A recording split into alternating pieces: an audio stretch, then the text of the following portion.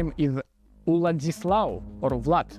My nickname is Anatant, and I'm competing in Age of Empires 4 game. You know, when you're living in Belarus for a few years, you're starting to realize that you need to make money somehow. I was thinking about what can I do, and turns out it's nothing. I can only play video games. So that's why I became a video game pro gamer. Okay, what my strengths that sets me apart from other IO4 pros?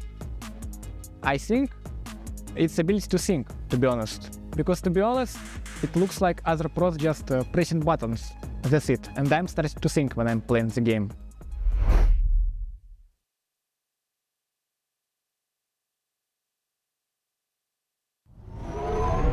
My name is Alexander Beastyqt Kristic. I compete in Age of Empires 4.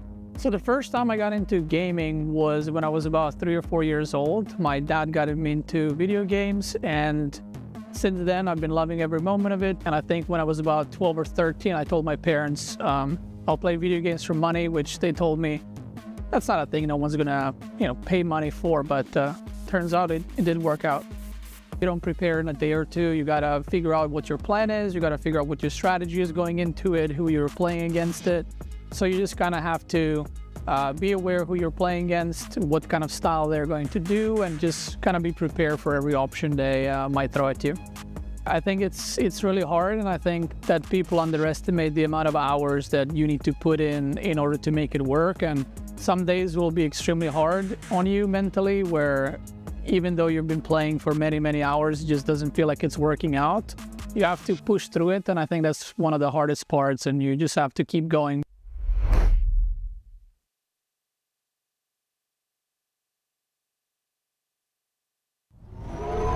My name is Alexis Eusebio, aka Marine Lord. I'm 30 years old, and I play in Age of Empires 4 since the release. And before that, I was a StarCraft 2 pro. When I did very well in StarCraft 2 tournaments in like 2010 or 2011, and I won some money, and I was at school at the time, and eventually I could get into a big team. My proudest moment of my esports career, I think it's pretty close. It's between 2016 Nation Wars on StarCraft 2 and Red Bull 2022, because it was the biggest tournament I've ever played in, and I won pretty easily. I practice a lot. I make sure I understand my opponent's game plan, or how he plays, like his little weakness or what he likes to do. I think you should go pro only if you start doing very well already as a semi-pro. So like if you're maybe top 10 in the world on AoE4 and you feel like you should go pro, maybe then you can. But obviously it's a pretty hard career, especially on AoE4 you need to be like top 1 or top 2 to make a good living. So if you think you can beat me, maybe you can start a career as a pro, but I will not advise to.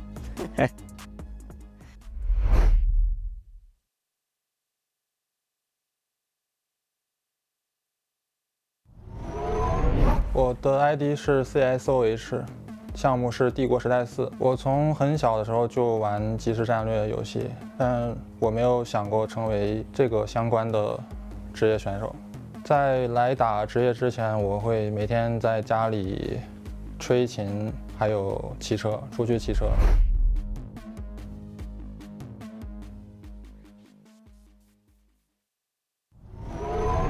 我的名字叫路易 MT， 玩的游戏是帝国时代4。我上小学的时候被我表哥带着玩魔兽争霸3，然后就从小一直玩这个类型的游戏。上了大学之后，发现平时在排位里可以赢一些比较厉害的人，就一直为之努力。对于一个这样的老游戏来说，我的年纪相对来说比较年轻一点，对，然后我可能更努力一点吧。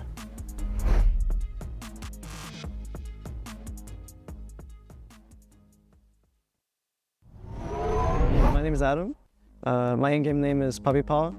I just played Age of Empires as soon as it came out. I started getting really good, so I played in tournaments, did well, and yeah, kind of went on from there. Having a brother that also plays Age of Empires 4 at the top level gives me an advantage. For AoE players who want to go pro, I would say just play the game because you enjoy it, and things will come naturally. I think at the moment, the scene is very competitive. I think anyone can win.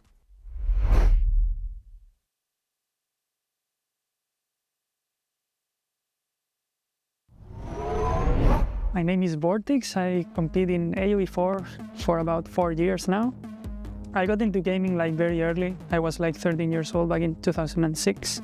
And I realized I wanted to go pro like 2 years after in 2008 when I was playing Warcraft 3 still. So in order to prepare for games, I try to just mimic what I do in practice. I just try to stay calm and play what I've practiced and not improvise too much. I think my biggest strength in gameplay in general, not only in AOE4 but in every RTS that I've played, is micro.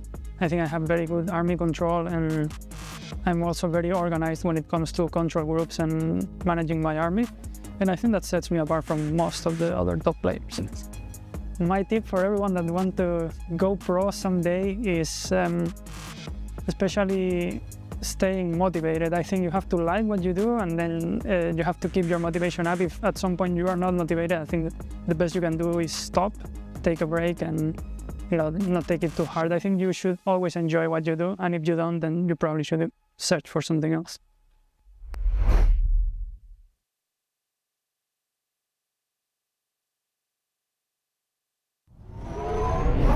I'm Whammer1. I play professionally in Age of Empires 4. It was at the start of Age of Empires 4 in early 2022 when I got probably top 10 on the ladder.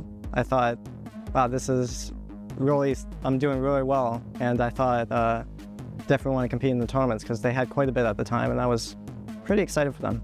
I think my proudest would probably be when I qualified to the first Red Bull event in 2022. I beat Roostefront in the qualifiers, and it was a big moment for me because it was really the first time I was going to go to a LAN event, and they're always special for me. I think if you really enjoy the game, just continue playing. Don't care about winning or losing. It really doesn't matter in the end. You just really have to love what you're doing, and it will come naturally to you.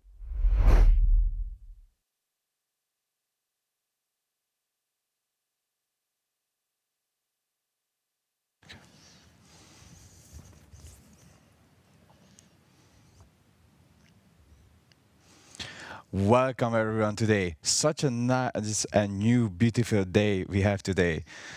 In this Saturday, we will talk about such amazing games happened yesterday, just like Wham versus Marine Lords. Well, that was kind of crazy what happened yesterday. So I can ask you some questions for this because you are such a nice player and you do really understand what happened there. Dry Arabia, Marine Lord picked Rus and Wham picked Byzantine. So how do you feel? So far, Rus doesn't have a really good win rate because most of the games have been lost and they have one game victory, but we don't talk about that game. So how do you feel? I think the problem with Rus, it's super easy to counter right now, and especially if you look at the matchups it's lost. It's been against Byzantine, Japanese, Malians, I guess also. Matchups that normally Rus will struggle a lot with. And I think it's because of how the map pool is. It's very easy to predict where civilizations are going to be picked, right? Because you're not going to pick Rus in Kawasan, you're not going to pick it in Four Lakes. So it's very easy to actually counter those kind of ships that have a lot of ship counters. It's really easy to get the matchups right. And Byzantine is just too hard against Rus, I think, or the other way around, right? It's too hard to play Rus against Byzantine. So I guess one was looking for the matchup, and it's just really hard to do anything as Rus, really. Yes, and sadly, well, Marine Lord did not win his first game. He lost with Rus, and they went on Cliffside. Now, honestly, when I saw that there's going to be French versus House of Lancaster, I felt like it's going to be a House of Lancaster victory, but eventually Marine Lord just showed that French is better. Yeah, that's actually something that I think no one expected before the event. I think everyone would say on paper Lancaster is supposed to be better than French, right? But I think in standard maps it actually looks like French does really well. I think this thing that we thought that Lancaster might win against French is because we didn't play the matchup a lot because Lancaster was being picked on maps like Excavation, you know, very specific maps. But it looks like in standard maps like Arabia, actually Lancaster struggles a lot against the Royal Knight pressure early on. It's super hard to deal with. All right, the next game was on Four Lakes it was Zushi versus OOTD. Honestly, if you ask me, I think Zushi is only overrated. If the enemy has OOTD, I think OOTD is really strong on 4 legs. How do you feel? It's kind of rare because I think the feudal age for OTD is really bad, but in 4 legs, because you can actually boost your economy a lot with fishing ships, you get to castle age super early, and it kind of feels like you're on a clock. Like you cannot just let the OTD do whatever he wants, because if he gets to a critical number of crossbow and gilded men-at-arms, it's almost impossible to deal with unless you get to Imperial, right? But then that's when WAM actually decided to hit and take the game. All right, the next game was Frisian Marshes. Now, that Frisian Marshes game, I think we will never forget. This is gonna be in the history of Age of Empires 4, one of the longest game in the LAN history of Age of Empires 4, because we almost reached the 2nd hour in this game. It was Marine Lord playing with the Malians and Wem playing with the Japanese. How do you even play this matchup? Yeah, I mean, to be fair, I think Marine Lord was doing well and he could have finished the game early, but he's known for being this calm player. When he has advantage, he wants to have more advantage and not push the issue. Yeah, it was a crazy game. I mean, we were talking about it, right? The players watching it, and it was like 1 minute, it looked like one was winning, then in 5 minutes, Marine Lord was winning. It was kind of crazy. I think the reason maybe that Marine Lord ended up winning is because of the passive income of Malian. When the games go so long, even if one had 4 relics, the income for Marine Lord was just too good, right? He could spam Sofas non-stop, which is heavy cavalry on late game, and that's crazy, I think. All right, and the last game between this really good player was actually Regions, which was, for me, it was a little bit weird, but I got told what was the reason of them picking Delhi on Regions. It was Ayubid versus Delhi, and sadly, the Delhi player lost. Do you like this new style of Delhi that we are ignoring the sacred side, but we are rushing for Pro Scout? To be fair, me personally, I don't really like it. I think with Delhi, you are super dependent on getting the sacred sites early. It is true that, I mean, getting every upgrade for free is good. You just make blacksmiths early, right? Get everything. But if you don't have the gold income from the sacred sites, it's like you cannot ever get to Castle Age. Or you can, but then you're most likely going to die because you will stop making units in feudal, right? And I think the whole point about Delhi is his feudal is so good that you just want to control all the sacred sites and pressure the game with that. But if you are not getting any sacred site, then I don't know what's your winning potential with Delhi.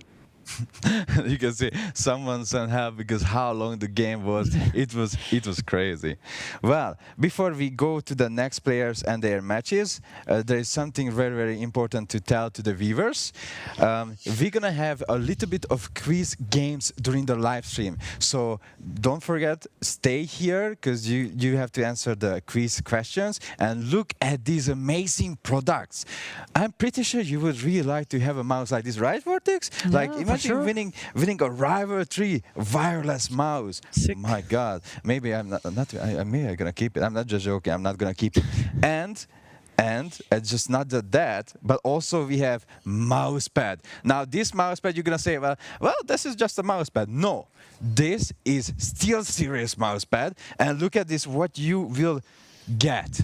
The sign from all the pro players in this event. Do you want to see like a Vem? Do you want to see like a Vortex or a Beasty in the corner or other corner? So do you want to see a Beasty in the other corner? All the pro players, all of them have signed, and yes, and not just one. I heard correctly, 2 of them will be in this little bit of a quiz question giveaway. So stay here, ask your parents, ask your mom, your father, your neighbor, your whole village, the town, the priest, everyone. Ask it, because I'm pretty sure you need a mouse pad with the pro player's name. I mean, I need it. I'm gonna take it. It's not yours anymore. I'm just joking. I'm joking. Also, there's gonna be a Steer Series Arctic Nova 3 wireless as well. And these are, don't forget, these are free. You will get it if you play in those quiz games. Now, let's go to the next game. Well, our players, I'm pretty sure they are preparing to, clash. It's gonna be, if I'm correct, Beasty versus Wham. Now that's gonna be something, right? Because I feel honestly that VAM is very well prepared. Like he didn't have like 3-0, he losing 3-0 or anything. His games were very close. Even with Marilord, 3-2, right? It was insanely close. So how do you feel between these two? Like, is it gonna be like it's best of 7, so is it gonna be like 4-3 or 3-4? I mean, I don't know how they've done against each other historically. I would say Beastyqt has probably done well against WAM in general, right? But yeah, WAM has been looking great. I mean, 2 games against Marine Lord. He also beat me twice. Beastyqt looked really sharp against Louis yesterday. So it's going to be even, I think. I think it's going to be a really interesting best of 7.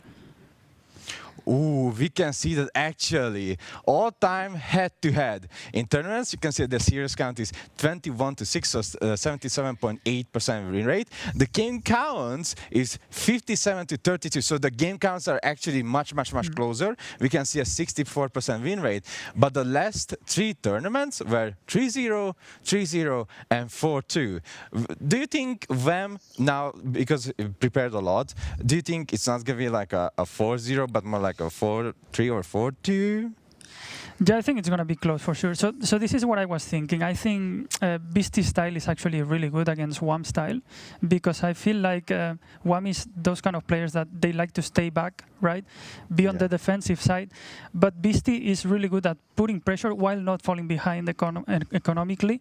And I think probably because of that, he does really good against players like WAM, even Louis, right, which has a similar style as well. I think it's going to be close, but honestly, I think WAM is looking really sharp in this tournament as well. I would say it's really close.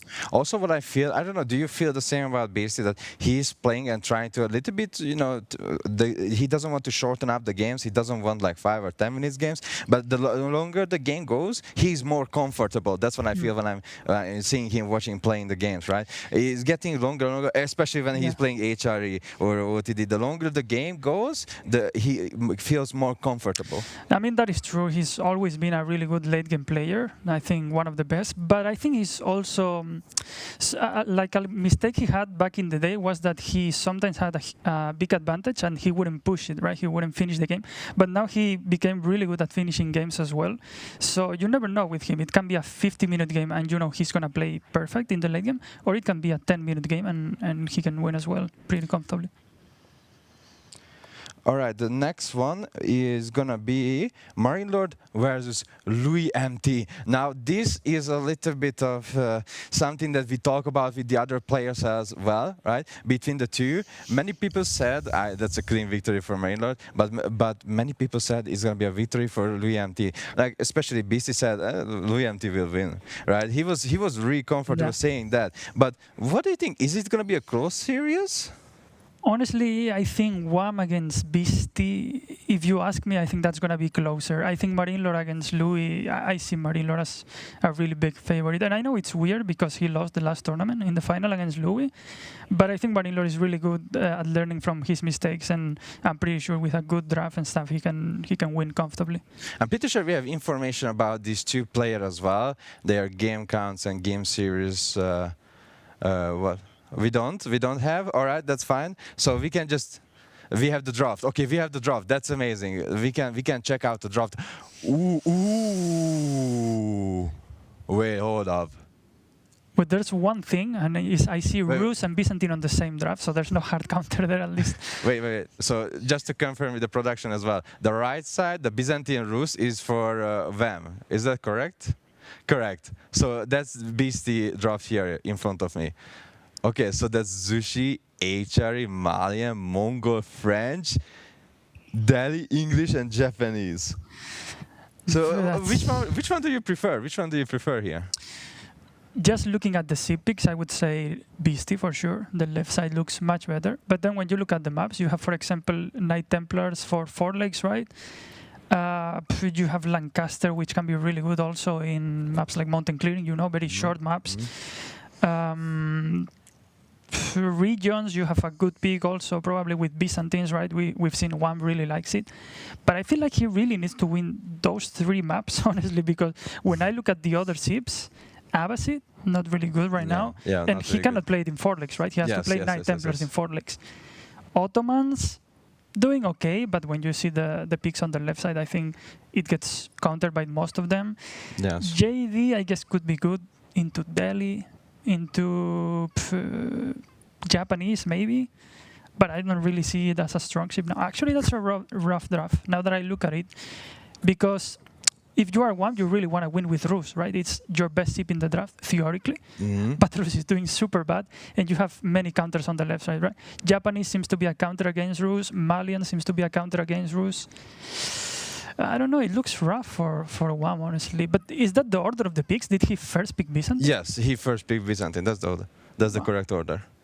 Then he's cooking, I guess. Yeah, he is cooking with that oil, right? Yeah. So what I can see already in the future, like I give you the example of the mountain clearing, that Beastyqt gonna pick either HRE or English, right? Because if he picks HRE, he can gather it with the prelates, just rushing to the middle immediately, healing his villagers. But at the same time, I see many civilizations that can counter this style as well, right? Let's say he can counter it with maybe a Beastyqt mountain clearing military wing, and after that you can make a ram maybe, or Ottoman Dark Age barrack and immediately sending the spearman to the middle.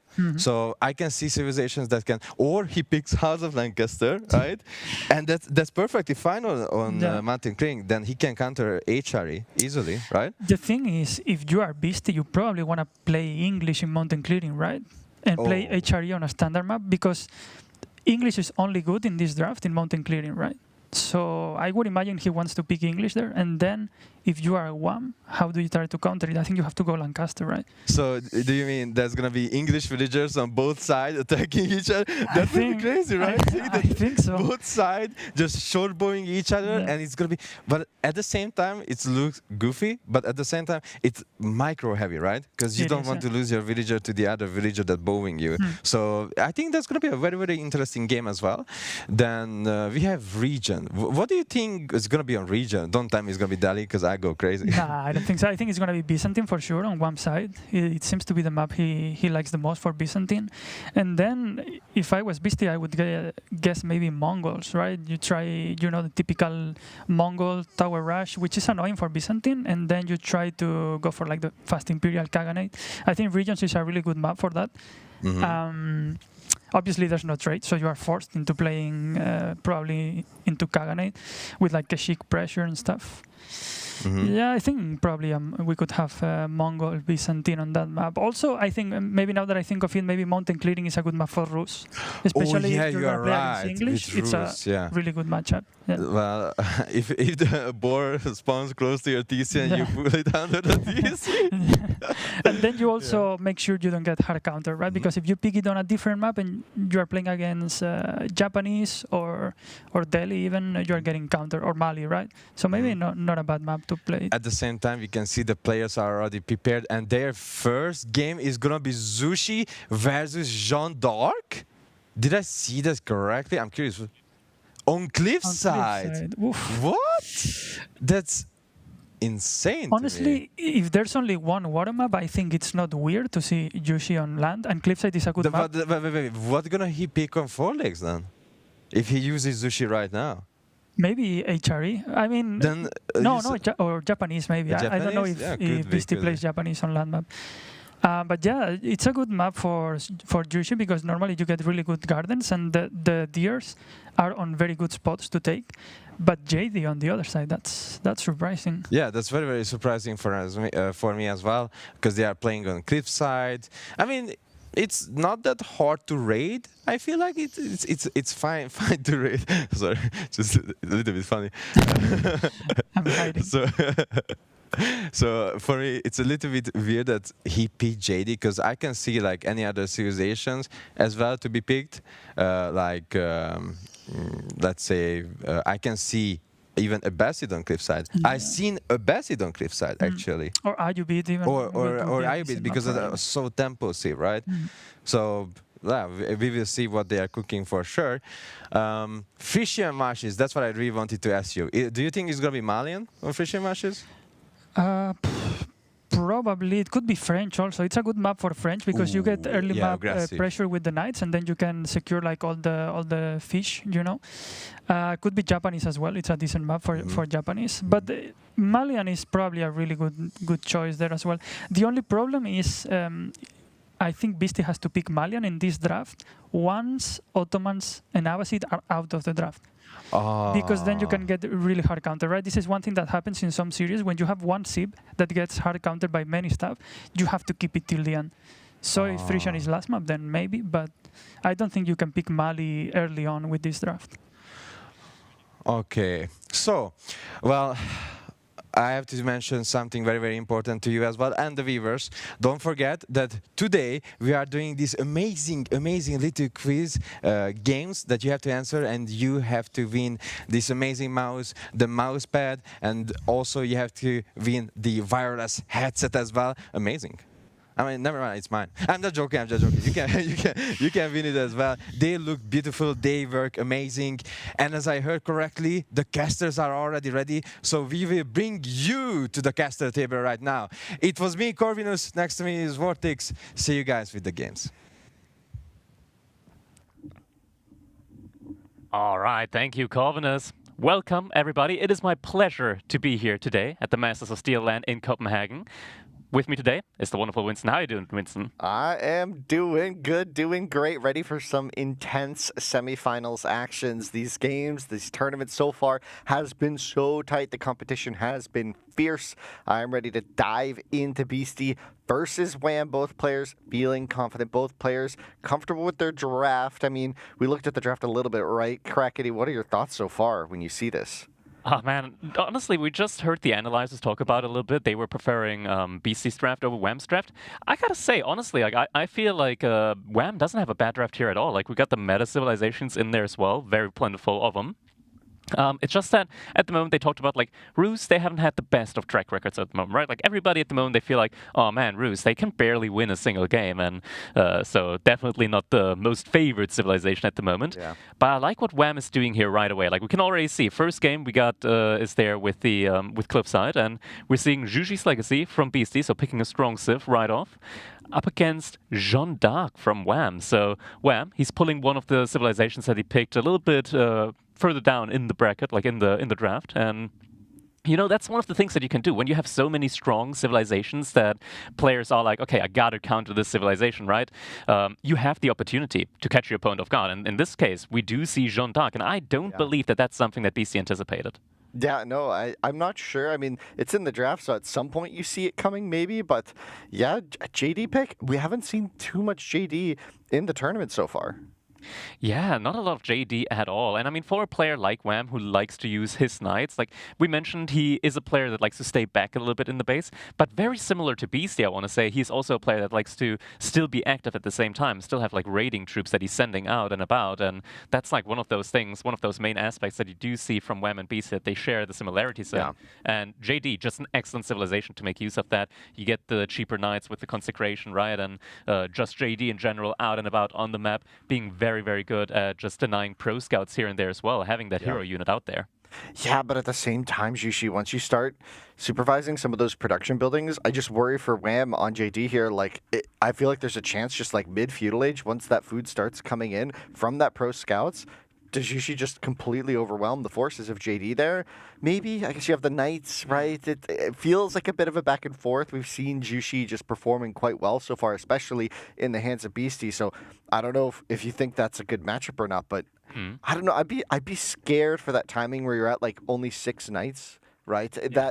That kind of critical moment where you're trying to build that mass so you have enough to just have that frontline charge go forward. And I'd just be worried that there's 15 spears on the field and you just can't approach. All right, ladies and gentlemen, it is time for us to jump into our first game of the day. We're panning over Cliffside here. Very, very beautiful map. We got these huge cliffs there in the middle, lots of gold there. That's where players want to be on. But you have to be so careful here. We've got Beastyqt in the color yellow, playing as the Juji's Legacy. He's up against Wham 01 in the color blue, playing as Jeanne d'Arc here at Masters of Steel.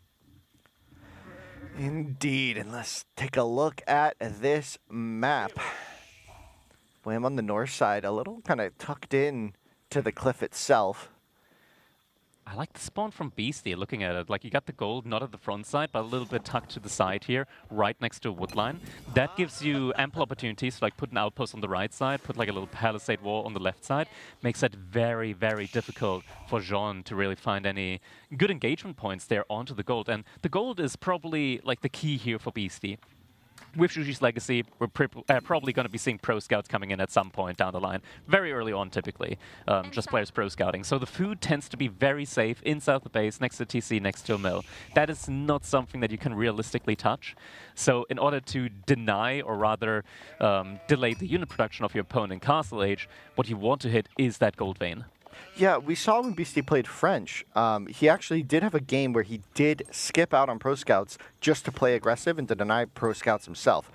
What I'm curious about, though, is both of these deer packs for Beasty are to the right. If Wham were to do some hyper-aggressive thing, his base is to the right, the deer are to the right, there's a chance that if he's able to start denying that first deer pack while it's going back with his first knight, if he's able to get on the map fast with units, there's like Beasty can't just swing to the left to grab some more deer. All the other deer are on the right side unless he goes way up to the other corner of the map, which, let's just be real, that's not super feasible early on, and that's not really what you go pro scouts to do. So I think we're going to have to see Beasty put a pretty big emphasis on those spearmen early on. If Wham is going to only have one knight, maybe it's okay, but I don't know. If Wham just goes all-out aggression and skips pro scouts himself, potentially... Yeah, I mean, something to take note right now is we got to check out the pathing here, the scout pathing that Wham did, because he got more than the majority of the sheep here. Look at that. This guy is a shepherd right now, 13 sheep following after that scout. He did a very interesting scouting route there all the way around Beasty's base and did manage to sneak a lot of the sheep there. And it looks like Beasty was trailing his scout there for quite a while, meaning that in the end... he is really going to have to rely on that pro scout. You mentioned it, Winston, all the deer on one and the same side. That is the perfect spot for Wham to harass and to delay that pro scouting. Meditation Garden now coming in for Beasty. Not the best spot, I want to say. You're getting double gold there. You are going to be getting the wood line as well. We're looking at roughly, I want to say, like 80 resources per minute. No food, though. Yeah, notably no food. I think that's a really big deal here. If Wham is able to put pressure on that hunt, I think Beasty could run into trouble. Like you said, some sheep issues, some no food on the meditation gardens, like no back berries there for him to grab. This could be spicy, and we always know that JD, French, both of them alike, they love having a bunch of sheep. That just makes their game so much easier. And look at that, 17-12 is an advantage. Not the biggest swing, or 16-12, sorry. I guess one probably just got bonked. It looks like Beasty managed to get in enough sheep here after all to at least be fine. Yeah, sometimes it is like that, right, on map generations, right? Like we just saw Beasty scout with 4 sheep, and then a couple seconds later, maybe he found one spot where there were like 6 sheep huddling next to each other. Looks like he managed to get a good bunch of sheep there still in the end with his scout. So he should be looking fine. We're seeing the stable now coming in for him. Both players working on that pro scout timing. First night already out for Wham, though, before either of these players have clicked pro scout yet. Yeah, I think Wham is going to be trying to follow up with pro scouts. It somewhat looks like his macro setup to do that, unless there's maybe he's going wheelbarrow and still knights, but no, yeah, pro scouts is going to be the play here. So not the most aggressive option. He is going to go try and deny that goal, but at this point, that's not the most valuable thing. He's on the wrong side to even deny the prof scouts itself, but I guess he will be swinging over now, looking for that deer. Tanking a TC shot there. These early TC shots hurt a lot, because this isn't just a normal TC, but the hand cannon and placement there from the Zhuji's Legacy. So a lot of damage already done to that first knight. Barracks now coming in for Beasty, so we'll be getting some spearmen in to take further control over these deer spots there on the side. Wham at the moment still only just adding in more and more of these scouts for his own pro scout play. Can we take a quick look at his base? Is there already an archer range being prepped behind this? There it is. Archer range already coming in for him, so he's going to have the answer to the spearmen from Beasty very, very shortly here. Yeah, but there's going to be enough spears, so this one knight really not going to get all that much done. I'm not sure there's a ton of space to even deny any of the scouts here until that archer's across. I mean, JD herself could maybe try and find a way here. Oh, okay, spearmen still. No hardened upgrade on them yet. And there's JD. JD, the perfect answer. Yeah. Spearmen. And now there is a chance to deny. JD's on the field. Chasing after these spearmen. Beasty doing a good job of separating the the Knight from the Scouts. JD herself doesn't have the most damage. She doesn't do any bonus damage in her melee form as well, so the Scouts are able to tank that quite effectively. Yeah, and you can see JD there just trying to whittle down the forces here of Beasty, and that could mean that those Knight charges are going to be even more potent if you're able to get that charge trick on him. Zhugnu now going to be the play from Beasty, trying to get enough of them probably to deal good damage. And is the charge off cooldown? Oh, it doesn't look like. No, it's just barely still on cooldown, yeah. Not able to go for the twirl this time around. Wham with the archers, it's always an issue, right? Like, when you're making archers up against Zhugnu, it never feels good. Zhugnu just doing so much more damage against the unarmored units there, meaning that Wham at the moment, he doesn't really have a suitable army composition against what Beasty has, but he does do a good job, at least for the time being, of delaying the pro scouts, and buys himself, in turn, a lot of time here, getting his own here into his base. Nice twirl. He might go down here. She's so tanky in so the early tanky. stages. I thought there was almost a surround there with the spears, but one did go down. See that HP really starting to stack up. Yeah. And now JD just goes and heals, but this is more time for the Zhugnu mass to build. Like you said, that is starting to get scary. 10 on the field, Horseman on the way for Beasty, so Beasty gonna go for that full composition here. And Wham gonna be lacking the spears early on. We could see a rough cleanup if he doesn't start adding spears maybe, or enough Knights to just sort of fully hold this front line. And with only 3 on the field soon, it doesn't feel like a ton at this moment. Yeah. Now, Wham, he did do a good job of adding in a second stable at this point in time as well. It looks like he's trying to take away some of the deer here from his opponent. Still has a Knight nearby, so should be able to bring that one home, or at least move it quite a bit further. Might need to drop it in between just for a little bit here, as the scouts from Beasty are harassing his own scout there. But most importantly is Ram's army composition. He needs like 10 to 12 archers most of the time just to be able to one-shot spearmen. Other than that, he mainly will want to just go into full-on Knights here, and he did add an additional stable, so that should definitely be the way that he plays this here. Ooh, scout went down. Yeah, to that really low HP spearman, we saw Beasty pull that off. And, gonna go. Another scout gonna go down. Oh, but the army could get caught there. Yeah, okay, the Horseman is going to be able to do some good damage here. Wow. To these archers. Archers might just, yeah, there we go. He's picking off a couple of the spears. Maybe a slight misclick there. Sean is going to be able to make it out alive, but a couple of the archers here going down for Wham. And this is difficult because, as mentioned, you want to have at least 10 to 12 archers up at all time in order to be able to one-shot the spearmen. Yeah. And without that mass here, now Wham going to be giving up map control probably for a bit. That's going to mean Beasty should be able to get the rest of his deer. And if he keeps just sending spears now to that north side, he might even be able to deny Wham's second deer pack, which is certainly not the opening Wham was looking for. Look at the numbers. We're about to get to 6 Knights, and there's so many units on the field for Beasty. This production is just out of control. And now defending the gold is Jean. The Knights, though, going to get a tough engagement. Zhugnu trying to find the engagement onto the villagers. Villagers making it out alive, though. There's enough Knights here, I want to say. Just not enough archers yet. There's a gold vein in the back that Wham could, in theory, go out to.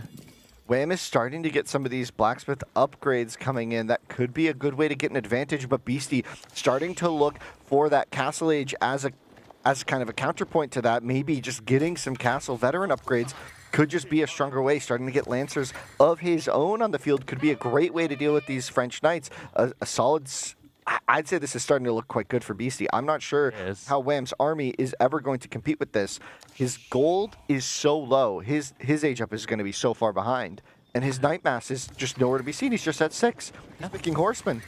He didn't have gold, so Horseman, the only real choice that he had. We did see Pierce damage coming in first for him. That's now completed. Pierce armor only just now coming in.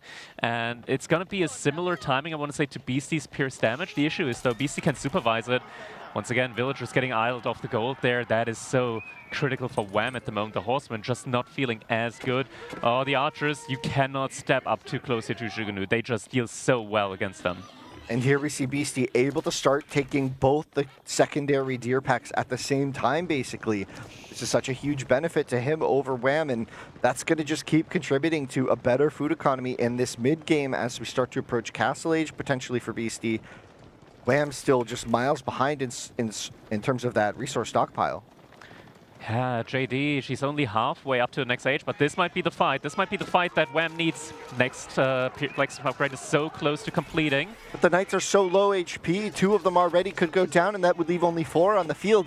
Just 7 Knights. The Horsemen are not going to bring the punch to this fight that Wham needs, so he's forced to retreat back to the Sacred Site. Beasty now aging up with the Mount Lu. Gonna start getting these upgrades. He can supervise them really quickly. Wham, is he going to, he has to make a choice. Is he going to back off or force an engagement?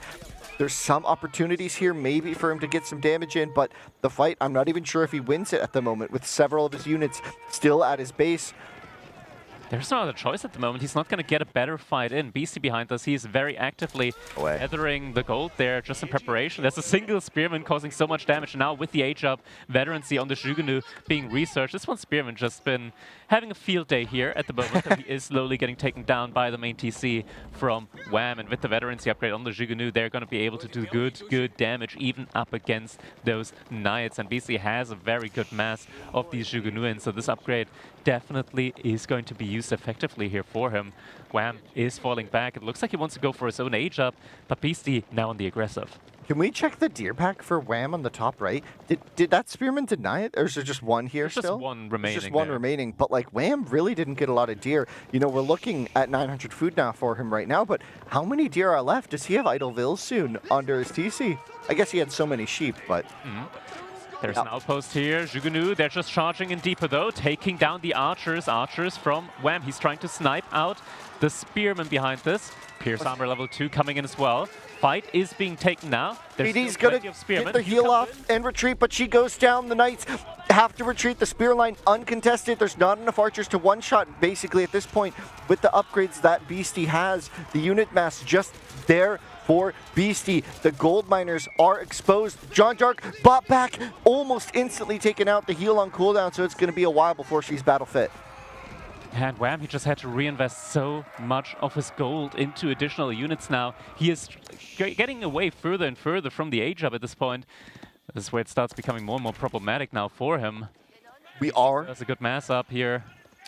We are starting to look closer to JD Tier 3. Does this change anything? I mean, you're getting a lot of really strong units in time, and JD will no longer take like any meaningful damage. I want to say, but she gets sniped again! JD critical time here, and now she's not able to be brought back anytime soon. The Spearman, the Zhugunu just dancing out here. Archers trying their best in order to reduce the Spearman mass, but there's still plenty of them out there. Beasty still also reinvesting into them. Knights are starting to move in deeper and deeper though. A lot of them on low health though. Is this a position that Wham can realistically hold here? It looks like for the time being, Beasty is gonna withdraw at least a little bit here, but Wham, he's hurting. He does not yet have the goal to age up.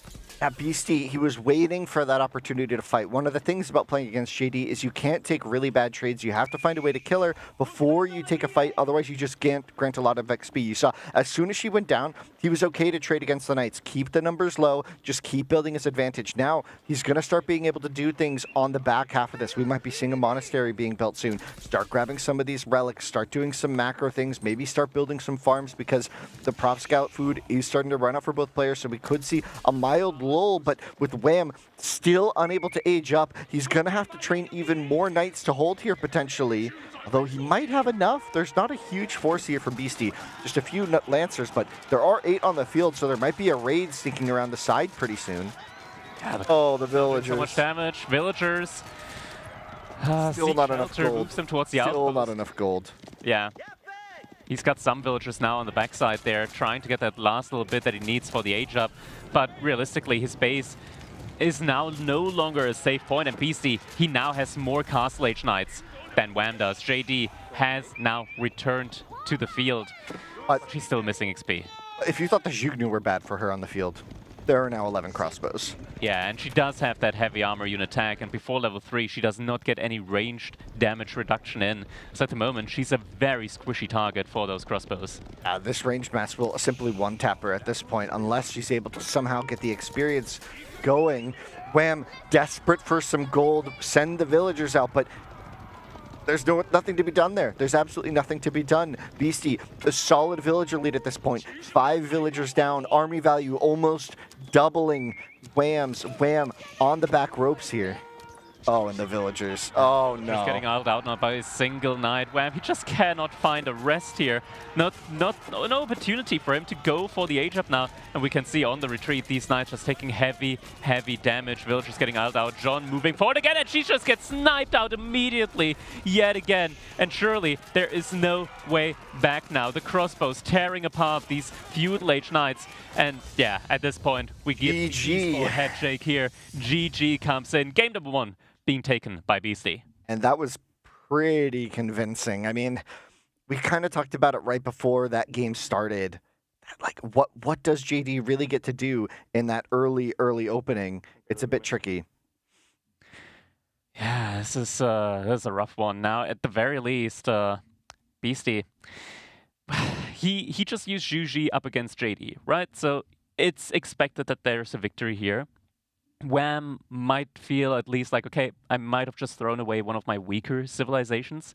So potentially now he's going to be in a better spot when it comes to the remainder of the draft. Damn, we talk about prep coming in. I'm wondering how much of your prep do you do for the semifinal best of 7 draft, right? I would think a lot of the draft, a lot of this tournament so far has been in best of 5s, right? So do you prep for the best of 5s primarily? As a player yourself, would you find yourself prepping for best of 7s even, you know, before a tournament? Like, could that been maybe what goes on here?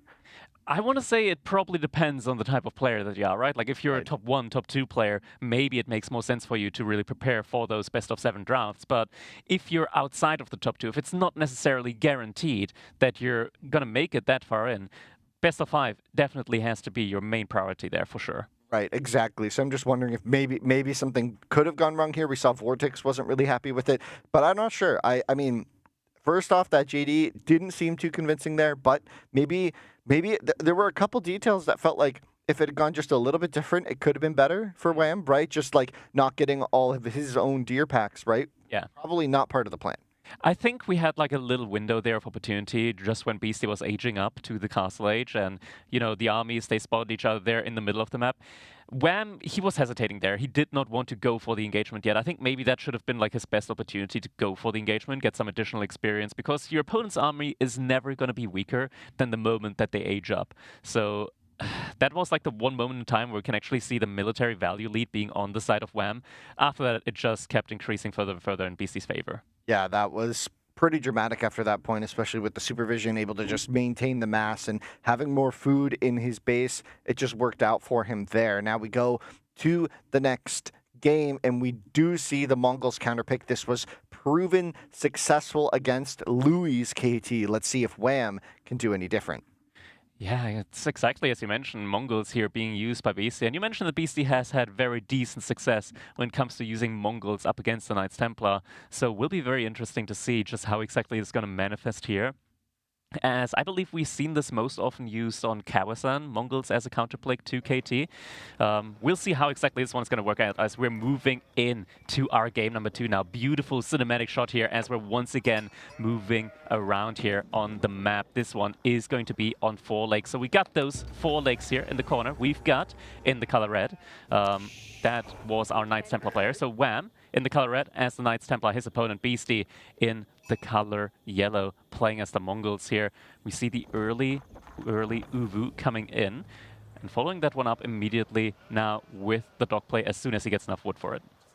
Yeah, and one of the tricks I think that Beasty had against Wham's Knights Templar, or sorry, Louis' Knights Templar, was he had just a couple of Mangadai early game, and that was his technique for dealing with, you know, pilgrims. It was his technique for dealing with just forcing those Woodvilles to be much more focused on being defensive, and really it took all of Louis' energy, I think, just to deal with the raids. But one notable thing was, I think Louis didn't wall a ton, and Wham walls, it's a thing. It's there for a reason. It's a great way to stop Mangadai from running circles, full circles around your base for the entirety of the game. We'll see if maybe Wham adapts some of those walls early into his game plan, because it could be a counter if he saw exactly how Beasty beat Louis. Maybe he's thinking about how to beat it himself. Yeah. Now, one of the advantages that you have, of course, as a Knights Templar up against the Mongols is that you're getting a lot of additional food in from those lumberjacks. And on top of everything else, you also just have that little bit of bonus tempo going, right? Like the Beastie with the Mongols, he invested into the Ubu first, so had to spend 150 wood on that one. That means that Wham, he gets his stock up quite a bit earlier, and we do see that manifest in quite the early villager lead here. Khan doing just the typical Khan things here, being a little bit annoying, means that Wham is going to have that to pull that villager away. LC, he's going to lose it if he doesn't. Yeah, and that's going to be relevant later. Every hurt villager that the Khan can damage now, it does add up, and we do see more damage comes in on the wood line later, probably, unless Wham is going to keep his scout here for forever, which would mean he gives up scout info. Oh, and even getting a sheep there for Beastie. But yeah, we'll see if this is going to be a similar play to before, because we did see that it was, you know, Deerstones, a Khan Hunter, and several Mangudai, just a group of, like, I think 6, and it was just running in circles forever. Yeah, it's very difficult dealing with that, but look at that. We're getting a proxy barracks in here now from Wham. Is this just going to be mass spearmen now in order to take care of the dock and maybe the Uvu afterwards? He did scout the position of it, so he knows it's there. I wonder if it's just for... Okay, so it is for spearmen now, and he can... Once he ages up, if he goes Hospitaller, which has been sort of the general go-to, a couple of those Hospitaller Knights can really help deal with the Mangudai harassment. You're just able to heal some of your hurt units every now and then, and it means that the Mangudai are kind of forced to take more permanent trades, which isn't really their strong suit. Exactly, exactly. Do have the first spearman now moving out, so Beastie probably isn't going to be getting too much value out of that, and there's still a villager out there. He hasn't moved back yet. It's only one spearman out there yet. Beastie, is he going to realize it? He does realize it. Villager is getting pulled back. Nice movement here by Wham. Is trying to body block the villager, but realize, okay, only with a single spearman, he's not going to be able to kill that one in time. Now focuses onto the dock instead. Yeah, that's curious. I'm a little surprised by this adaptation, because it feels like part of what you're doing is maybe giving up some of that speed on the Egypt that is generally the strong suit of Knights Templar, but I guess this is another way to handle the... You know, this is another way to deal with the dock, right? It's been a tried and true method with a lot of civs, so why not Knights Templar? They're going to be great at it, surely, right? Exactly. Villager is moving back towards all the other spearmen now as well. Spearman trying his best to make sure that Khan isn't getting too many arrows off up against that villager there. And I guess he's just going to use that villager now in order to help torch down the dock and maybe get his own dock up on that pawn. And we see Beastie, though. His villager is moving out towards... I want to say either the top corner. Yeah, he's moving. Oh my god, double wolf! Double wolf! Double wolf, the bitey infantry there. Am I going to see any e-spot head shakes here from Beastie in the camera? No e-spot head shake. Oh. Oh, it's not yeah, too there we go. There was a slight lip movement there. Yeah, there was a little bit. Oh, but Wham! Potentially even going to spot this villager. That would be massive for him. And there we go, he starts hitting him. And that Vill's a bit low, immediately sends a spear. Wham, very aware here. That villager still potentially getting low on the side of Wham. You think he'll finish that? Surely he should be getting that one up in time. That scout is just tickling that villager at this time. Yeah. Another spearman is coming. Yeah, he's trying his best there. The charge should be coming in, maybe in time. Actually, this is getting super close. This is getting super close now. One more hit. He gets it in time. That is so big now. Dock needs to be cancelled. Beastie no longer has control over the top pond. But Beastie is up to feudal age. Kingdom of France, a neat idea here. Able to maybe use the Chevalier Confrere as an answer. Yeah, that could be interesting. We still have a villager from Wham here on this top pond. I think maybe we do. Yeah, he is. He's sending another villager out there. Maybe the Khan. Yeah, it looks like the Khan killed the other villager. Yeah, it's 1-1. Yeah. Beastie able to sneak up to the north side. The scout not going to be there to catch it. 2 Mangudai double produced are going to be there. That will be enough to handle these spearmen now. They have enough. As long as Beastie doesn't mess up the micro, which can be difficult, you have to pay constant attention. And with the villagers on the north, this could be a problem for him. We'll see. Looks like Beastie, he is splitting off the spearman. But the dog, it's going to go up. Wham, he didn't notice it. And the double wolf is now on Wham's villager. What is the value here for Kingdom of France for Knights Templar here? Yeah, we're not getting any Chevalier in anytime soon at the moment, as WAM is mostly busy right now focusing on the waterfront. But one of the main benefits that you're getting with Kingdom of France as well is that faster unit production, which can help WAM. I think he just spotted out the villagers, did just notice, okay, there was another dock that went up on the side from Beasty. So now he knows, okay, water here is going to get contested for sure. And we are seeing the first Chevalier coming in, but I do want to say, like, I don't think Chevalier is the right answer up against the Mangudai. They don't do any bonus damage, and they have equal movement speed, so they'll probably need something else here to help them out as well. The question is, does BC know about this dock? He can probably assume it. Yeah, he's assumed. And Yeah. it's been correct. Okay. Because there's a chance, I mean, he killed the Vil, right? So maybe he just canceled the thought... ship. Yeah. So now Archer ship is coming in instead, going for a Springle ship straight away. We're also seeing Pilgrimage being researched here at the moment. Oh, the Vil has been He spotted. spotted him. That's going to be one Vil down. Wham, he's got a couple more fishing ships though. So it's not the end of the world here for him. And we do see the Chevalier walking. Where's he walking towards? He walked towards the gold. He does see the villagers in gold. Could start harassing over there a little bit. But there's an outpost. Okay, nicely played there by Beasty. Chevalier finding some of the Mangudai here. What's really interesting about this opening from Wham is that he already even has safe passage. So that gold trickle is coming in, and the Mangudai haven't even crossed to his half of the map just yet. If he's able to keep them occupied with these Knight Chevalier, that's going to be a pretty good situation for him, right? Buys a lot of time to set up his now archer mess. He's starting to build walls on the right side of his base. An important adaptation, I believe, to stopping this Mangudai mass is keeping them in their base to start, and then walling up behind. But losing a lot of stuff here. Oh, yeah, the Mangudai really coming in full force here. That forward Deerstone also just providing them with so much movement speed here. Chevalier just cannot get away from that mass. And here we see what BC's plan is. He's no longer producing Mangudai. He's just going to contest water until he potentially wins it. He does have 2 docks to 1, so in theory he should. You never know. It could be an issue with investment or micro on the water in this case. But the raid picked off another Vil. Yeah, one more villager going down here, and there's not enough archers quite yet. We do still have fights here going on water. Demo ships on both sides have been sniped out, but it looks like the archer ship from Wham got picked off by the Springle ship there. Double demolition ship now. Oh, is that a fishing boat? Good attempt. Oh, but at the same time, demo ship as well. That's a fishing boat. No, that's demo ships on both sides. 2 demo ships. Oh yeah, the other one was a fishing ship there. And he only gets a single fishing ship for it in return. Wham, yeah, that's not the best trade here for him. Looks like he was able to pick off a couple more Mangudai though. So that does certainly help. Yeah, this is... The Deerstone is just scouting where the Pilgrims are walking to. And that Pilgrim is going to go down.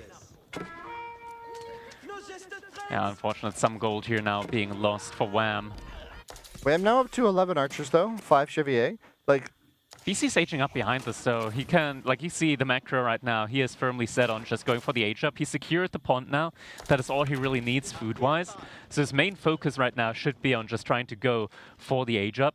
And yeah, just take it from there with the stronger castle age units. Maybe get some Keshiks in.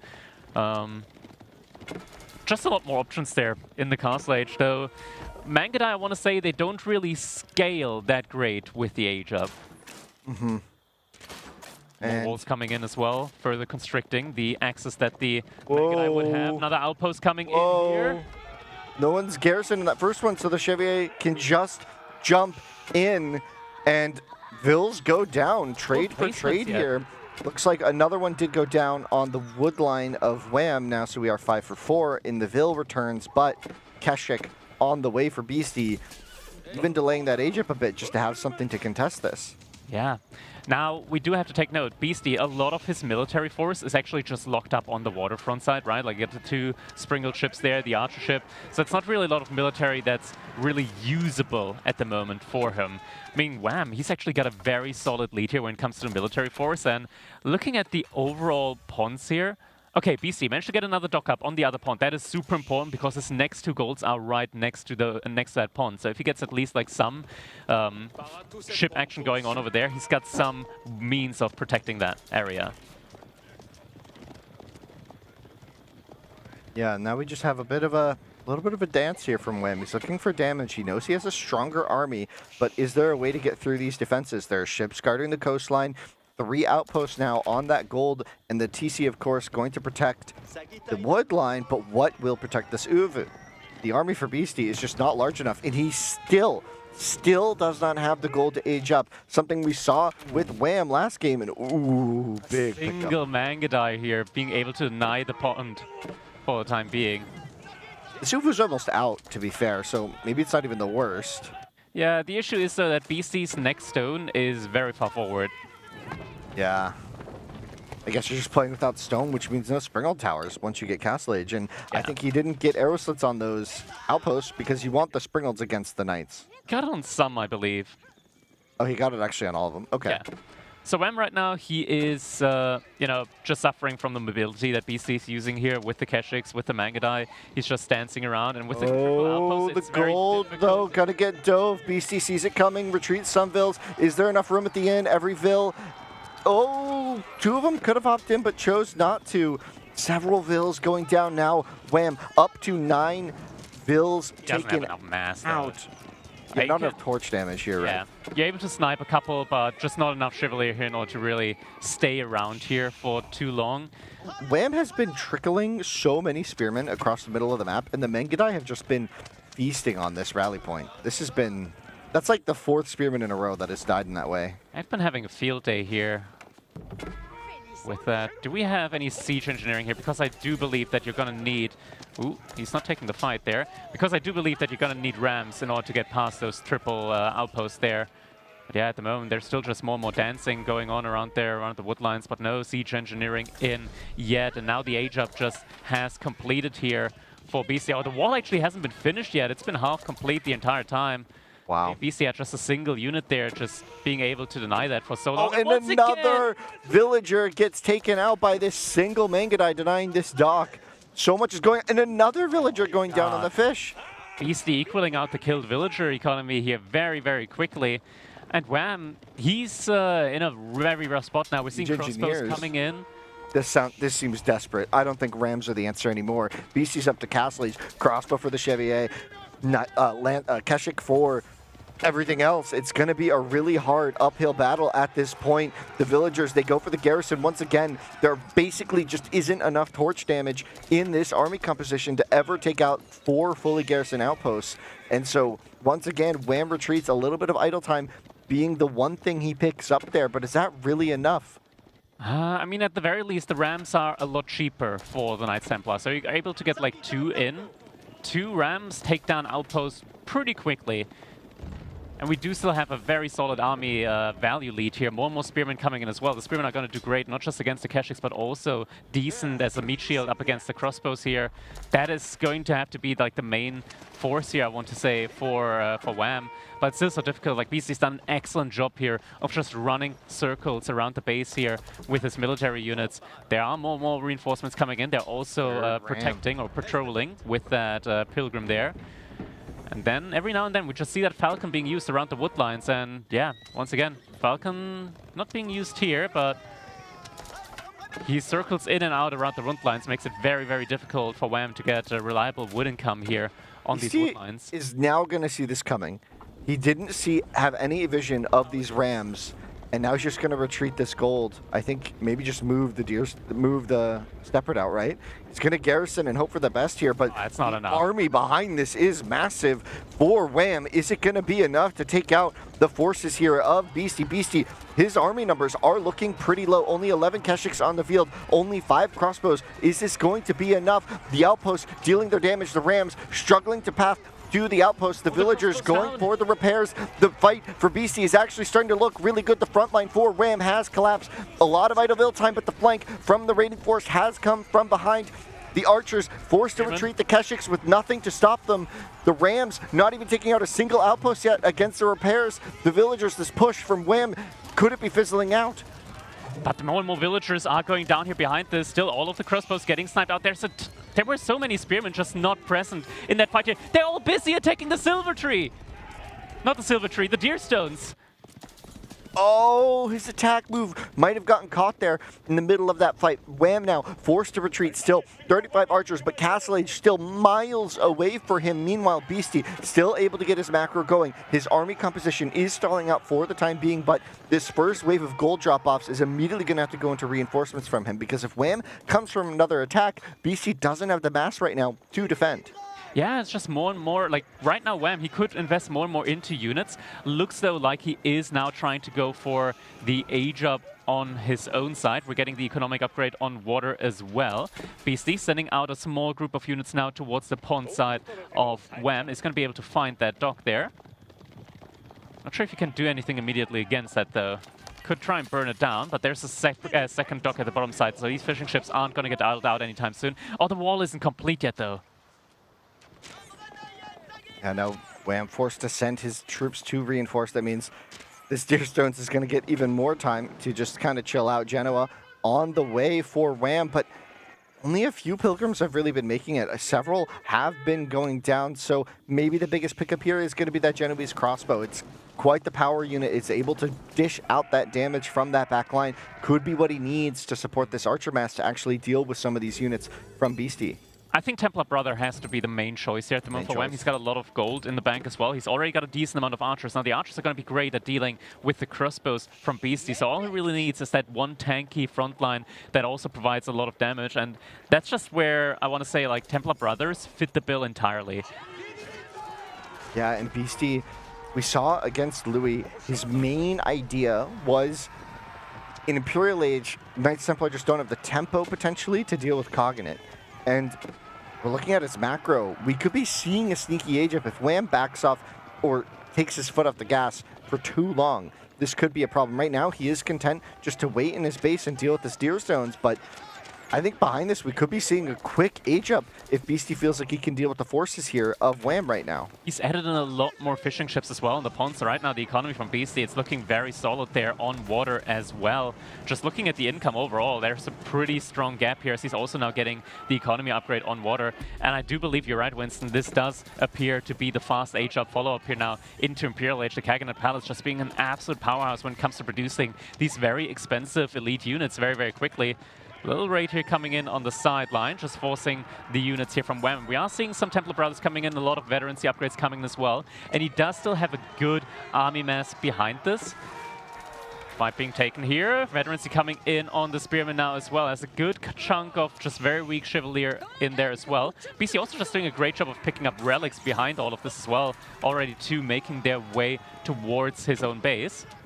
Oh, Beasty's gonna see this force of archers still now moving and turning back. Wham, very intelligent, choosing not to just stay and stick around. He knows he needs to go forward. Some of those vills did run around the wrong side of the wood line, but is that gonna be in time? Beasty, not with a big army in his own base to defend this push. He is trying to stockpile the resources to age up. This could be a big problem for him if this army is able to get on top of that gold. We're getting archer ships here, though, in order to defend, and that is going to be an issue for Wham, as he doesn't really have the means at the moment, I want to say, to harass that gold vein there. Those double gold veins that are protected by the ships on the shoreline, and now BC is getting so close to being able to hit that age up button now anytime soon. There we go, now has enough resources. Kaganate Palace going up. Yeah, and immediately this could be a signal to Wham to just dive, go all in. The forces for BC, are they even enough to defend this, Crackety? That's going to be the question here at the moment, right? Like Wham, he's adding in more and more Templar Brothers behind us. We're seeing Rams coming in now at the front side. Archers firing off onto the Keshiks. We do have all the blacksmith upgrades in on both sides here. There aren't any villagers inside the outpost, so they're not doing as much damage here. Meaning Wham can stay here and take the outpost down, and as soon as the age up finishes, that's his go time. That's his go signal then, to just charge in underneath the TC and take down everything that he can. The Cognate Palace, though, about to come up. One of the big questions about Cognate, though, is what do you get first? A Huihui here would be really bad, but the Gold Wheels are completely undefended. Beasty's army going to have to come and flank in from the side. The archer ships, are they going to be enough? Beasty tried to go for the drop-off, instead goes get for the repair. The Knights Templar, though, or the Brother Templar, oh, conversion to deny. And the Vils can just go back to gold. Wham doesn't have enough. The forces for Beasty are going to be here to defend, but every time he pushes that side, he just keeps poking him back on the gold. Beasty, once again, out of position. The villagers on the gold going to have to retreat. Yeah, it's just a lot of idle time now at the moment for Beasty, and Beasty, his food income is not looking that strong right now, actually, at least not strong enough in order to really get all the upgrades in that he needs. We're seeing a bombarded placement being researched right now. A lot of sprinkled placements are being used here right now as well, but wham, for him right now, it is all go, go, go now. He is doing as much as he can. Archers, micros there. He's trying to focus down all the range units from Beasty here. Right-hand side front line isn't looking that tanky though. More crossbows getting sniped out right now by the archers. It's not going to be enough. BC is going to be able to hold, but at what cost? A wave of Palace Guards comes in. That's going to be very useful against these archers, at least because they are elite against the veterancy here, and the defenses are in. The TC holds. The Cognate Palace will continue to churn. The villagers at the steppered out, still back now, mining to that gold. They're running across the map to a different gold mine, it seems. Oh, it's a new wood line. Yeah. Oh, boy. Gold just expired, but the second gold is very close nearby and also protected by that shoreline, by that triple archer ship there. And wham, yeah, he's stuck right now. He's stuck in the castle age. His opponent now getting access to these elite units. We're seeing hand cannons being massed into. We're getting these elite horse archers. We're getting some warrior monks in there now as well. Some palace guards, 3 relics, tide spawns being researched. I feel like at the moment, like, there is just very little that Wham can do with his military force against Beasty, even though Beasty has a lot of his military force, of course, locked up in on the water. And here we go, little raid coming in there. Gold for Wham. He's got nothing to defend. These Keshiks are going to feast. If Wham doesn't notice quickly, he does retreat. He has the gate to keep them safe, but this is Wham's only access to gold, I believe, at the moment. Yeah, no more gold access for him right now. He'll still have one over there, 100 but that's gold about left. to, Basically, he's out. Yeah, he's basically out now. The steppered out, once again, idled out. The archer ship's there, and all the defenses now. Hand cannons on the field. Beasty with 2 of everything. That is his approach. That is what the Cognate gives you. Tons of different units. The forces for Wham, though, they are only Castle Age. Several of these units now for Beasty are upgraded, but that Templar Brother frontline is just going to push through. He's looking for the damage. The Man-at-Arms switch from Beasty. Not too sure about that. I guess it's to use the food and gold he has efficiently and create a front line against this. So, hand-at-arm, hand cannon at the stage. Crackety, what do you think about that? I think right now he just needs to get units out on the field, right? And it's probably the most effective army composition for him here at the moment, just having mass to survive, like a lot of HP to be there, because he can always fight around those outposts, around the waterline. That's where his DPS, reliable DPS, can come from. So behind this, he just needs military mass, military like meat shield mass there, in order to make it difficult for his opponent to get deeper. But there we go, a little wall off, not going to be in time. And now Beasty is inside the base from Wham. Villagers need to be evacuated here on the deer. None going down yet, but this is just so much of a distraction here at the moment. Wham, 30 to 60 in the military department. Yeah, the production for Wham is low as now he looks to get his own age up, but this is just where this timing for Wham, it's just not coming together. His gold income is a bit stringent. He doesn't really have all the resources he needs to age up. The food from the fish is starting to get a little bit less efficient as the fishy boats have had to move out to those farther deep fish in these 4 lake ponds. Oh boy. Beasty, on the back of all that, was able to get 3 of the relics. Wham, though, able to secure 2 even with the later castle timing. And here we have that first Hui. Not sure that's the most relevant just yet. Is BC in a position to get a push going? He might be very soon. I want to say that right now, Wham, he's channeling his inner Mister. We're seeing a lot of just this Knights only army composition coming in at the moment.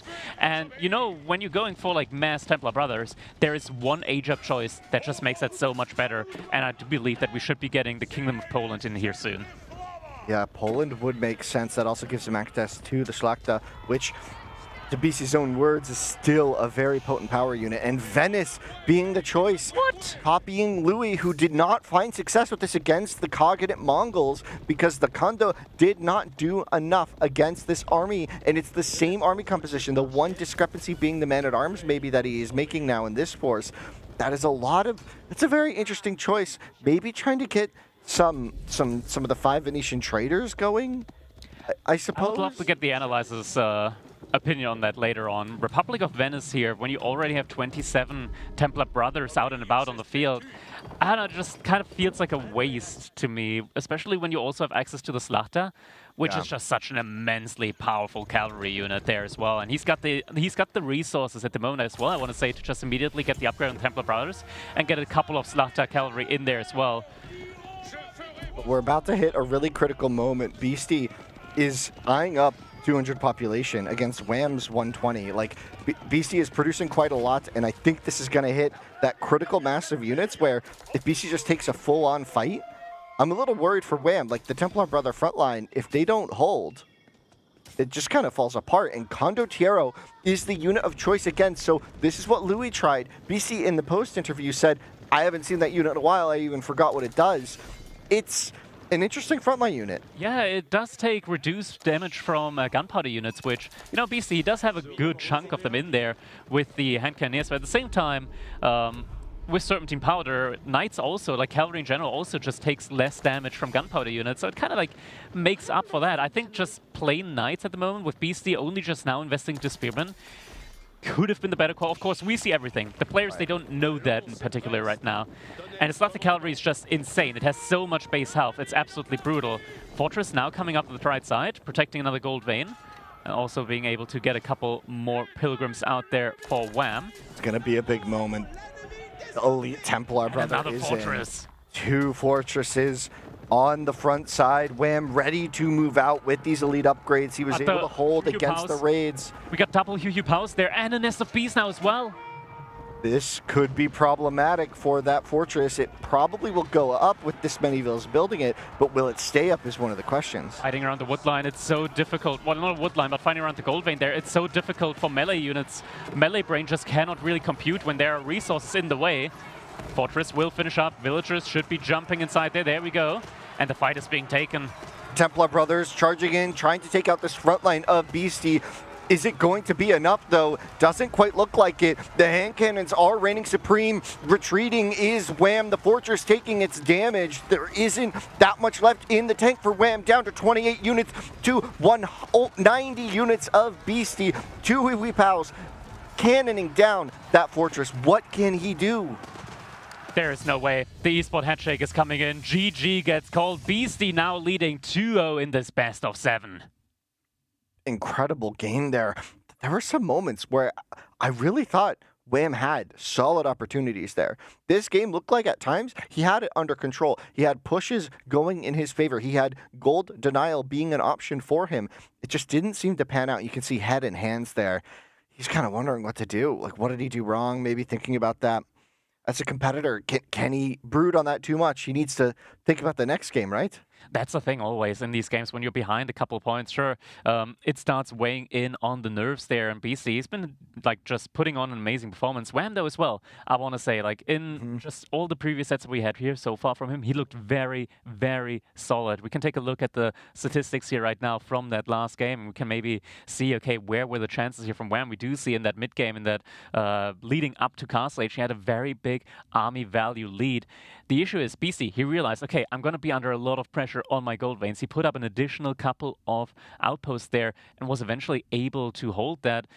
I think there was this one moment where he had a lot of reinforcements getting stuck on the deer stones, and I think that's like the crucial amount of units there that he needed at the front side when he didn't have any more spearmen there to defend his archers up against the Keshiks. These kind of situations can be very, very tough on you, but it's so important in these LAN, in these tournament situations to calm down and just focus on the next game, not let the last game influence you too much. Yeah, and that's got to feel tough. I kind of agree there. That push, it sort of felt like it just fell apart a little bit, and it was so tight. I think Wham was, maybe a couple more units, just a little bit more frontline, maybe slightly better micro. It didn't seem like it was all there for that push under the outposts. I think if that had gone more in his favor, like we even saw, even with the fight going poorly, he still had an aggressive position. He had opportunities to deny the gold at the step redoubt on that left side. The archer ships were there to defend, but it was only 2 or 3, and I thought maybe there were moments where that whole area getting denied, if that first initial fight had gone a little bit better, could have just put him in a way better position, but it just didn't come together. Something that we don't really see a lot, right? Like Knights Templar, they have a lot of bonuses inherent to their civilizations. It's not just the wood gathering, but also the cheaper siege. And siege is a perfect answer to the fishing lines here as well, to the shoreline, to the archer ships, as you mentioned. I think maybe in that situation, you get like maybe just a couple of siege units in there just to be able to take down not just the fishing economy, but also just be able to reliably push into the siege. Because you mentioned, like, yeah, 2-3 archer ships, it's not that much in theory, but archers they don't have any armor, and the spread damage from the archer ships, it can very well like stack up against them. When you have like 3 archer ships, like a clumped up mass of archers, they just take so much damage. It's not something that you can really risk, because the archer mass, that was really the bread and butter there of Wham's army composition. Yeah, and we didn't really talk too much about it, but the opening with that Dark Age Spearman rush onto the dock of Mongols, it seemed like it had some opportunities, but once the Mangudai were on the field, it kind of felt like it sort of fizzled and fell apart. We didn't really get a lot of value out of those early Chevalier Confrere, and then in the end, it looked like the plan was maybe, can we wall in time? But several of those wall pieces never actually got finished. We saw the Dockvilles constantly getting picked off by those raids, so Beasty showing a pretty strong mastery and control over his units there, just individual units getting a lot of value, it felt like, and maybe strategically, I think Wham had the edge. That opening? I think the opening definitely caught Beasty off guard. Something that I personally would have loved to see is also an outpost there on the front side, because then you always have the ability to jump your spearmen inside of the outpost. And just near the dock, basically, on that north pond, where you're going to build your dock? Maybe not on the north. Yeah, on the left side, where Beasty would want to like put up another dock of his own, right? I see. That way you always have like that point to move your spearmen into. But it's so difficult to reason into it, right? Like it's 100 wood. You need the wood for something else. You want to invest into another dock as well there of your own in order to get real pressure there. Really start taking control over the ponds. It's pretty difficult. And a unit like the Mangudai, it's just a perfect answer there that you have against this Dark Age play. Means that he's able to pick off any of these spearmen. As you mentioned, like a lot of presence of mind there from Beasty, knowing, okay, what does my opponent want to do? What does my opponent want to achieve? He knew that Wham would want to go out to that second point of his own, right? Like he's Knights Templar. He has a lot of wood. He wants to invest that wood. He wants to get fishing ships out. So having that one Mangudai there time and time again, picking off the villager, great presence of mind there, and also the patrol, means that it's also difficult for Wham to find the Mangudai every now and then. Like you need to really focus on killing that Mangudai. Yeah, we saw eventually he pulled the Chevalier Confrere over and cleared it up, and he's like, almost like a sigh of relief. Finally, it's gone. But looking at this next game that will be coming up shortly, we have a quick player break here. We have Lancaster versus the Malians on Coastal Cliffs here. Tell me, what are you really thinking when you see this? I'm thinking, oh boy, that's a lot of passive income here that we're going to be getting. So, of course, both civilizations, they do have a ton of those passive income mechanics here. The Malians, of course, I want to say the king of passive income. You start off straight away in the Dark Age, you get that pit mine going. That's immediately 100 and some pocket change of gold per minute. Get the age up with the Manzacori, another 75, another pit mine, some cattle, another pit mine every time. You just mess up so much passive income. The interesting thing here is that House of Lanka, they do similar things, right? But they don't get gold passively. Instead, they get wood and just more food. And Imperial Age, they get some gold as well. It's an interesting matchup for sure, I want to say. I think any civilization that has bonuses on the archers, special archers, can do well up against a civilization like the Malians, because you are able to, for example, run away with your archers from the javelin throwers. So Jugunu wouldn't be able to do that. Longbowmen wouldn't be able to do that. That's like one of the main reasons why I think, okay, just army-wise, when it comes to which units you have access to, House of Lancaster should have a very nice army composition potential there. Billhooks as well, getting really strong spearmen. Those are like the main key things I want to say that you're looking for in a civilization when matching up against the Malians. Yeah, interesting. We'll see how that comes to play when these players do jump into the game. It looks like we're just moments away. Wham, his left hand is still holding up his head. It had been that way for a while. Oh, he looks a little frustrated. There's definitely a certain amount of frustration, right? Like you're down 2 points now. It's not match point yet. He's still very much in this. We're best of 7 now. It's no longer best of 5. And it's not like if Beasty wins the next one, he's going to be out immediately. But ideally, like even if you lose the set, you want to get some points on the board. You don't want to get clean swept. Beasty has been looking very potent, like even sweeping Louis yesterday. Definitely not something that I personally expected.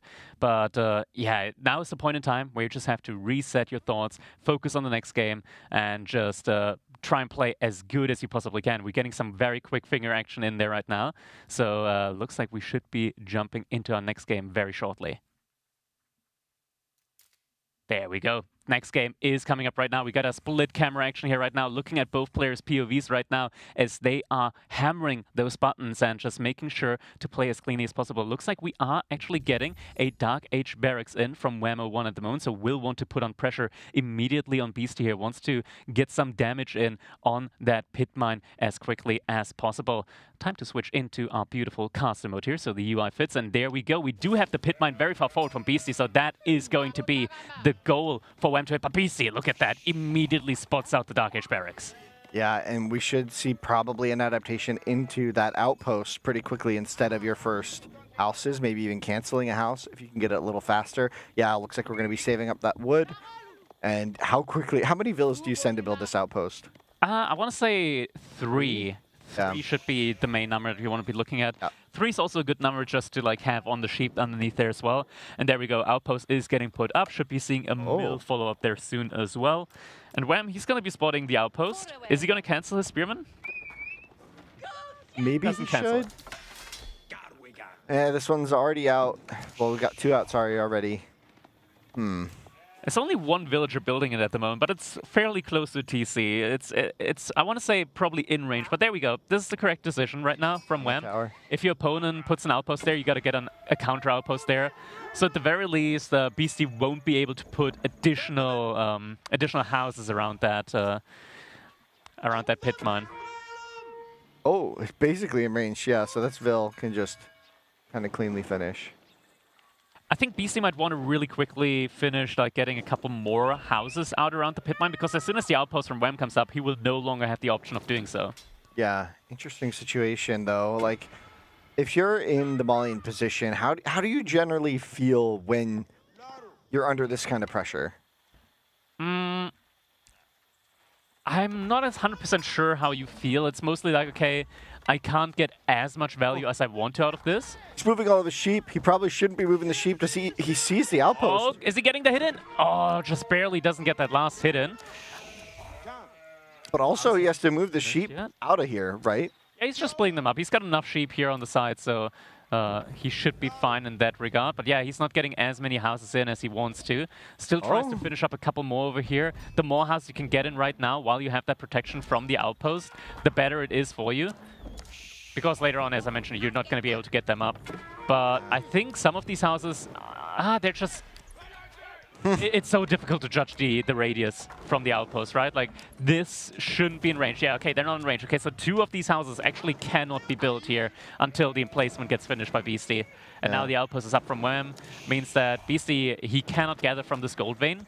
This is one of the cool plays when you're up against the Malians, is when you know that your opponent can't actively get the gold, it makes it much more feasible to go into mass archers, because you know your opponent's going to have trouble massing javelin throwers as they cost gold. Yeah, and behind this as well, Beasty's macro seems a little bit difficult. He's on kind of an interesting situation, right? Wham, behind this, has really macroed nicely. He's going to get up to that 400 food very cleanly and have a good timing. But Beasty with, 100 extra wood float, 300 gold now, going to be a little bit later to that feudal timing.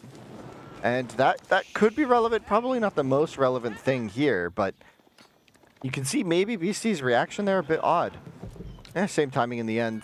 He's able to get a big drop off of sheep. Now, something that we didn't talk about yet, right? Like, this is Coastal Cliffs that we're on at the moment. Big caveat here on Coastal Cliffs is that it's very difficult for you to get to stone, because stone is very far away from your main base. And Wham is playing as the House of Lancaster. He needs stone in order to get his manners up. He does actually have a very nice stone, I want to say, like in the back of his base there, behind that wood line, that he can even relatively easily wall off and safely gather the stone from. And there we go, villagers now getting pulled over towards that stone line. Yeah, 4 going to stone should mean we're going to go for all 3 manners in that starting section. And interesting, we've seen some adaptation from players to stop at 3 manners. And we've seen, even yesterday, we saw Editan not build any manners. Questionable decisions, potentially, as he wasn't able to secure the victory in that game. But it did afford some opportunities. It's a big investment, and it will buy Beasty some time of his own to invest in his own income sources. Manners are one of those things where it's a building that has an insanely short ROI. The return on investment on a manor is roughly 3 minutes. So being able to get your costs back in less than 3 minutes on a building, that's pretty strong. If you consider for a TC, for example, a TC roughly takes like 6 to 7 minutes in order to really pay off with the villagers, and you're also very vulnerable in that time. That's just not something that the Lancaster suffer from, as they do have that Lancaster castle protecting them as well. We do see the archer range now coming in from Beasty, so will want to get some archers in on his side in order to at the very least be able to access his second pit mine, as he does have a gold at the top side that he will want to get to. Yeah, needs to force out these couple of spearmen, which are still on the field. They were able to burn down those 2 front houses. I think those houses probably paid for themselves in the time that they were up. But Beasty gonna try and find something here. See that first manor coming in. I would be interested to see if maybe Wham could go for some hobblers here. He did spot out the archer range, and we do actually see the stable coming in for him. Yeah, interesting idea. Hobbler to deal with the range also gives him a way to really punish that far stone. Potentially, if BC ever does try and go there. I doubt we'll see that. We do see it right now. He's sending a villager out. Oh, this is a... Oh, man. Unfortunately for him, though, there's the berry bushes right now blocking parts of the gold vein there.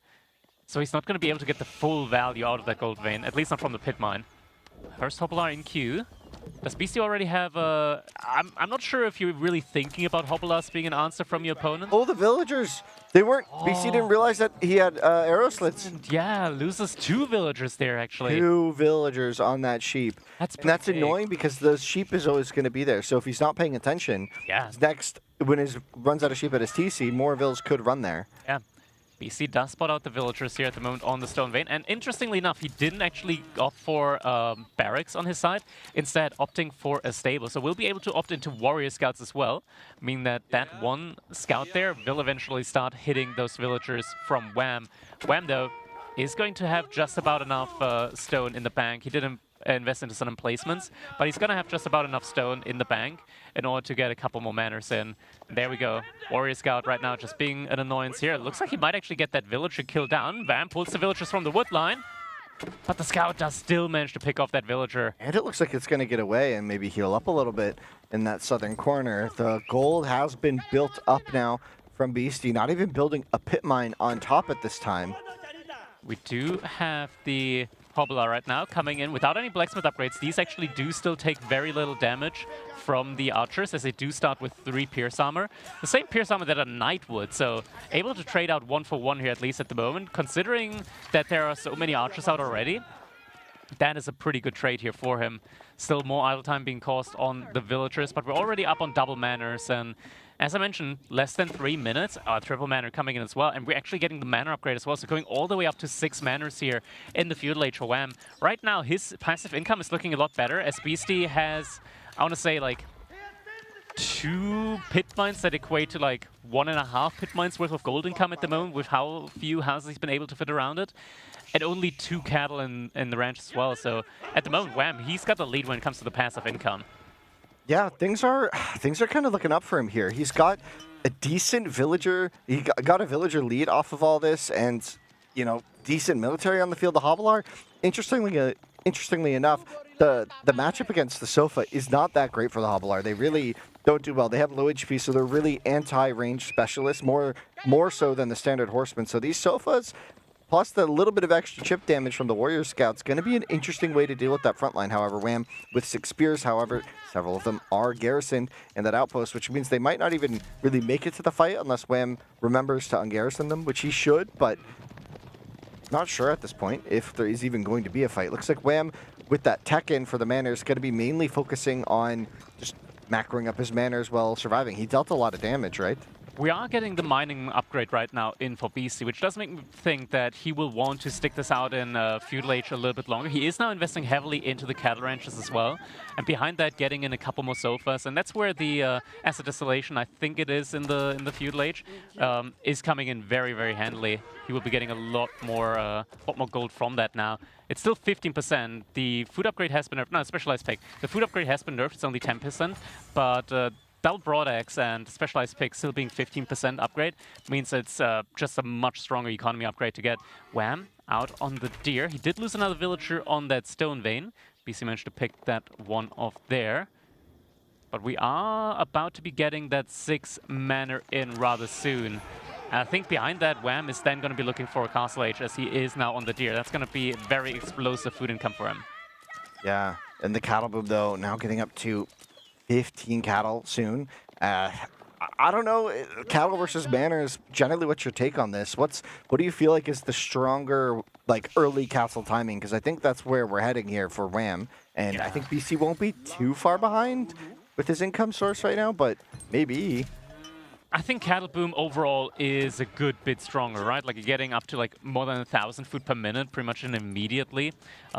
It's a very focused up economy that you're getting there. We do see Beasty now going for the outpost kill there. He's pulling all of his military units at the moment. Some archers getting focused down by the outpost. Is able to snipe off one of the archers. One is very low HP there. Spearman now jumping out. That's the moment where Beasty is going to pull the cavalry back. Could, almost gets another sofa kill in there. Not quite able to do so. Spearman now getting taken down. If Beasty knew that Wham was aging up right now and he ran just forward at that deer, he might have been able to do quite a lot of damage. And Wham with the beautiful counterattack here, able to get 3 Hobblars into a prime position, forcing Beasty back once again with his forces. This is going to secure a lot of time for this white tower to go up, which would have been super vulnerable if Beasty had just ignored the tower for the time being, but instead opted to secure his own base, which means Wham is going to get a lot of what he wants out of this early game, I think. Oh, look at that beautiful distraction play there by Wham. Just a single one of the Hobblars gets pulled, and the age-up is going to be coming in time now. Age-up just finishing, and Beasty will not be able to get any value there, any meaningful value there out on the Deer.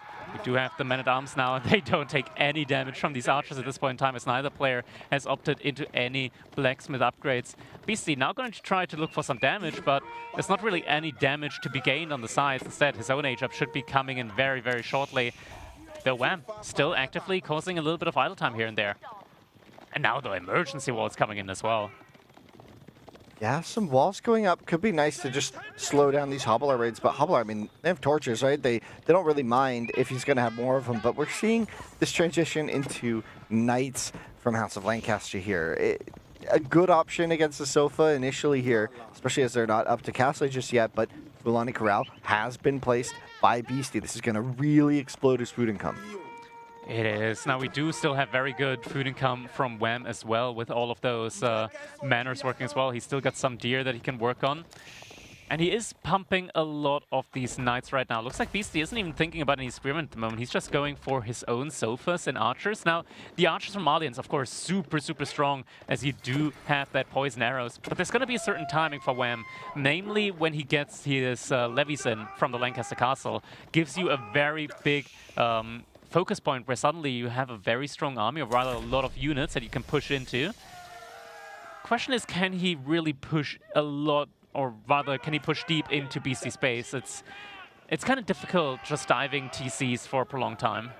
Yeah, it's interesting, for sure.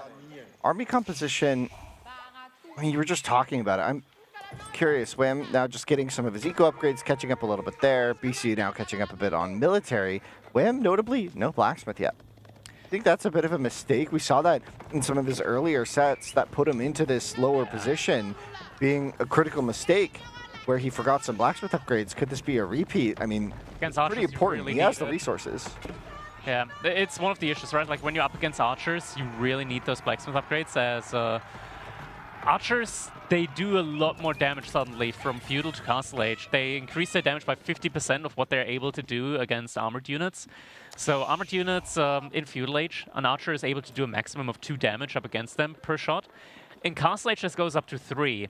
That's a 50% increase, and for every single blacksmith upgrade that you're missing, that just becomes even more and more. And archers is always a unit that you want to have in mass, and that's just where a lot of value comes from. Now, Wham is doing a good job of securing the relics. First relic is coming in. That was one in the very middle center of the map that he's just picked up.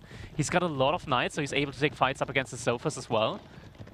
He's building a good army mass right now behind us, and this food income is still looking very solid as well. If he gets a lot of the relics in, then he's going to be able to keep up in the gold income as well. This is looking up and up for Wham at the moment, I want to say. If he's able to get away with playing down so many upgrades, we're going to get imported armor. Well, I guess not so many. Beasty kind of idled that out a little bit, starting to get them now. Imported armor is coming in. The Sofa looking to find some damage, not really going to find it. I'm almost wondering if Wham is thinking about skipping on a blacksmith altogether, stopping upgrades, just making enough units to survive, and looking to get maybe a Wingard out. Like 1,000 food banked up. That is a lot. Looks like Beasty might be able to take the relic in the middle now. Not sure if Wham is noticing that. The Sofas are going to try and screen for that. Be a Wololo attempt here.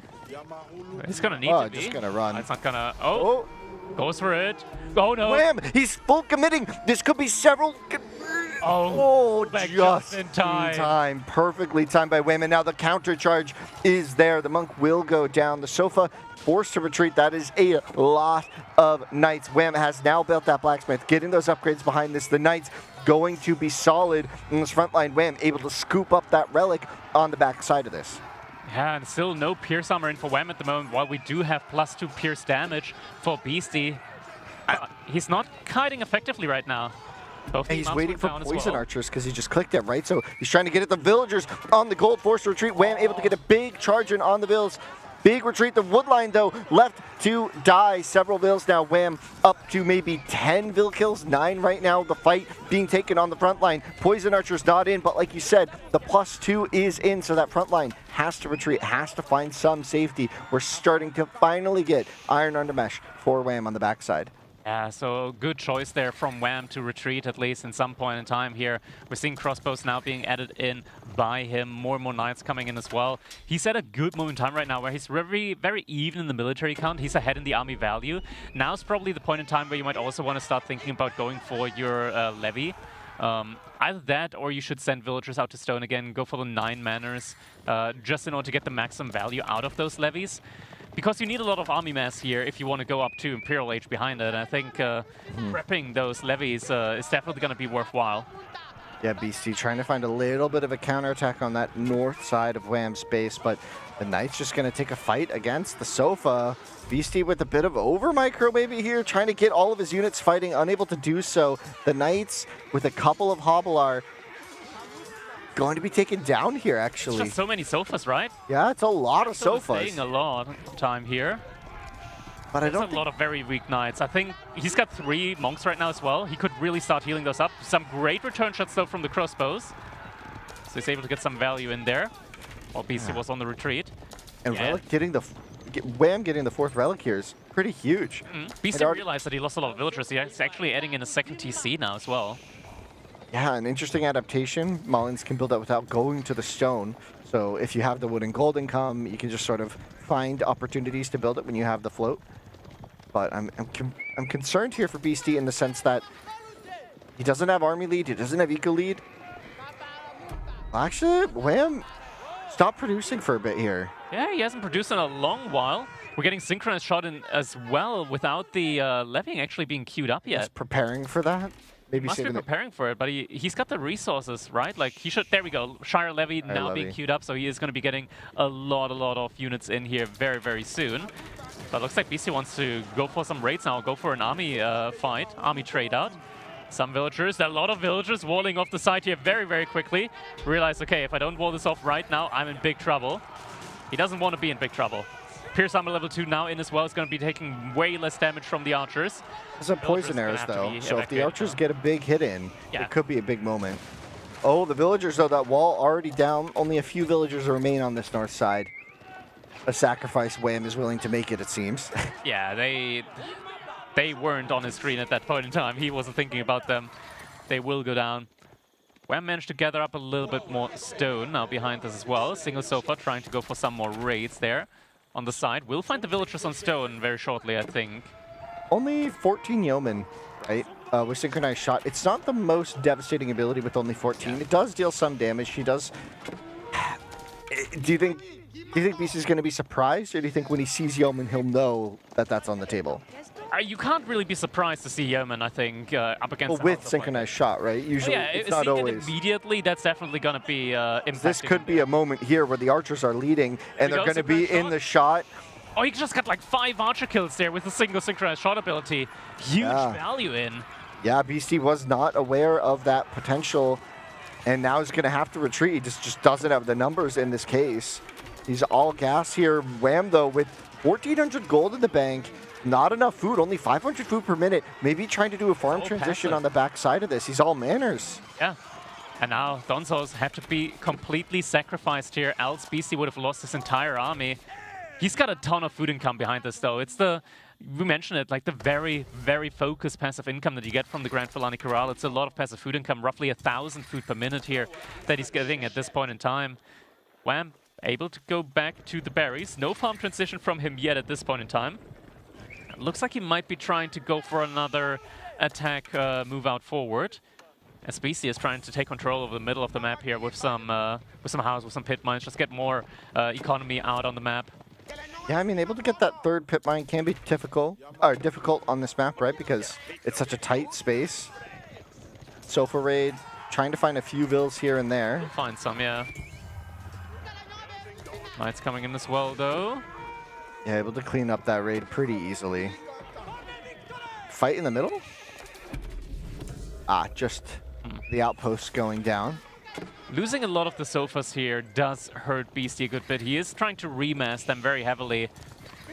He's up to 38 archers, but still now 28 yeomen. And we saw the synchronized shot previously have devastating impact. Now with 30, it's almost going to one-shot everything if it's an archer in the circle. Yeah, I think we're starting to see the move up into Imperial Age now. We're getting the 9th manor upgrade in now as well behind this. So Wham, very shortly, he will be getting his 9th manor in. And behind this, just looking for the Imperial Age play now, as we do see a lot of food and gold in the bank for him. Yeah, and he has opportunity there for, you know, the Elite Demi-Lancer call as well from the castle, Lancaster, right? So definitely lots of opportunities. Yeah. The one main issue here that I have with this is even if he goes for the Wingard Palace, right? The Wingard Palace for House of Lancaster is interesting because it doesn't provide you anything against mass archers. Right. That's like the one thing where you can't get a single unit out from the Wingard Palace as House of Lancaster. You can get Demi-Lancers and some Hobbleasts out of it. The issue with that is that without the King's College, you don't want Demi-Lancers.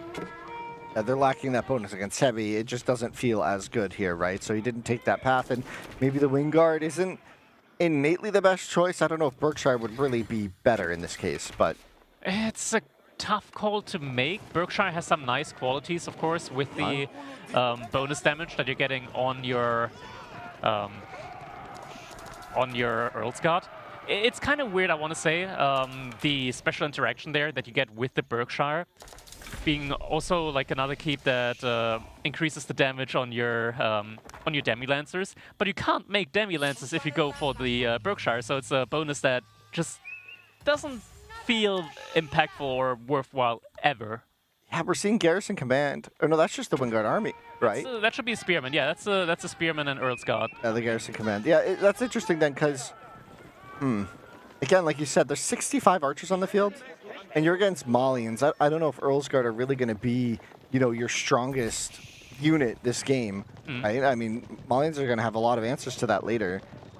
If we ever see Musafati, I don't think so. I guess not with 33 yeomen on the field. But we'll see. Beasty soon going to have the resources to age up as well. Although a lot of his economy is quite forward. Maybe just taking the moment to mine the middle of the map.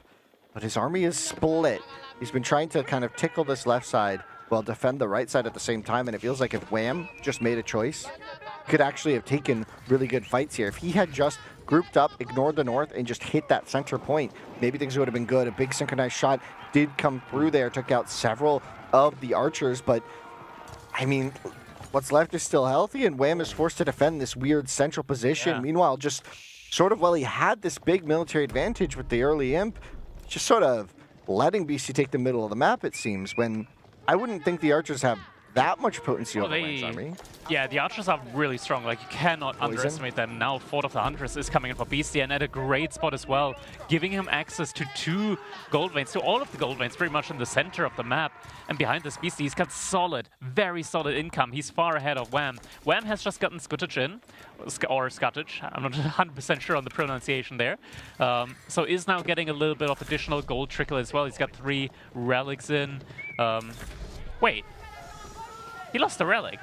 Wham had a 4th relic that, like, he didn't have a monastery for it, so it was just a monk inside of his base. But how did that get stolen? BC able to steal the 4th relic there away from Wham. Yeah, that's a spicy little moment, and now Wham, I feel like, is going to feel like the walls just closed in a lot. I think maybe he took this slightly too passively once he had Shire Levy Call. I'm not quite sure, but now it seems like Beasty, his second TC, has had a lot of time to pay off. His villager count is simply higher. His passive income sources are simply a bit better, especially when his pit mines are no longer contested. It seemed like that really aggressive opening put Wham in a really solid position, and maybe now he's going to find himself against an opponent who might even be arguably a little ahead. Yeah, we don't have incendiaries yet. We don't have +3 pierce damage yet. Beasty is about to research +3 pierce armor, and that's when the longbows, or rather the Yemen, which have an upgrade to elite, they just don't pack as much of a punch as they should. Though they still have the synchronized shot, and there is a ton of ranged units here at the moment out and about from Beasty. Order of the Huntress, though, going to be... It's not something that you want to fight. Never yeah, it's not where you want to walk. It doesn't shoot normal arrows. It actually shoots poison arrows, so it does a lot of damage even up against the armored units here. And even offers your units a bit better. Gives you a little bit of that stealth action too, so it makes it really hard to engage under, especially with such a prominent position. Gonna need siege, and the farm transition being attacked here with just that single sofa, so annoying. Oh, he does notice. He shoots with the villagers. Notices, okay, no, that's not a warrior scout, that's a sofa. BC now up to 80 archers on the field against a garrison command spam from the wing guard. This is 54 spearmen against 80 archers, and I think any Age 4 player can tell you how this fight might go if Wham doesn't figure out another solution. Now he's trying to make this switch into Hobbler, but without the college, like, it doesn't work. It just it's not as potent. It just doesn't do the bonus damage, right? Like, you don't have the charge ability, you don't get them out as quickly. It just doesn't feel as good. And now he's getting raided once again inside of space. I do believe he has got some spearmen in there to defend, but it's not going to be enough spearmen, as BC is going to be able to pick them off and after that just run past them. This is a huge raid, but this is all of BC's frontline, so it's going to be just up the archers to kite, but they do have that poison arrow, and like we said, there is only spearmen on the field, 54 down to 24 in the blink of an eye. BC now in on the north side. The raids on those exposed farms. The army from Wham finally chose to move out to the middle, but it is too late. BC's Malians is on the board. Bombard in play as well. The White Tower will soon be attacked. Even for Rima leadership coming in to give those archers a bit of move speed when the Sofa are around, that will make them even better at kiting than they currently are. Yeah, a couple of villagers in Outpost is getting torched down right now, so that's going to be even more economy getting lost here. Both players have a lot of passive income as well, so you can really take the villager count at much more face value than you would in typically with the Malians and House of Lancaster. So Wham definitely economically far behind now. We're getting more economic upgrades in behind us. He's got a good gold bank in at the moment. Scuttage also helping him a lot now. I'm not sure if he's got tithe bonds behind this, but really, if you're looking at the army composition right now from House of Lancaster, we're getting to the point where their only realistic option is just mass yeoman, and maybe even Earl's Guard as a front line. Other than that, there's not really any sensible choice there. See, some spearmen as well, of course. You are going to need some just up against the sofas that are coming out time and time again, and Beasty is being so persistent with these sofa raids. It's really constricting Wham here with moving out onto the map. He needs some stone walls. At Beasty, he's just going to keep looping these units in, force the units to the back. He's okay sacrificing these sofa because what he's preparing behind this is going to be 4 bombards. This will demolish that front base, and the White Tower is just right in front of all the manors. He built them forward thinking he had a map control at the time, but now he does not. The White Tower is starting to get sieged, I believe, in the center by these bombards. The manors behind the Culverin call has been brought in. Are they going to be enough? They're slightly outranging the bombards. If Beasty isn't paying attention, he could lose some units, but he has some vills nearby for the repairs. The White Tower going down. The Demi-Lancers and Hoplars preparing a charge. The Yeoman in position. Crackety. The archers, are they going to be enough? That is the question, right? There is no choke point, so the synchronized shot cannot unfold in its full power here. Culverins, there's 2, now 4 of them. They are needed at the front side. White Tower still up here. It has not been taken down. Bombards moving forward yet again. One of the bombard has been taken down. And there we go, finally some stone walls coming up. Another keep also to protect that sacred side there, the top side. Colvin starting to take down some of the pit mines here. Very, very important. You do want to constrict your opponent when it comes to that passive gold income. He is ahead in theory when it comes to all the passive gold, thanks to the manners with the Imperial Age upgrade. But pit mines, of course, they do generate a lot. Yeah, Beasty maneuvered his units around to the side here, away from that Culverin force. The Demi-Lancers and the Demi-Lancers and Hobbelars trying to get their attack off, but that is just simply too many archers. The Sofa mass being rebuilt in the front, actually even making a switch into Elite Warrior Scout. Interesting. Yeah, Mass Warrior Scout, maybe just to try and snipe the siege. At this point in time, the Warrior Scouts also, like, past Castle Age, they do start getting bonus damage up against the range units. And they're very effective meat shield. BC has a ton of food, so maybe that's the reasoning behind it. We do have the Culverins, they gotta pull back just a little bit. So many archers, they could get sniped out. Now the Culverins moving on to the Bombards. White Tower, can it stay up? He has no frontline here, and he still doesn't have frontline. Maybe being a bit too stubborn on these raids, because you need that frontline to hold this fight. The Yeoman could come into range at any point and leave a devastating attack. He's moving forward. Here come the Warrior Scouts and a couple Sofa to defend on that left side, but the Hobblar and the Demi-Lancers, is it going to be enough, or are the poison arrows going to deal the damage they need to do for Beasty? The Culverins now, 5 of them in position, hammering down the fortress. The villagers getting pulled to deal with the Culverins. Beasty feeling confident enough to potentially even lose 20 vills if he runs into the wrong section of that army. The frontline is gone. Frontline is gone? Not frontline anymore. Culverins are going to be exposed soon, just a few yeomen left. Oh, a keep now, follow up from Wham here. If he can buy himself enough map presence now at the front line with the keep, that could be great for him. More frontline units coming in, but still there's just so many archers out on the field here at the moment. It is very tough. Only 27 yeomen up against 74 archers. The production. He's still full on producing. Sofas behind it all.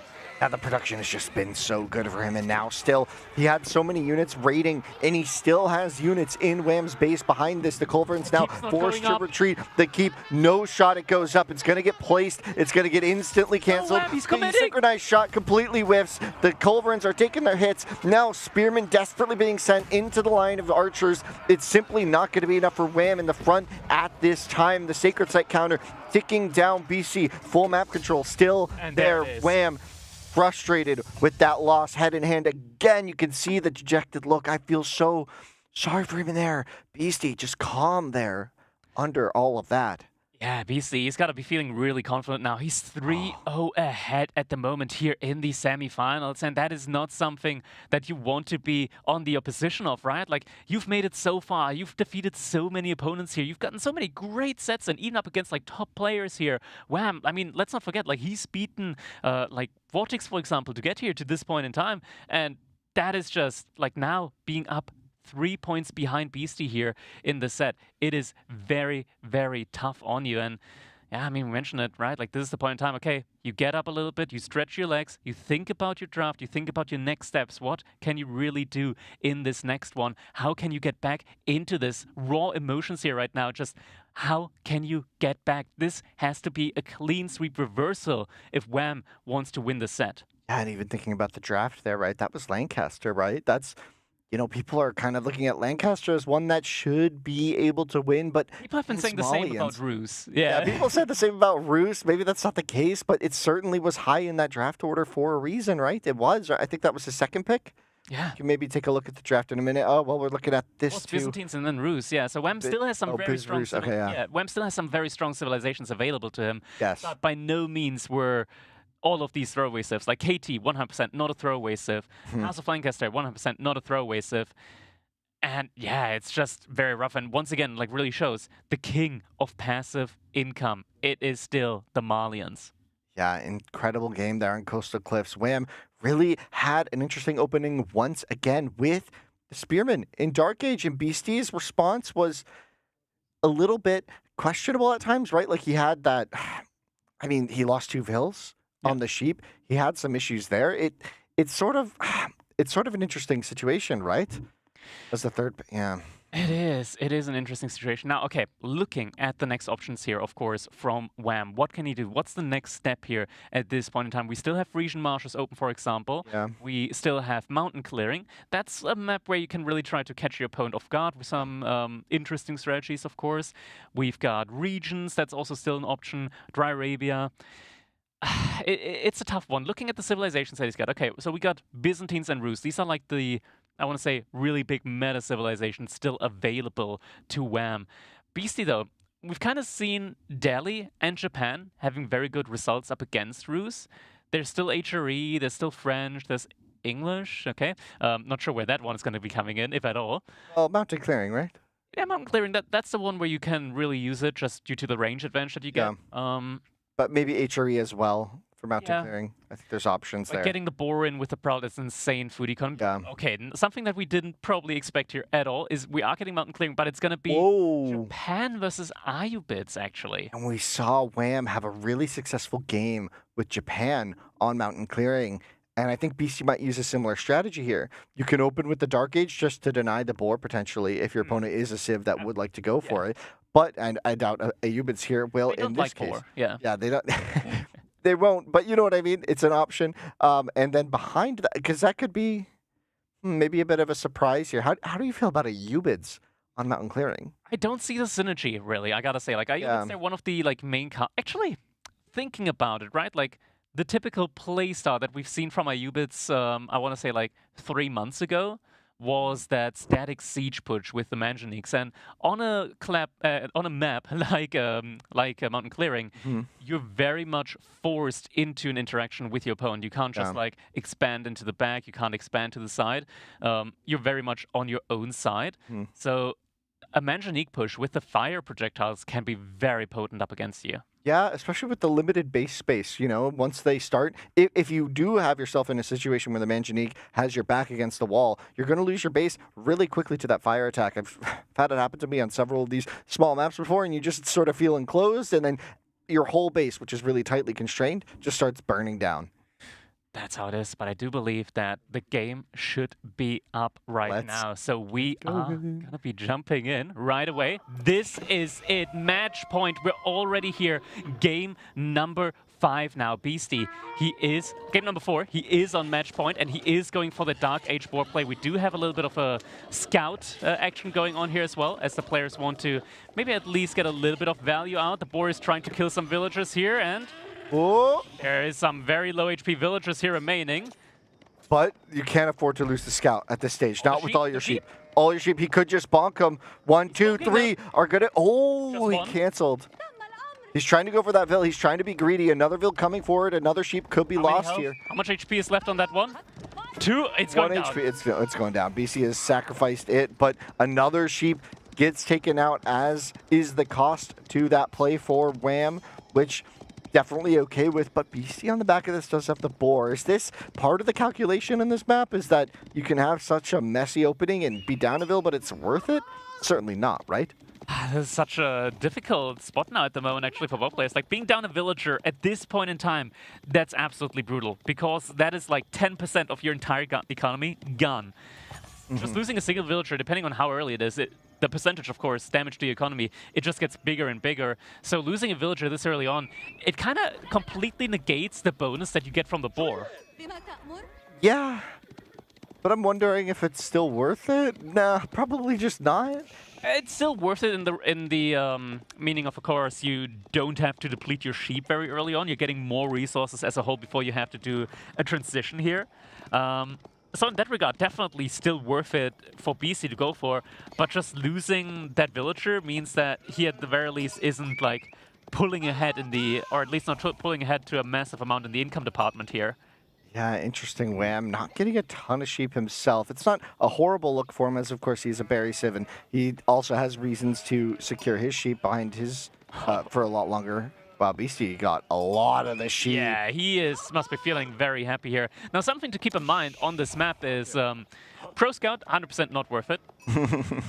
You'd only have like these small deer packs, but what you do have is you do have additional berry bushes on the map, on the left side, on the right-hand side. So berry civilizations, if they have map control, they can make a lot more out of that than other civilizations here. map control in this game always feels, on this map always feels so finicky though. It feels so temporal and like, Yeah. right? It's like the moment your army's out of position, do you even have map control, right? Like your opponent's just right there. At the same time, if you have an outpost there, it gives you so much vision. Like, you see the entire map. You got like an outpost on the left side, you get an outpost on the right-hand side, you see the entire map, and it just means that you're always going to be wary of what your opponent does, where they're out to, if they want to move out at all of their base, of course. But it takes one night, you know, one mounted samurai on that berry patch, and you lose them all, right? If you're just not paying attention, if you're not able to see it. So we'll see. It looks like Wham Scout did trade a little bit too much HP, and he's going for the hits. Oh, that could have been close if he took one more. Yeah, we're not getting a Dervish Wing here yet from Wham. Instead, it's going to be Economic Wing Grove coming in for him. So we'll be getting 3 additional villagers here.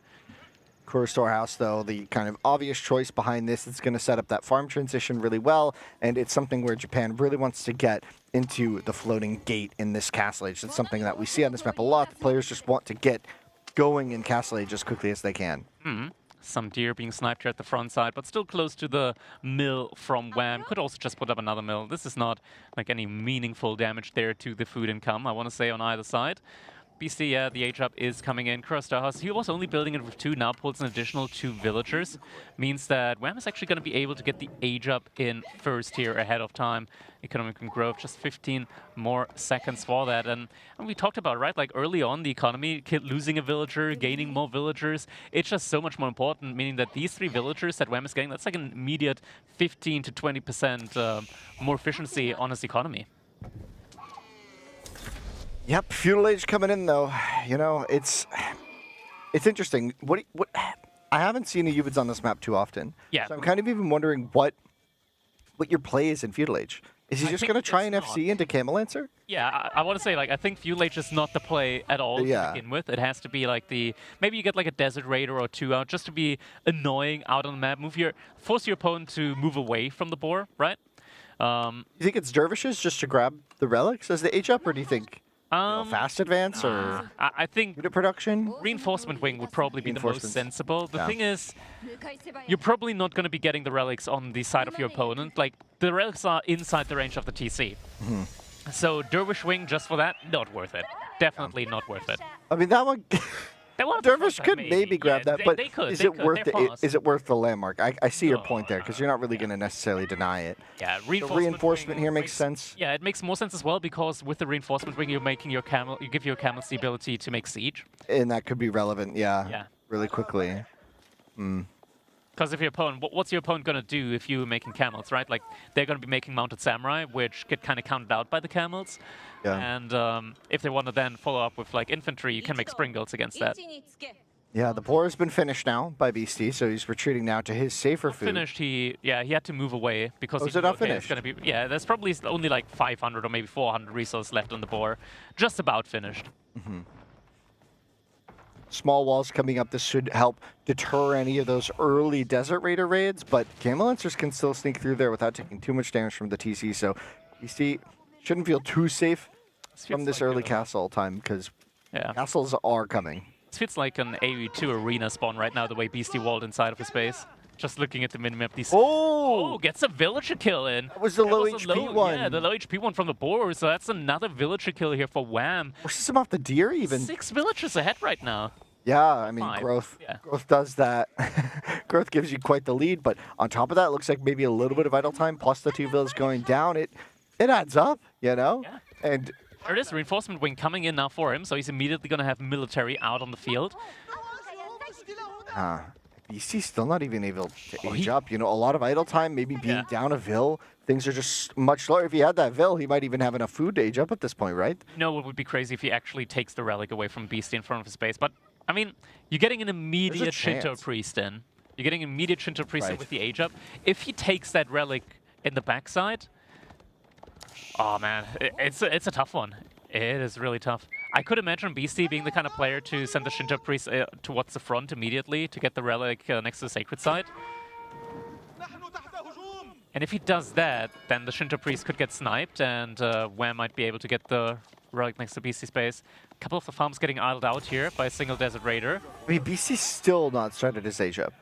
Yeah, just not enough food, and we're getting to the point where IUBits not being able to rush their age up at all, get the age up in first. Now Outpost now also coming in next to the Sacred Site. Floating Gate now coming up. 7 villagers working on that. So it's not getting rushed up, really. Like, a rush up, I would say, is 10 villagers. 8 is like a normal age up time that you're going for.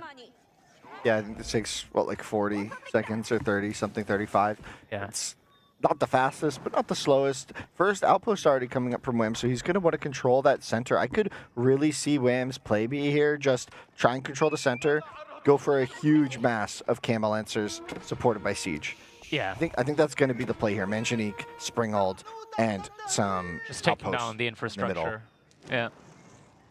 So essentially a Knight Siege composition, but with a spicy Camel Knight. Definitely, all cards here on the menu. A lot of options here for Wham to go into. He doesn't have enough wood immediately to go for a mosque. He's going to have to wait a little bit for that to come in. But triple stable means that he can, at the very least, like get a lot of these Camel Lances in very quickly. There we go, triple Camel Lance queued up immediately. Age up now coming in from Beasty as well. And Wham, he's got to be feeling very happy just with being able to get the age up in ahead of the... Oh my god, he didn't have a stable yet. He's rushing that one up with so many villagers. Maybe he just didn't have enough wood income at the time, but yeah, that's a bit interesting because now he's got to get these... And he's housed. These Mounted Samurai out on the field quickly. He's housed. Does he have wood income? He's rushing up the house now next to the gold vein. Things just aren't looking great for BC's build here. A little bit sloppy on the back end. Down 6 vills. Maybe being down that 1 vill has really thrown off the timings a little bit. I don't want to say sloppy. I think it's more like mistakes that Wham forced here very early on, right? Like I mean, losing a vill. Yeah, well, losing 2 vills. Wham killing a vill. Yeah, Wham killing 2 villagers there, and also that farming house there in the middle. That's it's not a mill, or rather it is a mill, but it's also a house, right? So he lost the 10 population space there. That actually caused him to get housed there. Meaning that right now, momentum-wise, Beasty, he has none. There is no momentum for him. Now the Dervish, first Dervish is in queue. Beasty at least did the correct play with going for the relic on the right-hand side first with the Shinto Priest. So he won't get a relic stolen away from him, because that would truly be a catastrophe if he lets a relic get taken away from him. Now, I want to see, like, does he just take the relic, or does he immediately capture up the Sacred Sites? I want him to take the capture up the Sacred Site immediately. Yeah, maybe, or is this just him walking back? No, he's capturing it. That's that's really smart. It's really good because it starts the timer, and the timer is very relevant on this map. And he's getting enough stone from placements there as well. Yeah, BC's in a tough spot. Like, you can't even go on a Musha up against the Desert Raiders as well. So you don't really have a crossbow alternative here to make at all. You can think about going into Spearman, but that's what we talked about, right? Like, the ability to make Springalds on the field is an immediate deterrence to that as well. We're getting a ram? No, come on, Wham. You got Manjaniques. Oh, but there's the Yorishiro stable right there. Yeah, just forcing that out. And BC really did place that in a bold location, and defending that's going to be very, very difficult. He also doesn't have any units to defend this with, really. Is that a follow-up stable that he's making? No, he's making the archer range outside of his face. I think he's still feeling pressured enough to go into Onimusha. The issue is just he's not going to find a lot of value with them, at least not up against the Desert Raiders, which are already veteraned up. And Wham is getting a ton of them in passively every now and then. Yeah, this Ram is a really smart play here because I don't think BC's going to be able to defend this. I mean, 7... maybe. There's a lot of Desert Raiders here, and they aren't all that effective. Ooh, able to at the very least soak up the charge there with the Scout. Oh, using the Shinto Priest to heal here. Beasty, this is going to be for all the marbles, pulling 7 villagers to repair this. The Mounted Samurai now just forced to take a full fight. The Shinto Priest not finding the heal targets. The pathing's an issue, though. Some more villagers going down. First couple of Onimusha coming in as well, trying to snipe here. But more units coming in from Wham. The repair villagers are now getting pulled back. Still a choke point is a choke point. The Onimusha now in mass. We're getting 4 of them out yet. And Wham realized he cannot stay here any longer. But he's gotten so much more damage in, right? Like, even more villagers without, even more Camel Lances now. Maybe he can still stay here. Yeah, the Ram's going to keep hitting. The Yorishiro stable is going to go down. This is a huge loss. He's taking it down.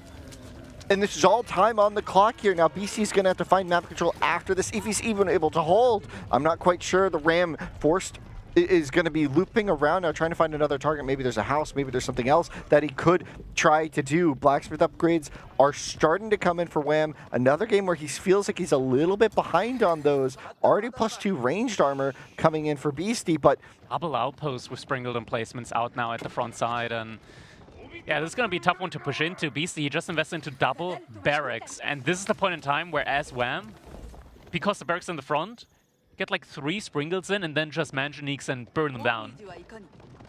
yeah, there's a lot of ways, I feel like, for Wham to just close out this game. He's up 10 villagers. He has killed 6-2 in the early game, 4 in that later altercation at the stable.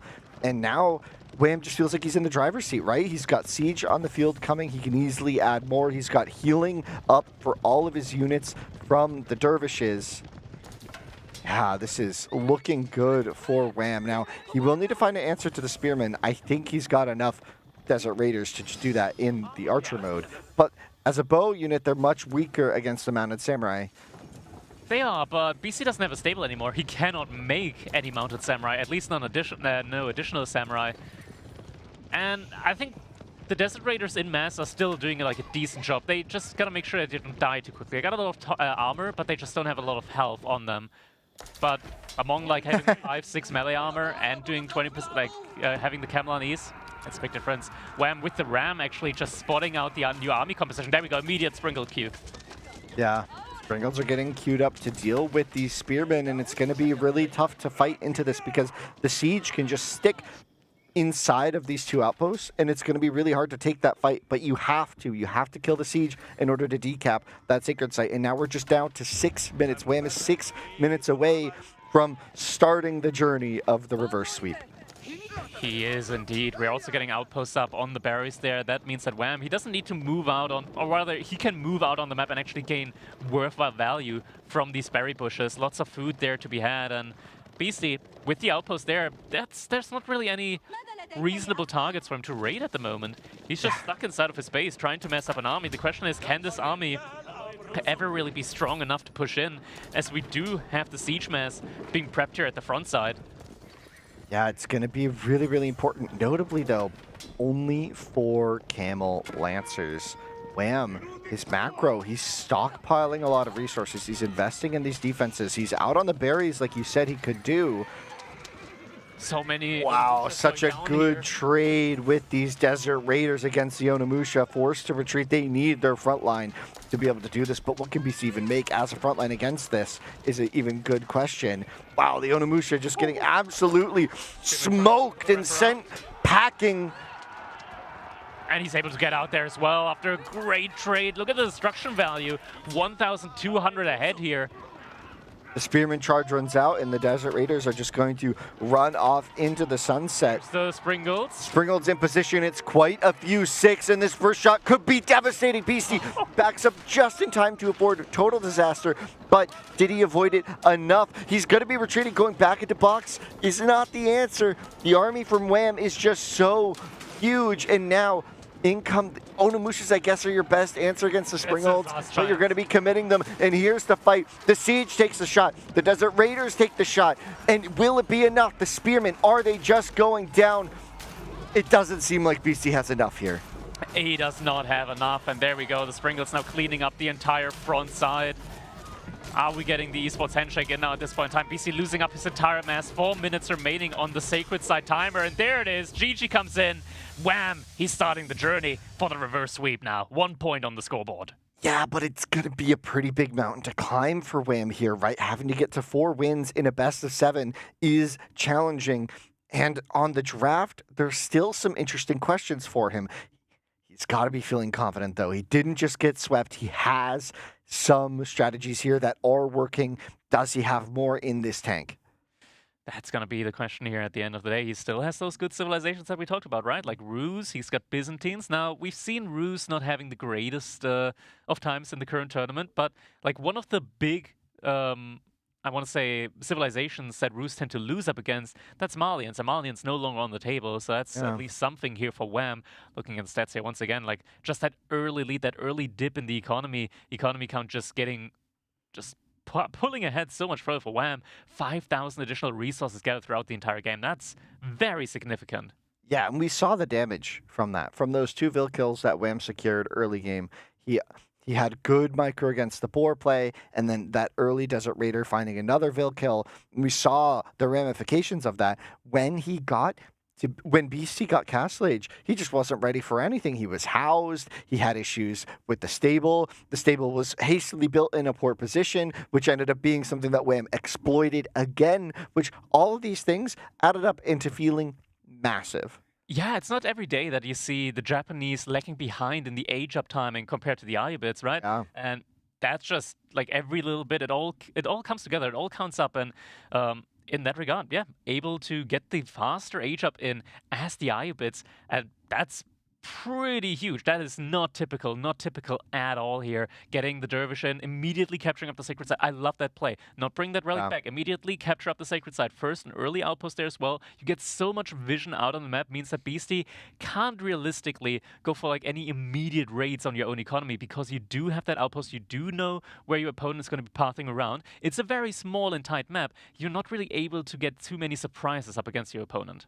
Yeah, really, really interesting stuff here. Now, if we look at the rest of this draft, Beasty finally gets a chance on his side to pick a map, right? That has to be, I want to say, like, this could be Ottomans actually as well. This could be all 3 civilizations from Wham can make sense here. For Beasty, I want to say it's most likely going to be French or HRE on regions. Yeah. And if you got French or HRE up against you, I'm wondering what your choice should be here. Maybe Ottomans, because of course you do have the Janissaries working for you there. And Janissaries very good up against the French. But no, we're actually seeing HRE versus the Byzantines here. There are a lot of berries on the side, like on one side. And if you get map control there as the Byzantines, you're getting a ton of mercenaries out. Yeah, that's interesting. HRE versus Biz on regions. This map has been interesting. It has been somewhere we've seen Biz, and Biz have been doing well. They're an aggressive civ, and they're being able to hold their own, especially once they get their setup going. We've seen multiple different strategies from Biz in this tournament so far. We've seen Biz players going for Grand Winery, and we've seen Biz players going for Hippodrome, both to surprising effect when you are expecting one and not seeing the other. So I wonder if Beasty is going to be sure to keep scouting what Wham is going for, because if you don't scout the Hippodrome in time, your whole opening can kind of fall apart to those horsemen. Yeah, it's also always a question of the spawn, right? Like if you like HRE, they're one of those civilizations that do benefit from Dark Age aggression. They get the fastest spearmen, they got the very strong economy working for them as well, so they're able to afford that early barracks, get some spearmen out across the map, and against a civilization like Byzantines, which may struggle with Dark Age aggression, that is really where you can put your opponent on the back foot very early on. But now, ladies and gentlemen, I believe it is time. It is still match point here in this set, but it is time for game number 5, and we are watching Beasty up against Wham, HRE versus Byzantines here on region. Yeah, Wham, it's gonna be a battle here. He's gotta win every game. I think BC should be feeling confident at this stage, right? At least to secure the games. But Wham, you know, early on we saw in his he's looking a little frustrated, looking a little down. After this win, the confidence levels should be back. I'm looking forward to seeing him claw this. I always want a game number 7, right? That is the ideal situation, and look at that. Wham, he is opening up with a play onto the berries very early on. This is a typical indicator for a Hippodrome type play here, as he is going to be benefiting from the early berries. Means he's not depleting his sheep very early on, but also he is going to be rushing up his timing when it comes to the mercenaries. And look at that, he is very cognizant of the potential of a Dark Age aggression play here from Beasty, by just also making sure that the buildings that he's placing, or rather the way he places mill, it is not going to be outside the range of his TC. Yeah, making sure he has that there is really intelligent. Now, the Spearman going to be looking for damage, looking for a way maybe to deny the stone, maybe to deny the gold a little bit. BC has spotted that the gold is on the far side of that base, so the Spearman kind of on the wrong side, maybe going to try and find the stone, but it's going to be a minute before he gets to that gold, so it looks like Wham is going to be able to age up without too many issues.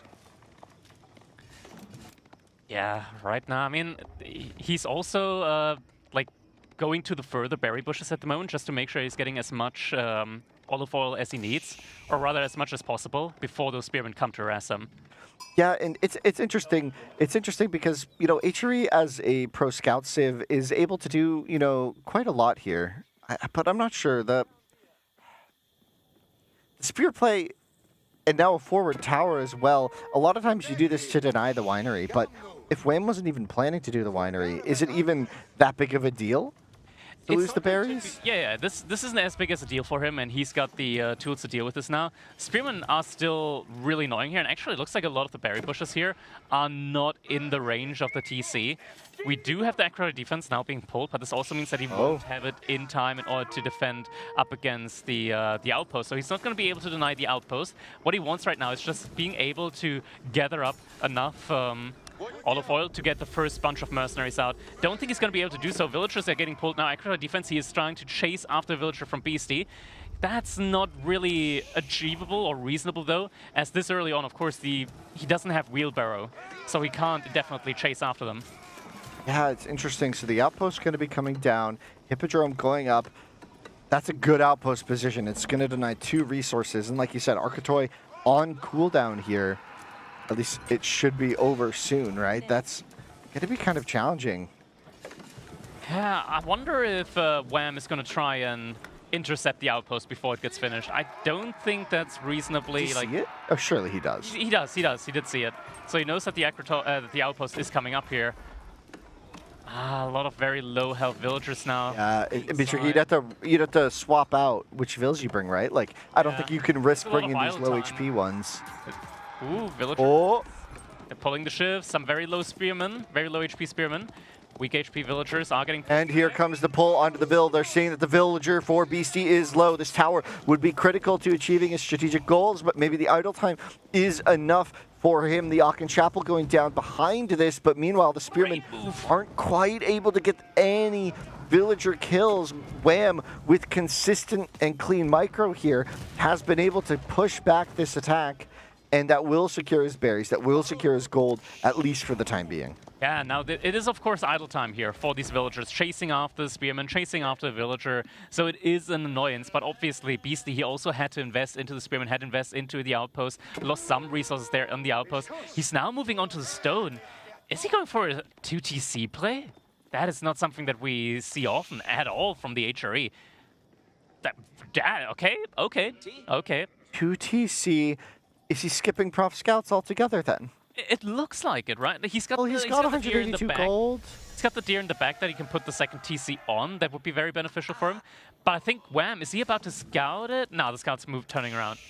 So he's not scouting it immediately, but just knowing, okay, your opponent's going to be going on 2TC. HRE 2TC is very strong if you have enough uptime on your prelate production and if you actually actively make prelates to keep inspiring your villagers. Yeah, and it looks like Wham's age up was delayed enough here from Beasty. Well, not delayed, but the follow-up to the feudal age is a bit weak and lacking a bit on the side for Wham here. Only 1 horseman in queue at the moment. Looks like he'll be able to queue up a second, but maybe he won't be able to because of Vill time. There's only 1 spearman left on the field to defend the TC placement. Beasty might need to make a few more spears if he wants the TC to go up wherever he wants, because that first horseman is going to be coming across the field. Another one should be in queue shortly.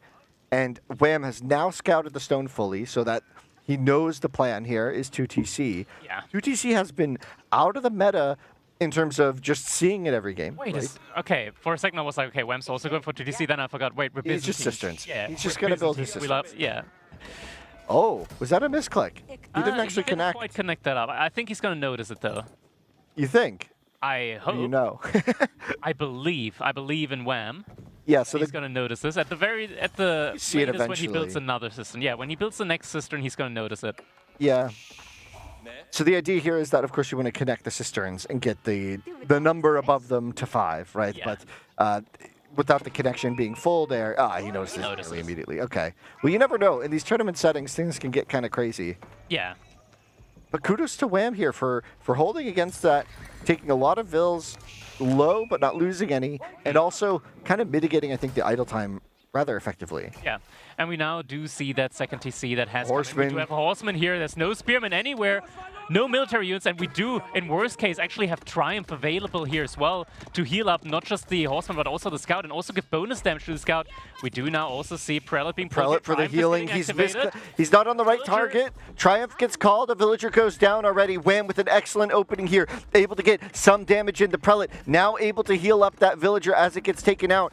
Beasty just committing fully to the TC. Another Villager going to be going down, so that will be that Villager lead from the TC. It takes even longer for it to pay off and be effective. But wait, is there more? 2 Horsemen here now. Triumph has ended. More Villagers being pulled, so that's a lot of Vill time committed to this. The Prelate going to be the next target, but he will be able to hop into the TC. Or should he? Weird pathing. He gets bumped around, hops into the TC. Inside. That was so crucial. Horsemen, why are they still standing there? Oh, unable to retreat. The Villagers with the shivs are getting so much value, and the Horseman just going down. That one should. Oh, barely lives with that sliver of health. Yeah, but this is now no longer a functional Horseman. This is a glorified Scout at this point in time. Oh, rally coming. Another one. He's taking so much damage here just on the pass through. Yeah, I mean, and it's a Hippodrome play, right? You're really looking for like that mass to build up so you can just take a knockout fight at some point, right? Longbows still have more range than secondary TCs though. So in theory, Wham, he is able to path around here with the Longbows and deny the golden come now from Beasty. And I think Beasty, does he have any additional production building after the barracks so far? None. Was he thinking that he could just go fast Castle Age behind him? He still has so many villagers in gold right now. Is that still the plan? Okay, the Longbows are actually going around the left-hand side. Yeah, if they get around the right here, it could be a bit annoying. Oh, you can. Not going to find... Can I allow the... Oh. And the as well, potentially. That's really annoying for Beasty here, especially because he has no military on the field to speak of. And now he's just going to charge right through here. Oh, that's aggression straight away. Siphon coming in, more and more Horsemen on the way. We're seeing the second Longbow Mercenary badge also in queue behind this double Horseman, double stable, now being in queue for Beasty. Hippodrome Horsemen are so good against Horsemen when Triumph gets activated. Yeah, this is going to be incredibly tough. Beasty pulling every single Villager off now from wood. Where's he sending them to? Did he make another production building? He will have emergency repairs. Blacksmith in, okay. On that secondary TC to buy some time here, but with currently no military on the field. Oh, Wham might just even send the Siphon into the main. Why go for the second TC when your opponent has nothing? Just go for the lumber camps. Deny the resource income. Deny the house. Oh, wait. Was this a misclick of sorts? The Villagers going to start torching. It's so difficult when you're up against the Siphon, right? You have to manage fire damage always just is so much. Unpredictably, Triumph getting activated here yet again. Oh, really short Triumph, though. Yeah, it was a very short one. At least he got a couple more tickets now for the next one. Yeah. And that's going to be 2 buildings going down here for He has no wood. He doesn't. And he's getting house now as well, without wood. Okay, he's got the TC on the other side. He can get wood there. But this is such a rough spot for him to be in. The Siphon, though, completely out of position. Where is its support? It's going to go down. It did get a little bit of value here, but not enough. Going down like that is definitely not what Wham was expecting. And where his reinforcements, 5 more Longbows have been produced. They're on the way, but only 6 Horsemen on the field. He's going up to, what, his 5th cistern, I suppose? That should be He's got 5. I mean, but look how far that is on the mini-map. He's creating a snake. He's trying to get the longest road. This isn't Catan. I mean, he's also just getting a spot in between for the boar, so yeah, he's getting a disconnect! Another disconnect! Another disconnect there. Oh my god, no, Wham! This is meant to be it. This is meant to be your economy here. Yeah, it's his whole investment. He'll catch it eventually, I'm confident. Surely. But for now, that is not our focus, as Beasty has to still find a way to defend. 10 Longbows are here. Only 2 or 4 Horsemen on the field. 2 more being produced. A couple Spearmen now. But how much are they really going to do when there's Longbows on the field? Beasty tried to find a counterattack. 1 Vill has gone down to that. Still only losing 3 Vills here. Beasty somehow able to keep his Villager lead alive. He is up 9 Villagers. Sorry, 8 Villagers, soon to be 9, I'm sure, because he's on an additional town center. Yeah. This, Wham has an advantage militarily, but for how long before this starts to pay off for Beasty? Honestly, I think Wham at the moment, he still has a very nice scaling point here with the mercenaries going for him. Looks like we did get the Aqueduct fix behind this. We're on Aqueduct level 3 at the moment. Actually, wait. No, that's still... We're level 3 here. Something weird. No, it's not. It's not connected. It's still not connected. That was the wrong spot. Wait. Wait. What? Wait, so it's connected there, so... Oh. He didn't finish building it here! Oh my god, there's a little... Oh my... Wham! Wham might be playing Byzantines quite well, but he might just not be the architect of Rome. We will move on though. Beasty, notably, he's had to do his farm transition. You mentioned early game, not going pro scout so that he can, but maybe he'd build the TC on the deer. He did not do so. He built TC on gold, and now Wham diving under. Triumph gets activated. The villagers forced to retreat. The wall's not finished there, so the horsemen could chase. The longbowmen, though, are under the TC. Only 5 bills garrison. Triumph gets activated. It's still going. The TC now focusing the longbows. A spearman just going to die immediately upon being trained. Beastie with 4 horsemen, but no apocalypse for Wham. And Wham, now's the time. Another Siphon coming up for him. He can just start burning down everything here with only 6 villagers inside the sea. It's just not enough DPS coming out. He's burning every single farm that has been built by Beastie here in the meantime. Beastie actually snuck out a lot of villagers to the berries here. If Wham spots this eventually, that could be an absolute massacre. If Beastie keeps still producing units, does he notice?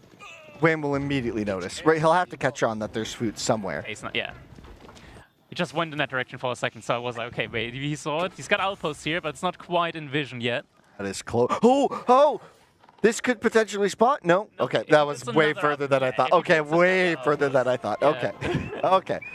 Okay, but here's another dive. BC just gets back onto his farms that he just freshly built again. Once again, 5 mills in here. The horsemen do not care, and we even see... Wow. Wow, this is crazy. The Siphon's getting so much value here. Emergency repairs on a house just to keep it alive because Beastie needs the wood. No units for Beastie, no units. 18 horsemen now for Wham. These attacks are paying off now. Farms in the back of the base. We don't need a knock-in where we're going for Beastie. Yeah, Beastie doing his best here to hold on at the moment. Another mercenary batch is coming in soon as well. Siphon gets forgotten about. It might go down here. Not quite forgotten, the longbows are doing their best here to protect that one. Looks like it's actually getting focused down in time, though. Will get taken down, but I mean, it's getting the value in right. Like, he lost 2 spearmen for it. He's losing... okay, he didn't lose 2 spearmen, only 1 spearman. 1 spearman, 1 horseman. Yeah, it's still fine. He took down a building here, there. Vassalage for Wham. Oh my god, the follow-up. It's just not something that Beastie can match right now at all. Finished it. Even though he's like 10 villagers ahead. And yeah, he did finish it. And that is going to be a 5 Cistern Golden Horn Tower coming in now. Yeah, this is... Wham is ready to produce. I'm saying Cataphracts. I think it could be the play. He's got it. He has Triumph available. You upgrade veterancy on your units, just pump out Cataphracts from there on out, nothing else. BC has nothing. Like, BC has nothing. He's got a farm transition in the north slowly coming to play, but it's messy. It's messy. It's not clean. There's no way he hits Castle Age. He has to put everything into unit production here. Yeah. Merchant's Repair once again saving a building there. Is going for the house now instead.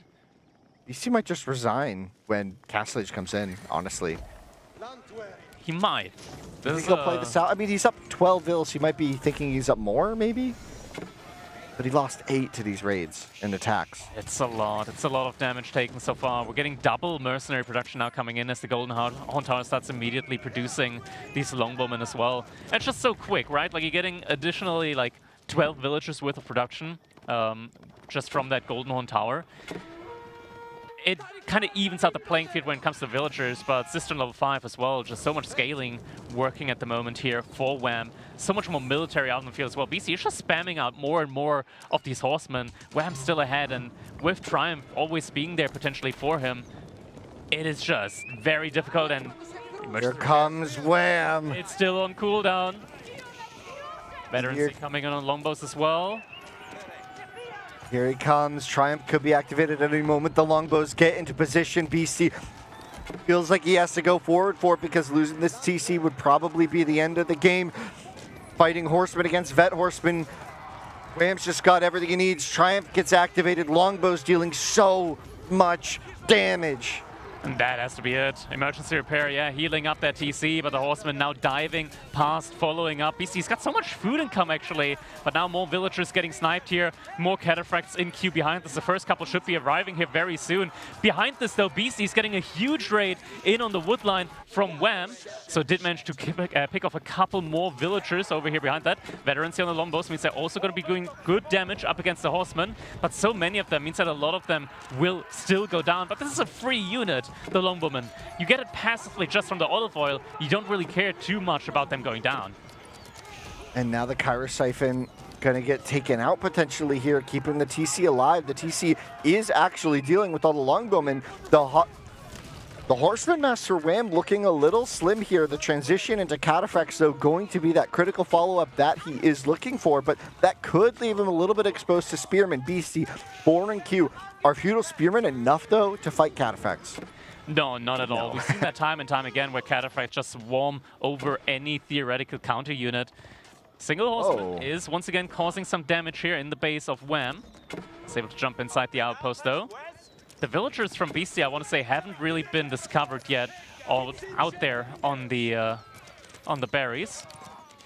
BC has no gold income. I guess he's just gonna all find in it now. feudal. Oh, no. He spots it. He spots it. Double emergency towers. It's not going to be enough. The Horsemen are here. BC's villager lead will be gone in the blink of an eye.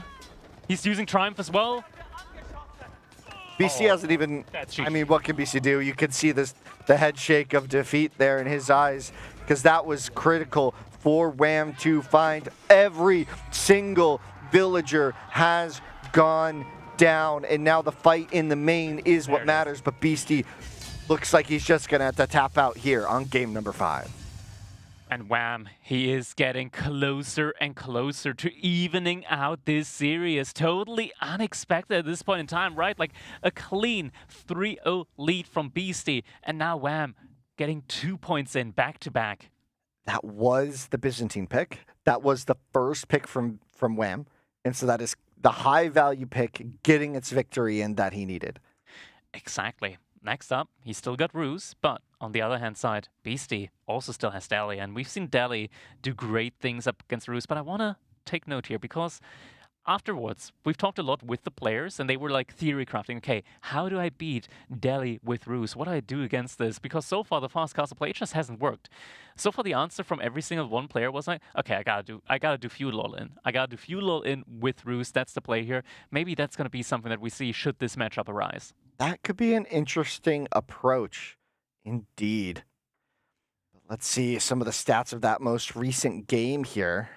We have them up, and you can see, wow, the military value just always in favor of Wham in that feudal age. You saw at times when Wham, he had that big fight at 10 minutes, but that's when he dove, and he got so much value from his units there. Triumph and only 5 units in the TC. I think if Beasty had left 10 vills to garrison, everybody retreated to the north, leaving, and I think that one mistake that Wham forced there could have maybe helped him, because he lost his whole farm transition. And like you mentioned, how do you feel about going to TC, having Aachen Chapel, and not having your TC on the scouts and not having prof scouts? Or sorry, TC on the deer, alongside having no prof scouts. Yeah, I think that's definitely something that hurt him here. Now, Beasty, he got a lot of the sheep in, right? So he was fine to a certain extent. At one point, though, he was running out. He had to add in a couple of like farms very early on. Those got burned down during the dive. That was very tough, very difficult. Something to also keep in mind is the deer is definitely one of the resources that you do want to get onto very, very early on, especially when you want to go for Mass Horseman. But you don't really know if that's what you got to go for, because typically in this matchup, right, like the army composition that you're dealing with is not going to be Horsemen and Longbowmen. Typically, you do see the Limitani and Horsemen, Limitani and Longbowmen, and maybe at that point in time, Beasty already decided where he wanted to place the TC in the back, not just because he would want to secure the wood for archers, but maybe also because the gold's right there, so able to go for the follow-up with the castle age without his opponent really noticing. Yeah, and that's an interesting point, but still that food transition being completely scuffed still feels like it's tough, but we'll see. I mean, that was an excellent play from Wham all around, right? The Kyra Siphons got some value here and there, but by the end, a ton of value, right? Yeah, Like they were just I love that constantly play. burning the whole time. Exactly. I love that play when he pulled it all the way just into the woodline.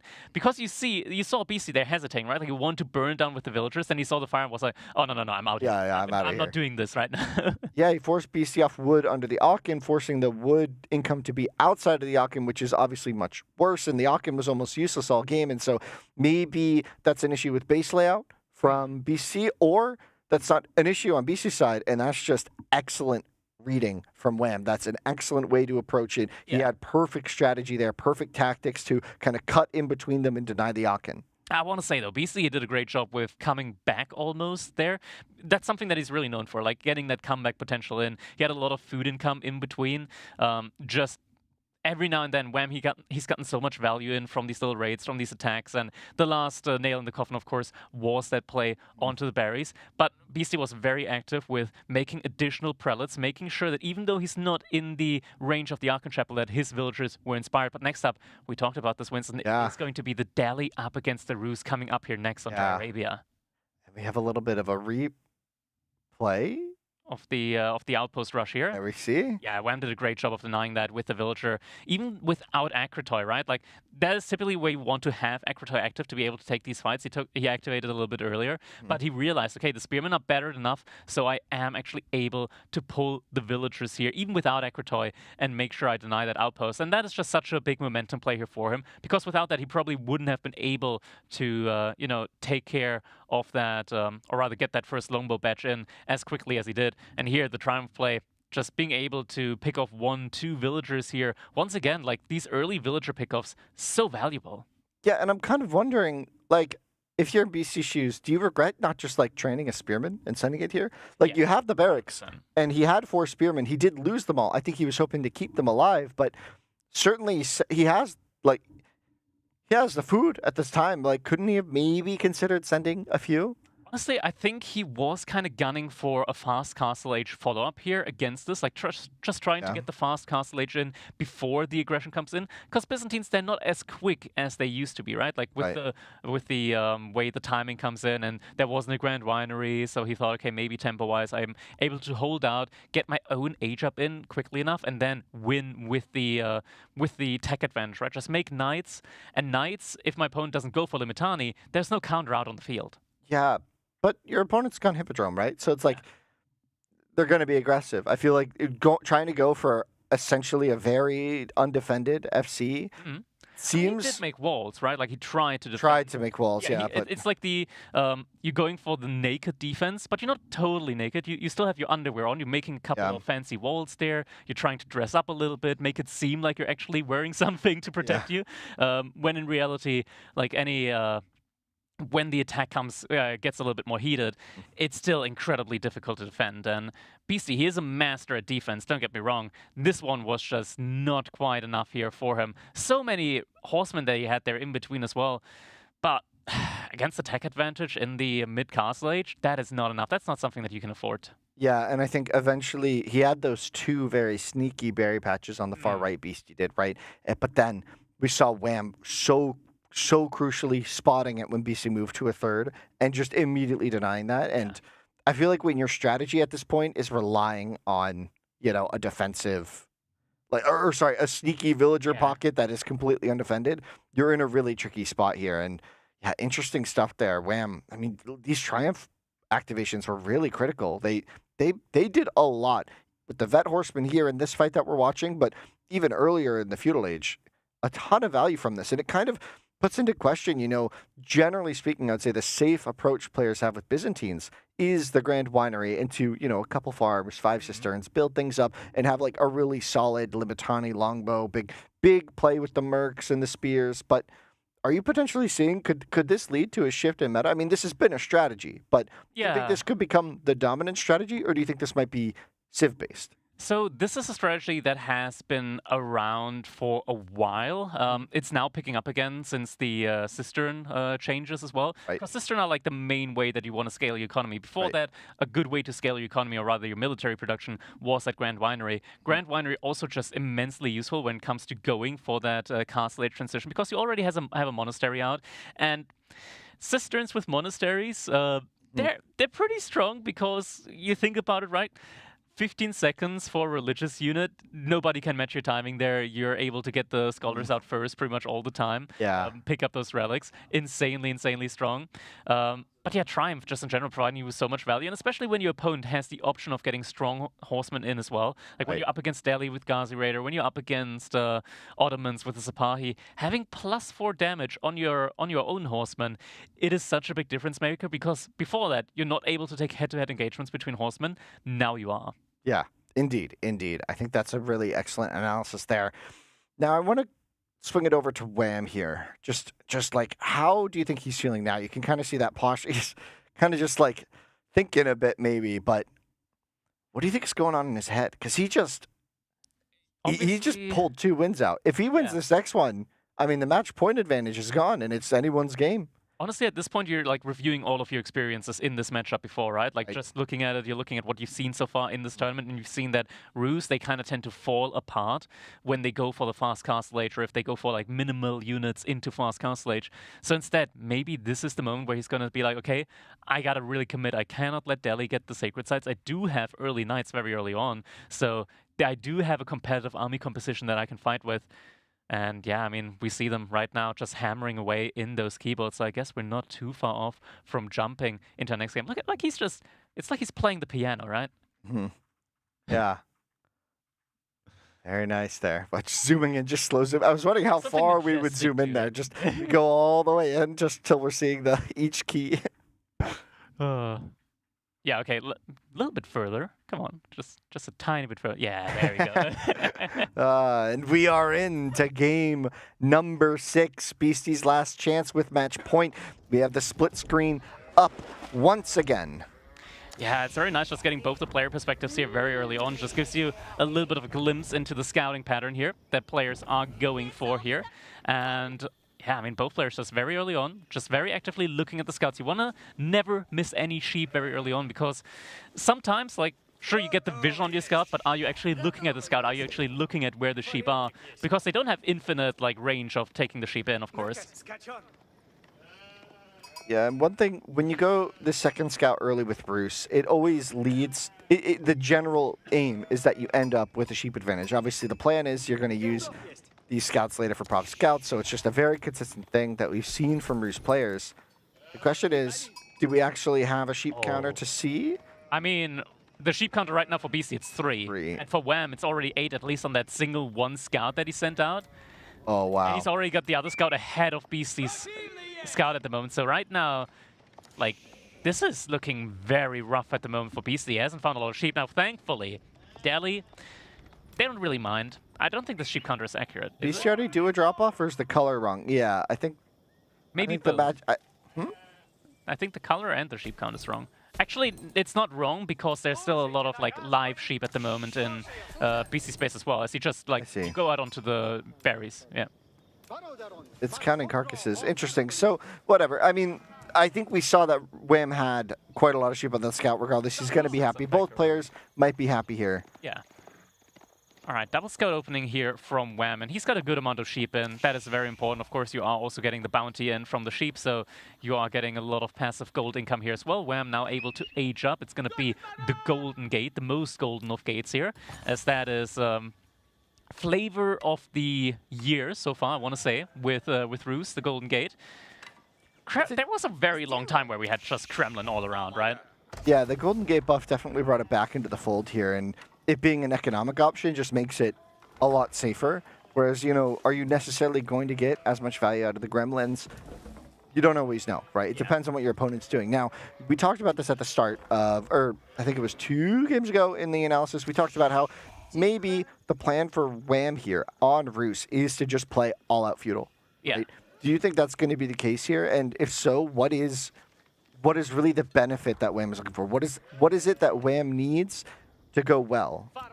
So, of course, like one of the main things that you have going for yourselves as Ruse up against the Delhi Sultanate is you got a very great professional scout timing here working for you as the Roos. And professional scouts is definitely something that you want to use when you're up against the Delhi, because if you don't go for pro scouts, Delhi eventually will. They will get that upgrade in for free at some point down the line. So better you get it than your opponent does, I want to say. Also, in Feudal Age, it's great fighting out in Feudal Age, because once you get up to Castle Age, there's a ton of free technologies that Delhi unlock.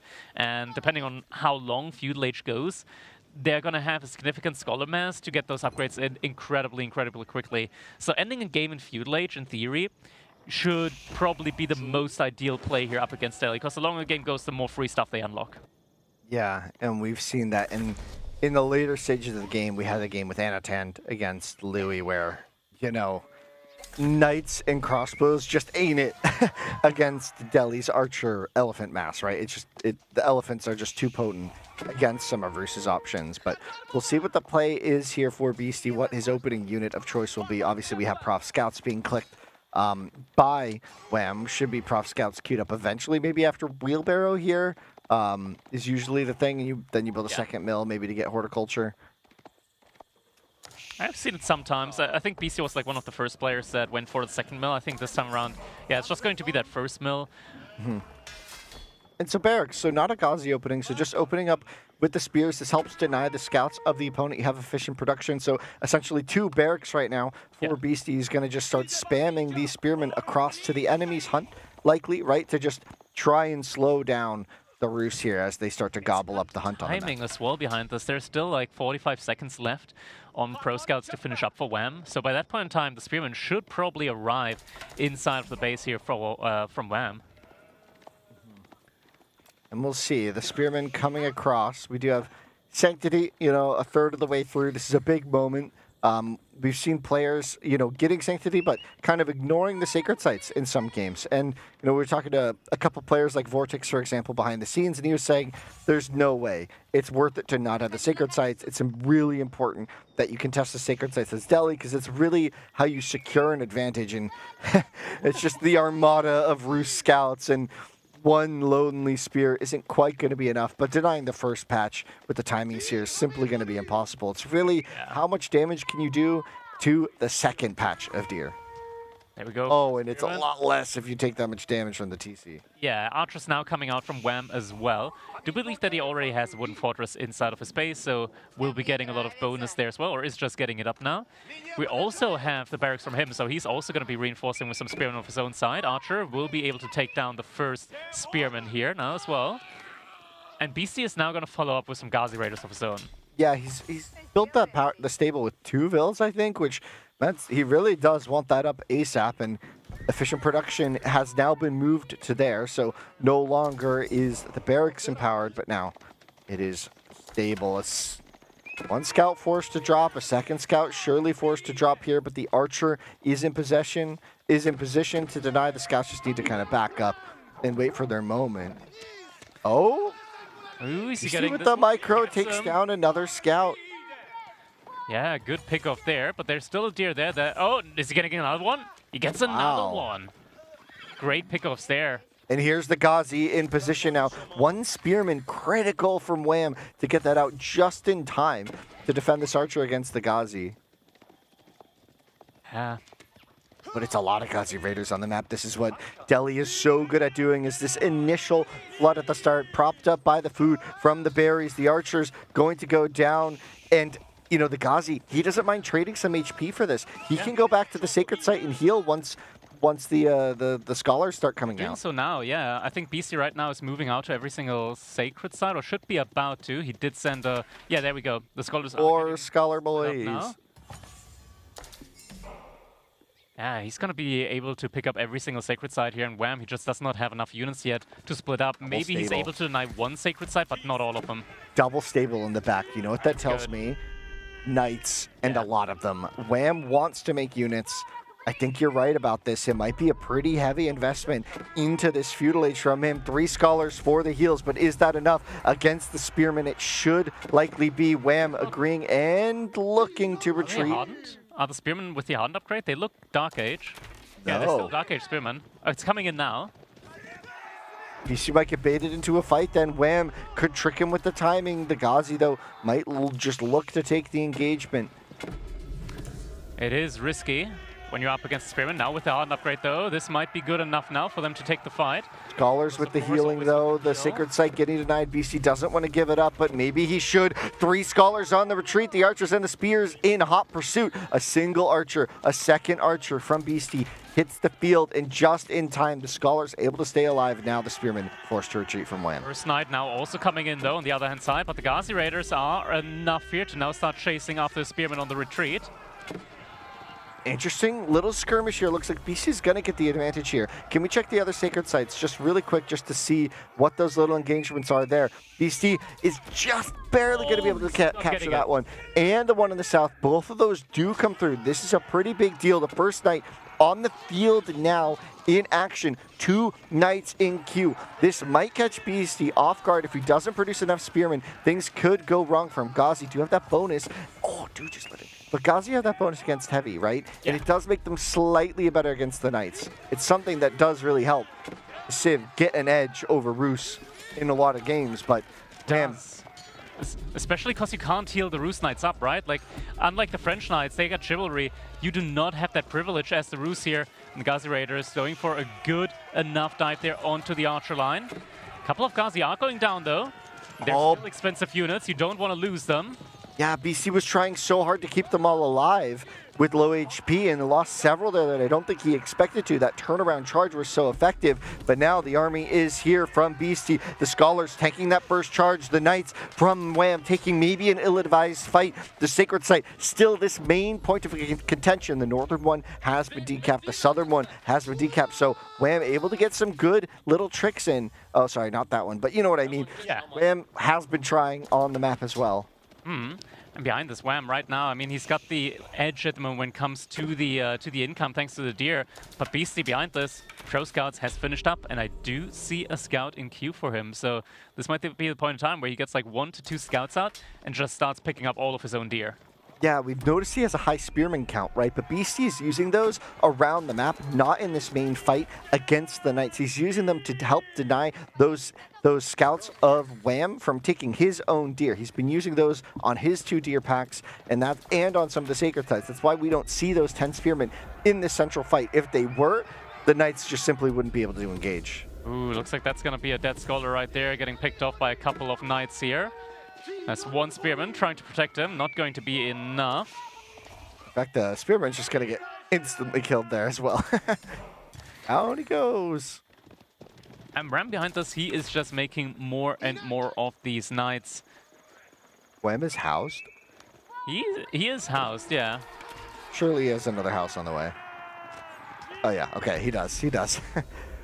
Oh man. He kept coming in, and one of the Sacred Stars. Oh no, the star! Oh, losing 2 Knights there. Not moving far enough in. The Knights must have maybe idled and turned around. A little distracting because there's simply so much going on in this game. The battle for the Sacred Sites continues, but the techs for Delhi finally starting to come in. Beasty has built that blacksmith, so he's going to start rolling them in. But look at this. Wham, is he intentionally saving up for Castle Age? I think it's just so much food that you're getting from Pro Scouts. I don't think it's an intentional play. No more stables, let's go! Yeah, I mean, he's got like no, he's going to Castle, I think. He's got going 3 stables and 4 archer ranges. I'm not sure if he's going to Castle Age. Like, he's consistently still making more and more Knights here behind us now. Knight charge. Spearman now getting sniped out by the archers. Yeah, this is a decent little fight for Wham. The Ghazi are going to go down pretty quickly here and going to have to retreat on the side of Beasty. That was a good skirmish for Wham there. Beasty maybe overextending a bit, but it does maybe buy him some time to secure his map.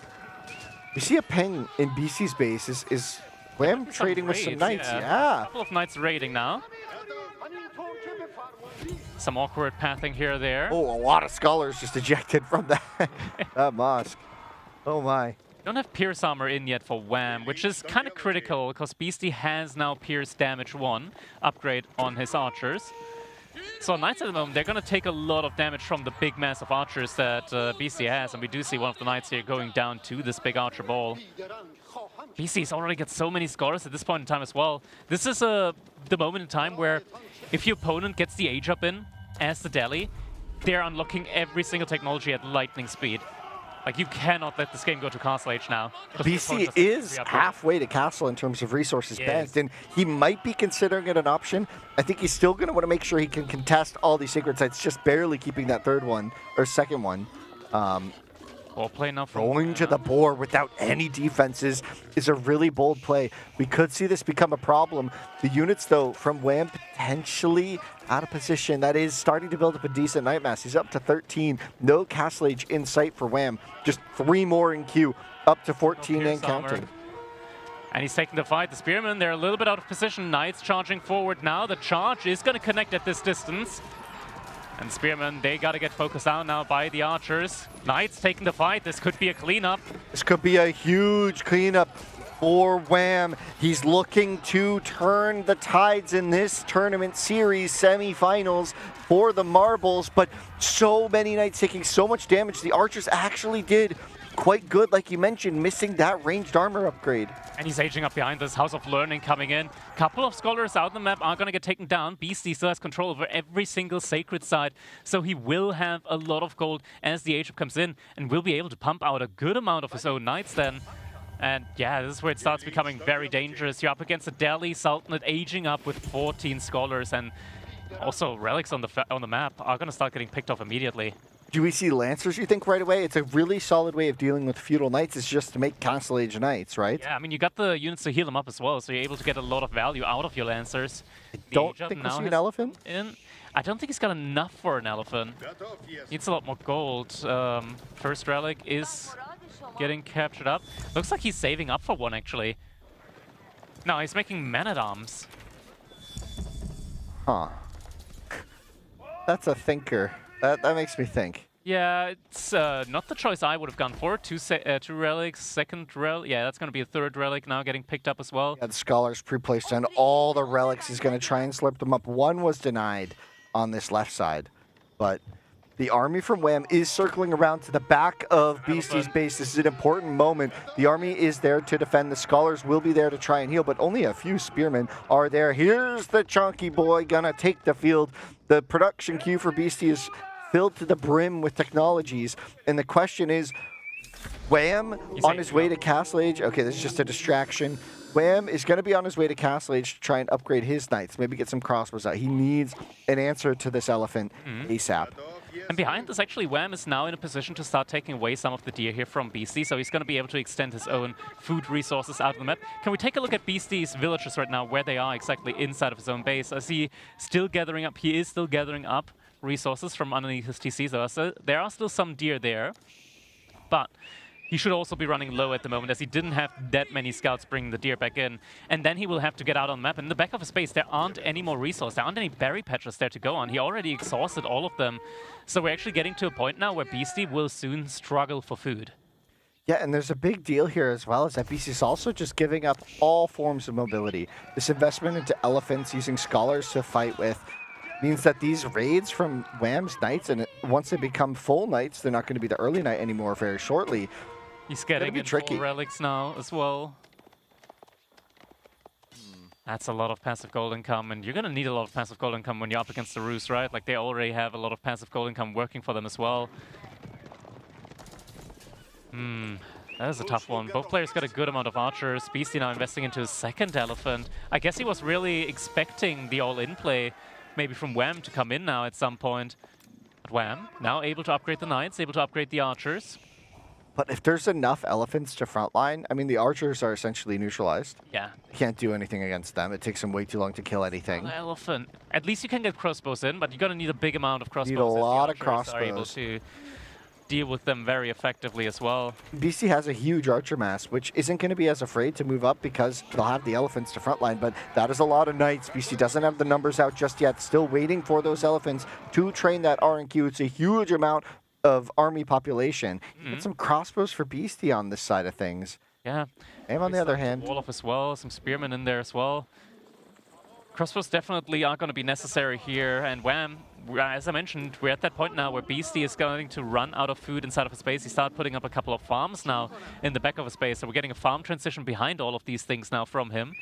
He's getting, like, this is the point in time where all the upgrades are finishing up for him as well. So all the Castle Age eco upgrades are about to hit now. Yeah, and he already has pikes, and he's now just getting the second tech for Bouncer Learning, the sabers, so he's going to have +3 damage on this man-at-arms, which there's only 3 of them, but it's not nothing, and it could mean that the Lancer transition later is a little bit cleaner if he wants to sort of flesh out his army instead of just having elephants, but looks like elephants are going to be the play for now. Wham finding an opening into the base of Beasty. Beasty's army is behind his TC, just sort of letting his base kind of do the initial engagement for him so that the army kind of gets caught in this choke point, but maybe a little too far out of position. The Knights get an excellent charge onto the villagers of Beasty. Several will go down, but is it enough to really turn the tides of how this next fight might go? It was only 2 villagers. I think he sends a Knight even further in onto the berries, not the berries, onto the farmland here that Beasty had. Actually, yeah, he does notice. Knight is now getting the connection in. Beasty realizes, pulls the villagers back. That's a lot of idle time being cost here, and idle time always being super worthwhile as well here. Even though he didn't kill a lot of villagers, just the idle time in and of itself, doing a lot of work here for him, means that Wham, he's got time now to mass up his own military. Oh. The archers, they gotta be so careful up against the elephants. Yeah, but the Knights looking for a charge. Beasty has walled his army in a little bit, trying to get that wall up, and here comes another raid, and if Wham just runs straight south, the lack of mobility on the side of Beasty could become a problem. Triple Wololo trying to deny this because just south of this is a huge pocket of villagers, and Wham, as if he could sense it, is going to be heading there. There are so many bills mining stone there. Does Wham notice? Yes, he does. He's going to split off to look for it. He sees the villagers retreating. Wham, does he have an opportunity here to deal massive damage? Not quite. Yeah, not quite. He doesn't want to go for that fight, at least not with his army kind of split up. But at the same time, he's splitting up his own army. And now, the woodbine. The issue, right? Beasty, he's got a very slow-moving military with the elephants. They're just not that fast of a unit now. And he's able to start picking up some villagers here on the side. Once again, idling out the woodline and completely spots out the elephants. The elephants are always the signal. Okay, maybe I retreat a little bit. Still sending a couple Knights over to that farmland. It's going to be a thorn in Beasty's side. And he's back at the keep just in time, says Beasty as he gets it up. But the Knights going to have to retreat. Not really a great situation, actually, for Wham there. Losing a lot of Knights to that timing. Could have been really cool. Yeah, but he did manage to pick off a good chunk of the villagers there. I think that was this timing is getting better and better for Wham. Look at Beasty's food income. Yeah. The lack of mobility and the lack of walls, the lack of defense is just really starting to become a thorn in Beasty's side because he's constantly trying to swing back and forth between this. The big difference between this game and the one between Anatan and Louis is that Louis just didn't have this big, massive unit staying alive. Anatan just kind of kept charging forward, forcing the issue and forcing the crossbows to trade against the archers. Here, Beasty hasn't gotten that engagement he's looking for, and the number of crossbows keeps going up. So we're going to hit that moment where the crossbows can really be a threat to these elephants if left undealt with, right? Yeah. And Beasty is now going for siege. We're seeing the first mangonel coming in on his side. Wham still on mostly natural resource. We see the first couple of farms coming in here and there. But for the most part, still on good food resources. There's the first mangonel reveal is in, so that will signal to Wham that there is siege on the field. That's one way to deal with the crossbows. At this point in time, I'm kind of wondering, okay, what do you do now as Wham army composition-wise? Yeah. I'm looking at it, I think, okay, maybe just frontline mass men-at-arms could be an answer here. Because at the very least, they don't take any bonus damage from the elephants, right? And they're able to tank up against the archers. They don't take bonus damage from the from the mangonel there as well. There's only a handful of crossbows. It's definitely a difficult one, a very tricky one, and there's just so many elephants. It's definitely hard to deal with. Village Fortress has just been researched, so now Beasty, with another keep inside of his base, able to really start rebooming here now in this one. Maybe this is the point in time for Wham where you just go for your own Imperial Age up play, actually. Just play into Imperial Age, because that's when you start unlocking the Bombard. Yeah, and that could be a way to punish these keeps, but it's also a bit questionable. This is also when Delhi, if you back off too much, and you give Delhi just a moment to breathe, we could see an Imperial Age potentially, but like you said, scholars. He's got 23 food and 400 food per minute. I mean, yeah, it'd be a long time. He just keeps finding these farmers. Yeah. You'll only 10 bill kills, but the idle time, like you said, is adding up. BC right now, he's just playing to stay alive, right? Like, he doesn't have a game plan at the moment. Or, well, not a game plan, but like, there's no immediate goal for him to reach. Right now, the game plan is survive. Maybe an opportunity arises. Maybe my opponent goes for an all-in and loses all of his units because I'm inside of my base camping with mangonels and siege and the keeps. That's his win condition right now. Wham making a mistake. His win condition isn't, he doesn't have a win condition that he can enforce. He's got a win condition to react to what Wham is doing. And I think the high armory now, with bombards, that could be the key breaking point for Wham. If he gets like 2-3 bombards in, he's got a tool not just up against the mangonels, but also up against the keeps, up against the elephants. That would be the breaking point of Beasty if he loses those. Yeah, and Beasty has really put the game on pause for a moment because he's built another keep and he will be building another one in short order. That's some fast men-at-arms. Yeah, the charging men-at-arms. They found a target and they're like, let's go! But not too much value to be here. There's a lot of crossbows. Yeah, able to make sure Sacred Site is stays locked in there for Wham. And I mean, 3 Sacred Sites, it's 300 gold per minute, so he's definitely now getting a lot more gold as well, which he is going to need. And yeah, I'm thinking like with a couple of bombards, that's definitely going to be the key here for Wham's army composition that he needs in order to break Beasty's hold here right now. We're seeing double Siege Workshop as well, so it's definitely going to be a Siege play follow-up now from Wham.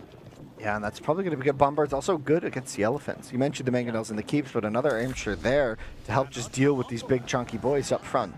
And the number of scholars, Beasty has 27, but nowhere near that age up. Mangonel's going to get a decent shot onto that cavalry mass from Wham, but Wham retreating, gonna back up, wait for that siege, wait for his upgrades, because this is now Beasty's moment to maybe come in for an attack. Double bombards in queue now for Wham. We're seeing the elite upgrade being researched on the crossbows here behind this, also on the horsemen. That makes a lot of sense because you want to spend your gold on the siege, so crossbows which don't cost that much gold and horsemen which don't cost any at all, that's got to be like your main army focus here that you want to use. More and more farms coming in from Beasty. I think now he realized, okay, if I can't follow up to Imperial Age here soon-ish, I don't have anything to deal with the bombards. Yeah, he has to know that they're coming. It does take a minute to get them not only produced, but also in position to get all the upgrades. It's going to be another minute or two here before Wham is really able to put this show of force to the test against Beasty's big army. But the siege for Beasty, I'm still worried that, you know, Wham is going to be overly reliant on the crossbows to really be the thing that deal the damage.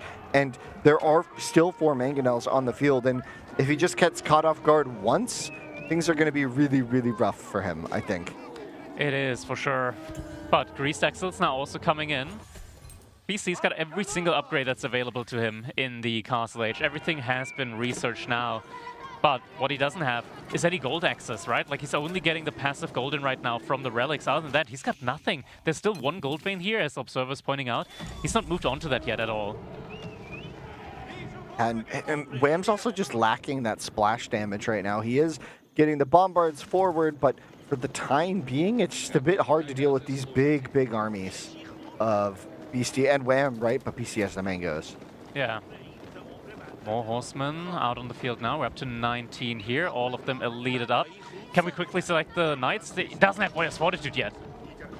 Doesn't even have elite knight. Yeah, he's got elite horseman though. That's where Warrior's Fortitude really works well. Would matter, yeah. Oh.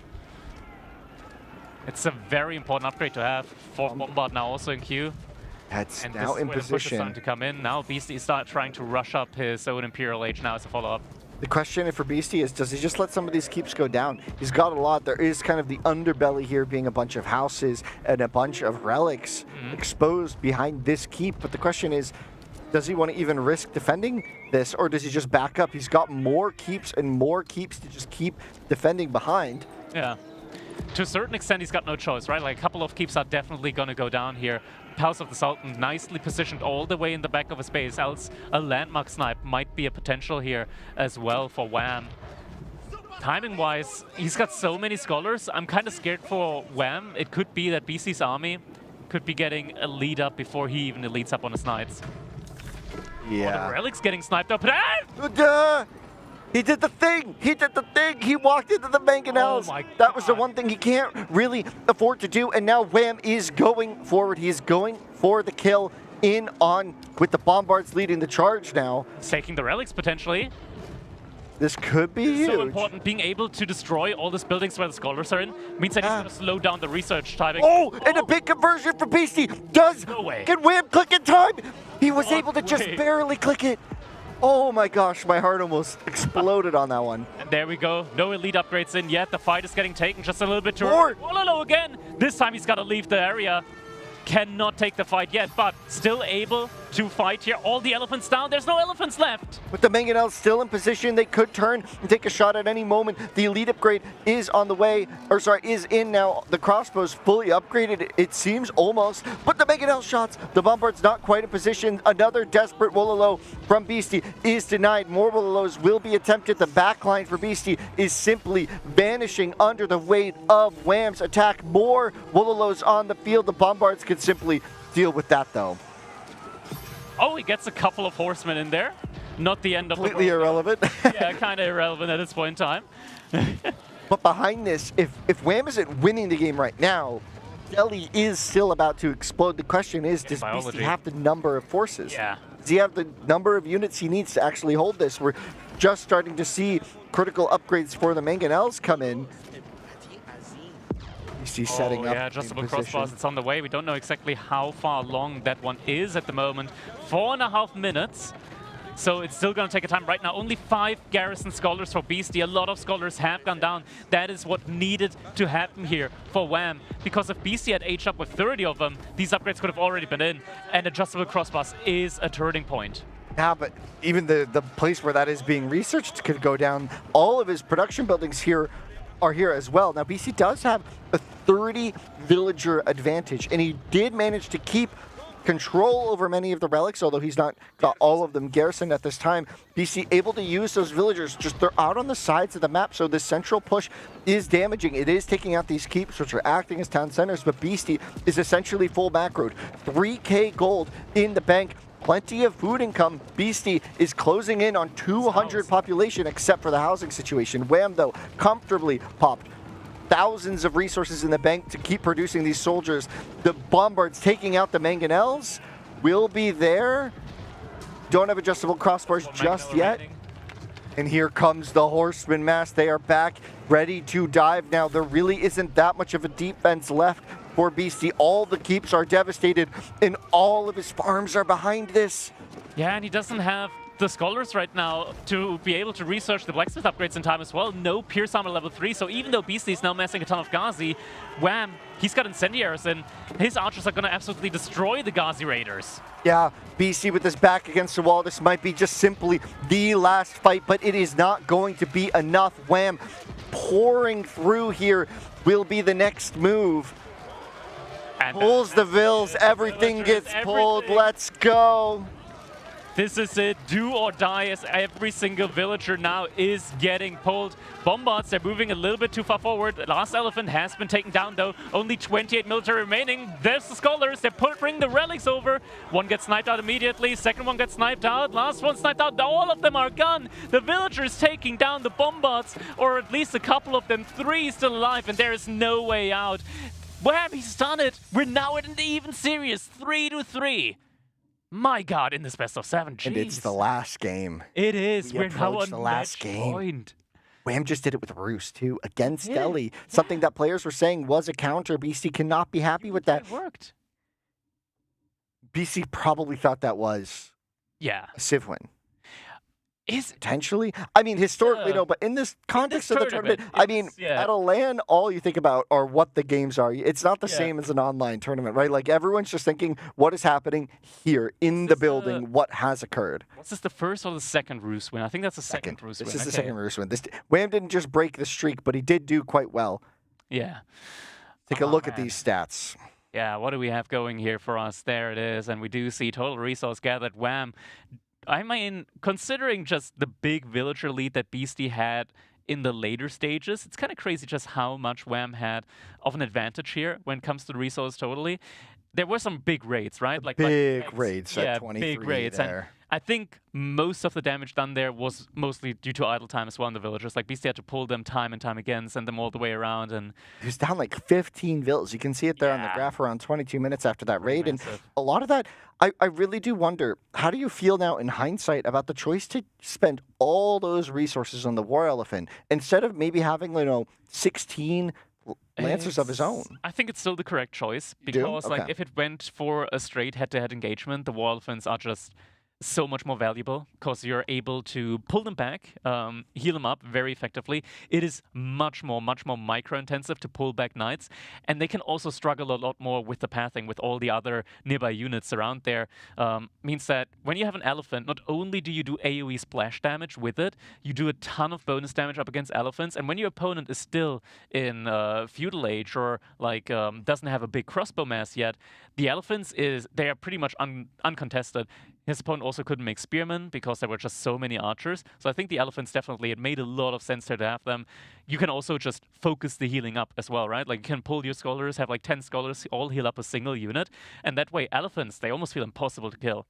Yeah, but the problem there for Beastie wasn't winning the fight, it was taking a fight. Beastie just didn't have any opportunity. Wham never fought them until he was ready. He just kept raiding and raiding and raiding. And Beastie didn't have the village fortress set up at the time, so all that damage was so fundamental, and I think that was critical to Wham. It gave him a huge advantage, and then we just saw such calculated play from him as a follow-up to that. It was excellent, right? We saw him actually take the time, take the space to recognize what is my win condition. And he said, it is not just beating the army, I need to deal with the base. I need to stop the scholars from healing, or from researching techs once Beastie hits him. So he's took back, like you said, he went to the high armory, built up those bombards, and here we have some replays of these exciting moments. A lot of action in the feudal age. We saw a heavier commitment from Wham in this stage of the game than we have from other Roost players into that feudal age. Yeah, that is definitely the main difference here, I want to say. And Beastie, he did a great job still taking up all of these sacred sites at one point, right? Like when he was aging up, he had every single sacred site, just gathering up resource for him passively. Behind that, Wham also doing a great job trying, like at the beginning, right? Like whenever those triple sacred site captures come in, it is so difficult to split up your army as the opponent of Delhi to try and contest every single one of them. Wham did an excellent job of like denying or delaying the sacred sites for a very long time there in the Erdl Feudal Age game. Here, this fight as well, very crucial for him. Even though you don't want to waste away your knights, right? It was as Beastie was going for the age up. So if all of these units had stayed alive when Beastie hit the castle age, having this many veterancy units out there, that would have been absolutely crucial here for Beastie to potentially just downright kill Wham immediately. But taking this army fight there meant that Wham still had a fighting chance. And this is like one of the main difference, one of those things that you just don't have if you go for the castle age rush as the Ruse. Yeah, these raids, though, I just keep coming back to this as a point, right? Like, these raids just always feel like they're so devastating. And then here we can see the bombard fights. There was this one conversion that it looked like Wham didn't know which one it was. It's right here. We're about to watch it, I think. He pops it out. This was so clever from Beastie, but it just barely didn't work. So 5 scholars were able to get picked off right here, and he's able to catch it. I thought he wasn't going to find the right scholar. I mean, that almost looked like the good thing is that it's a complete surround there that you've got. So you just A move and probably kill everything. Yeah. I don't think you can just A move. That's like the real difficult thing there as well. Like you can't just A move because if you just A move, all your units are on the same side. They're all going to hit the same unit. Yeah, you want to have a lot of HP. So you got to at least like select one army and hit another unit, like click another unit, else you won't kill all of them in time. That's like one of those things where it is so dangerous when there are clumped up scholars going for the Wololo because they also have just so much HP. Piety, plus 40 health from them. They don't take any bonus damage whatsoever. They can really clumped up just be unkillable almost. Like at least not killable in the amount of time that it takes for Wololo to go off. Yeah, and honestly, excellent micro control here from Wham in all these fights, right? Managing to clearly not take too much damage from the Mangonels. There were a couple close calls, one big hit, but the rest of it, the Mangonels really didn't have a chance. He kept his bombards alive without really having to replenish. And look at, like, you can see right there, he's just has so many resources. Yeah, that was absolute key there, I want to say, from Wham. Not going for the immediate all-in as soon as his opponent, just kind of stuck back, went into Castle Age. Because a lot of players, I think, they would have gone for the all-in. They would have tried to siege down the keeps. They would have tried to take army fights. Absolutely correct play there from Wham. 100%, A+, S tier, right? Just sticking back, taking your time, go for the H-up, get your bombers out, because then you have the army counter. Then you get the counter to the siege. Then you get the counter to the elephants. If you try to force fights before that, BC is just going to stick to the choke points, and you're going to lose to the mangonels. Yep, and we do see the clicking of keyboards and mice, the rapid movement of the hands. Means that we'll soon be going into our next game. Now, this is French up against the Ottomans as well, so in theory, not a bad matchup here for Wham in this one. So the draft in the end did work out. Look at this beautiful overview here that we're getting as we're moving into Frisian Marshes now as our final game in this set between Beastyqt and Wham here in the Masters of Steel tournament. Yeah, and the winner of this just goes on to the finals, just casually, Very casually. Just very casually. Absolute This cinema. this is a semifinal match, as they are, and interesting adaptation from Wham. Instant spear. Beastyqt, does he think that this is happening? Like, he immediately sent 4 villagers out to the gold. Then again, looks like it is because he wants to get the early wheelbarrow in. He might be just expecting this from prep. Yeah, I think he's expecting this as well. Like, he's always going to have the option of canceling wheelbarrow. It takes a long time for wheelbarrow to come in. So if you notice, okay, I might need to cancel this, you do have that prerogative, and means that if your opponent doesn't Dark Age rush you, you get wheelbarrow. Congratulations. If your opponent Dark Age rushes you, you cancel it, and you're able to age up. So, congratulations again. Yeah, there's definitely a lot on the line here, and I'm wondering if BC is going to get caught off guard. Again, this Dark Age barracks, it's not something you see all the time. A lot of times you see players opting for just the safe standard military school opening with Ottomans, and you still get a spearman. They're like, I still get a spear. But this build against French has historically been quite effective because you get to the gold, and regardless of if you deny the age up, you still deny some early knights, which is exactly what they want from this. Yeah, or pro scouts, because on this map, they've nerfed the sheep on the map. There aren't like this huge abundance of sheep anymore here on Frisian Marshes, so resources, food rather, becomes a lot more important nowadays. Beastyqt playing with fire here, letting a lot of his units get a little low. Wham, though, now has 2 spearmen. Yeah, looks like BC wants to get a little bit more gold for another upgrade potentially, but now realize, okay, age up is the best he's going to get. Yeah, he's going to have to wait till archers and then knights, which does really delay everything here because the knights are going to be... It's going to be a while before he has like that lethal force that's going to raid. It's going to give Wham a lot of time to get his blacksmith set up, to get maybe his 2 military schools out in feudal age. It's going to just give him time to deal with things. Yeah. Prepare. 3rd spearman now also coming in. Wham to just move out to gold, so we'll soon be working on his own age up. Beastyqt's still going to need a lot of food for his own age up. And there it is, an outpost rush actually coming in now as well. Between the 2 golds. Yeah, I mean, makes a lot of sense, right? Like, ideally you want to deny both golds, and Wham, he's got enough stone to immediately upgrade the emplacement on as well, courtesy of just being the Ottomans. So that's something that could immediately cause pressure here as well. He doesn't need to send villagers out to gather stone, which he will eventually want to do anyways. You mentioned earlier, like, people ideally want to go for the military school early on. Not just because you get the free spearman that way, but also as soon as you hit feudal age, you're going to be able to immediately start queuing up the free Sapai as well. Just such a valuable unit in the game. Yeah, that would be one of those, the negatives of this adaptation is that if you do go for the outpost air sled, you don't get the mill school. But I don't know, I think he's going to go for the outpost air sled anyway, because you just garrison the spears inside, and then you just have this forward control point. And on Frisian Marches, you always spawn in this corner, right? And you always have like kind of these forests on the sides and on the edges, and you just feel kind of claustrophobic here now if you're Beastyqt, right? Your base space is really limited. You're always going to be reminded that your opponent is just watching you.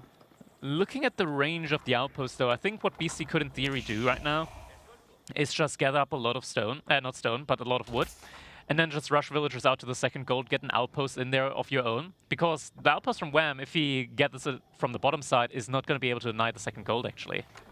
Right. He's gathering up a lot of wood, so maybe an archer range into that play. That way the spearman can't deny it. Yeah, that could definitely be an approach here. Beastyqt heavy on wood, probably for the range, right? An archer or 2 out. Ooh. Sounds like we are going into a remake. Yeah, look at that. Beastyqt There's did no not spawn stone. with stone. Oh, okay. So early on in the game, we do at least see that. But yeah, this is not the stone, the main stone that Beastyqt would spawn with. The map actually just bugged out. You can see there's like small patches of wood there at the bottom. I think one of them spawned and made it so that the stone didn't spawn in for Beastyqt. So a bugged map means that we are actually going to be going for a remake here in this one. Yeah, this is a an admin re or a player admin re, right? Yeah. Nothing else really there to analyze. We will be jumping into the same map, same civs, just to go right back into it. Yeah. I think the players will be launching that relatively shortly, and we'll see how that goes. Yeah, I mean, it got called early enough. It's in the rulebook, so you are able to call for a re when stuff like that happens. And of course, it's a little bit annoying, right? Like Wham did kind of expose that he would want to go for the Dark Age Tower Rush, and it's like one of those things. I mean, Wham can still do the same thing, right? Like, he can still do the same thing. He will still probably achieve the same result with the outpost once that goes up. Very likely, very likely. I don't think there's, like, a world in which Beastyqt would make his own spearman in the Dark Age as the French. Could he not skip wheelbarrow?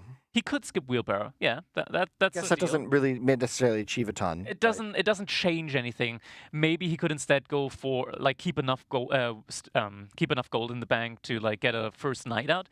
That would be like one of the only real changes. Maybe invest into another economy upgrade. There's no huge, I want to say like big key takeaway point here.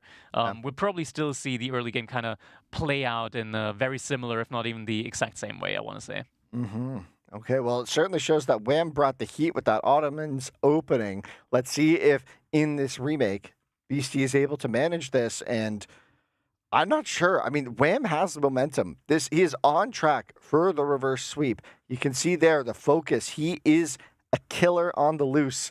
And Beastyqt seems to be the target in his eyes. I mean, Wham is ready and prepared to head to the finals. Yeah, I mean, this is cook or get cooked, and the question is who of these two players here is the lobster in this scenario, and Wham. He's looking hot, but is he looking hot enough to be called the lobster in this one? Not sure. I mean, we'll see. We'll see. Ottoman versus French. Final game. Still like that mid-game where like Ottoman has like a large unit, large army out there, Janissaries and Sipahi. That's such a good army composition. But now it is time, ladies and gentlemen. The rematch, or rather the rehost, is now live on the way. Once again, jumping into Frisian Marshal Series. We're taking a look at a beautiful, beautiful map here. A little bit of that light coming through the clouds there.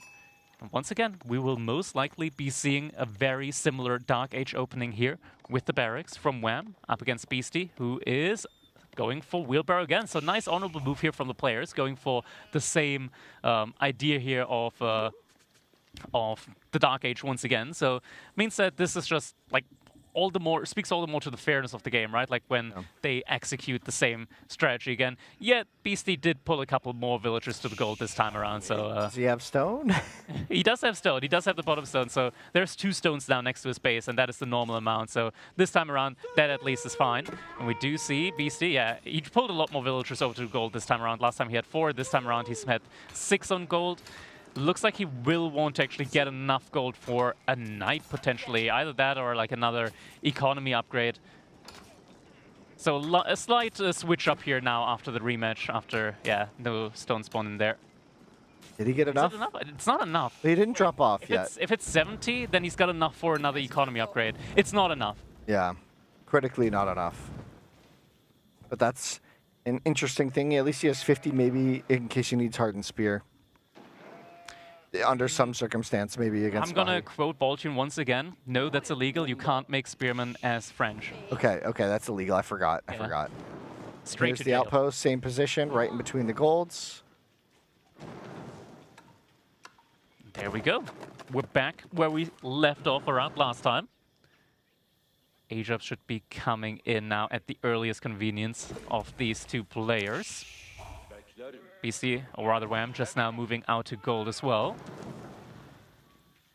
And now the question is, what's going to be the follow-up here from these two players? We mentioned it earlier, like I think the same thing applies here yet again. Beastyqt has the option with the distance of the second gold vein to just get his own outpost up, and he should probably be able to gather it from the other side of the outpost from Wham to where he can't realistically be hit with the outpost, even if an emplacement gets research on it.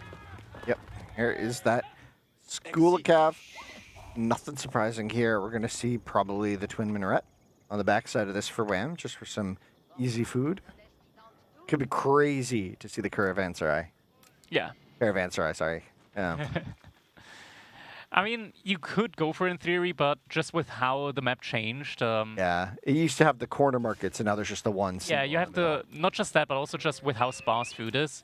I think, at least for the Ottomans here, going for the Twin Minaret Madras just makes so much more sense, getting so much more food in there as well.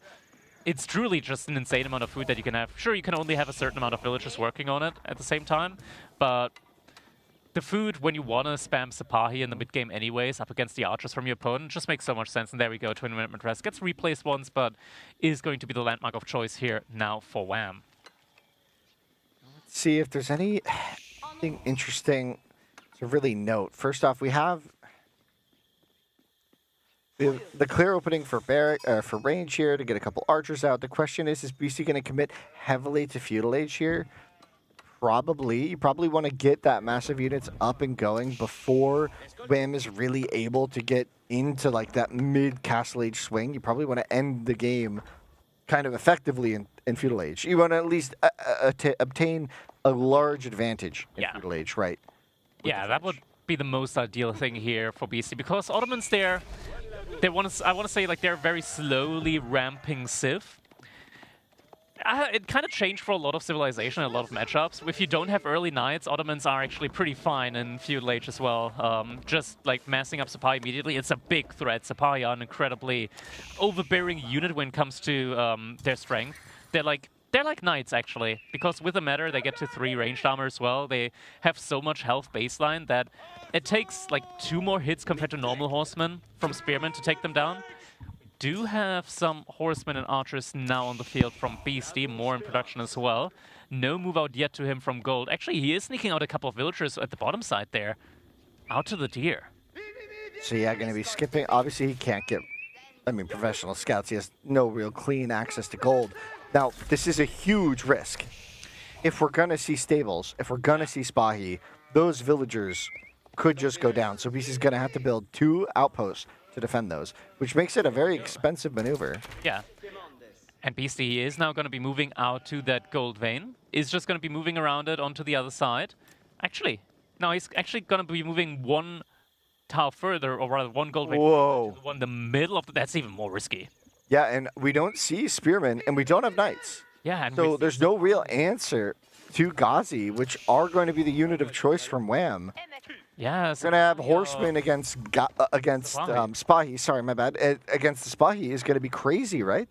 It is definitely, and that's going to mean that we'll need some outposts. I guess Beasty is already building an outpost there now on the gold vein as well, because he's getting one up on the deer, but he's definitely going to need one up on the gold vein as well. There's no stable yet, though, from Wham. He hasn't built one yet, so the first Sipahi is going to take a while with the military school to come in. He's been more focused on getting the stone that he needs for the 2nd military school as well, maybe even enough for the 3rd one.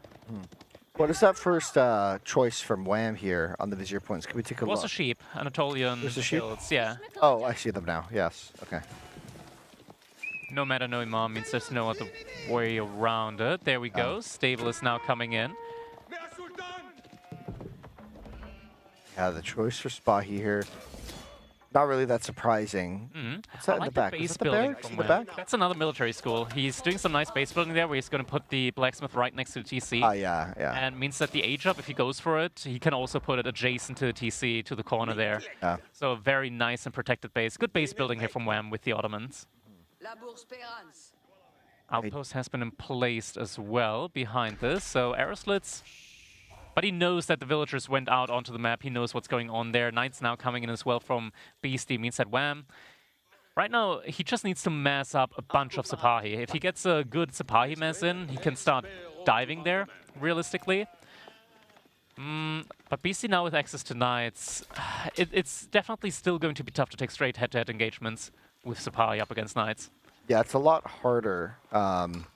Since BC really did send a lot of Ills out onto the map here, he's really playing 2 economies, basically, and that left one, it feels like if something goes south militarily, this game will be over in an instant, but we'll see. Beasty does have 2 units out to raid. Not too much to find, though. If you could get to the back of the wood, there's probably spearmen here, surely, right? Yeah. It looks like the Wait. first military school isn't in range of the blacksmith that has been built. We are getting some quick walls in here now from Wham. But yeah, he's not... Actually, never mind. He is actually in range. Yeah, perfect. Okay, he is in range with the military school there. Just not in range of the barracks, but you don't really need the barracks. Yeah, it's not the biggest deal. It's the caster's curse. You complimented the base building and then... I'm taking back anything positive that I said about Wham base building. Certainly not. Wham is playing so well here. It is really impressive stuff. And the Knight takes a lot of damage to the spy. You're going to be able to chase that down. Yeah. That Knight is... Oh. You can chase it down. I think that Most importantly, this Knight did actually manage to kill a villager, and BC with the French, of course, slowly but surely is going to get a pretty decent villager lead anyways, just courtesy of the much faster villager creation on that TC. The Knight is going to go down. Did Wham maybe even idle? You shouldn't be 5 vills ahead right now, should you? You should be, I want to say, like 3.5 villagers ahead at this point. Then one died. That's where I'm just wondering if maybe, like he's at 7 right now. Did he get textiles? Maybe he got textiles. Maybe he has textiles now after the raid. He doesn't. Well, then I don't know what happened. I think, yeah, it is a pretty large amount of a villager difference gap there. So maybe that was some idle time. Could be the case. The nerves are on edge here right now between these two. It's a tense moment. It's not the biggest of deals, but still, 7 villagers. You're gonna be behind anyways, I'm guessing. Yeah, you're behind. What's the difference 1 or 2 villagers makes? But yeah, Wham's right one. now. Yeah, it's pretty big. But Wham right now, he's just massing tons and tons of Sapahi, up to 8 right now already. He wants to get a big mass of them going. Because in mass, Sapahi can actually... She doesn't see this coming. He does.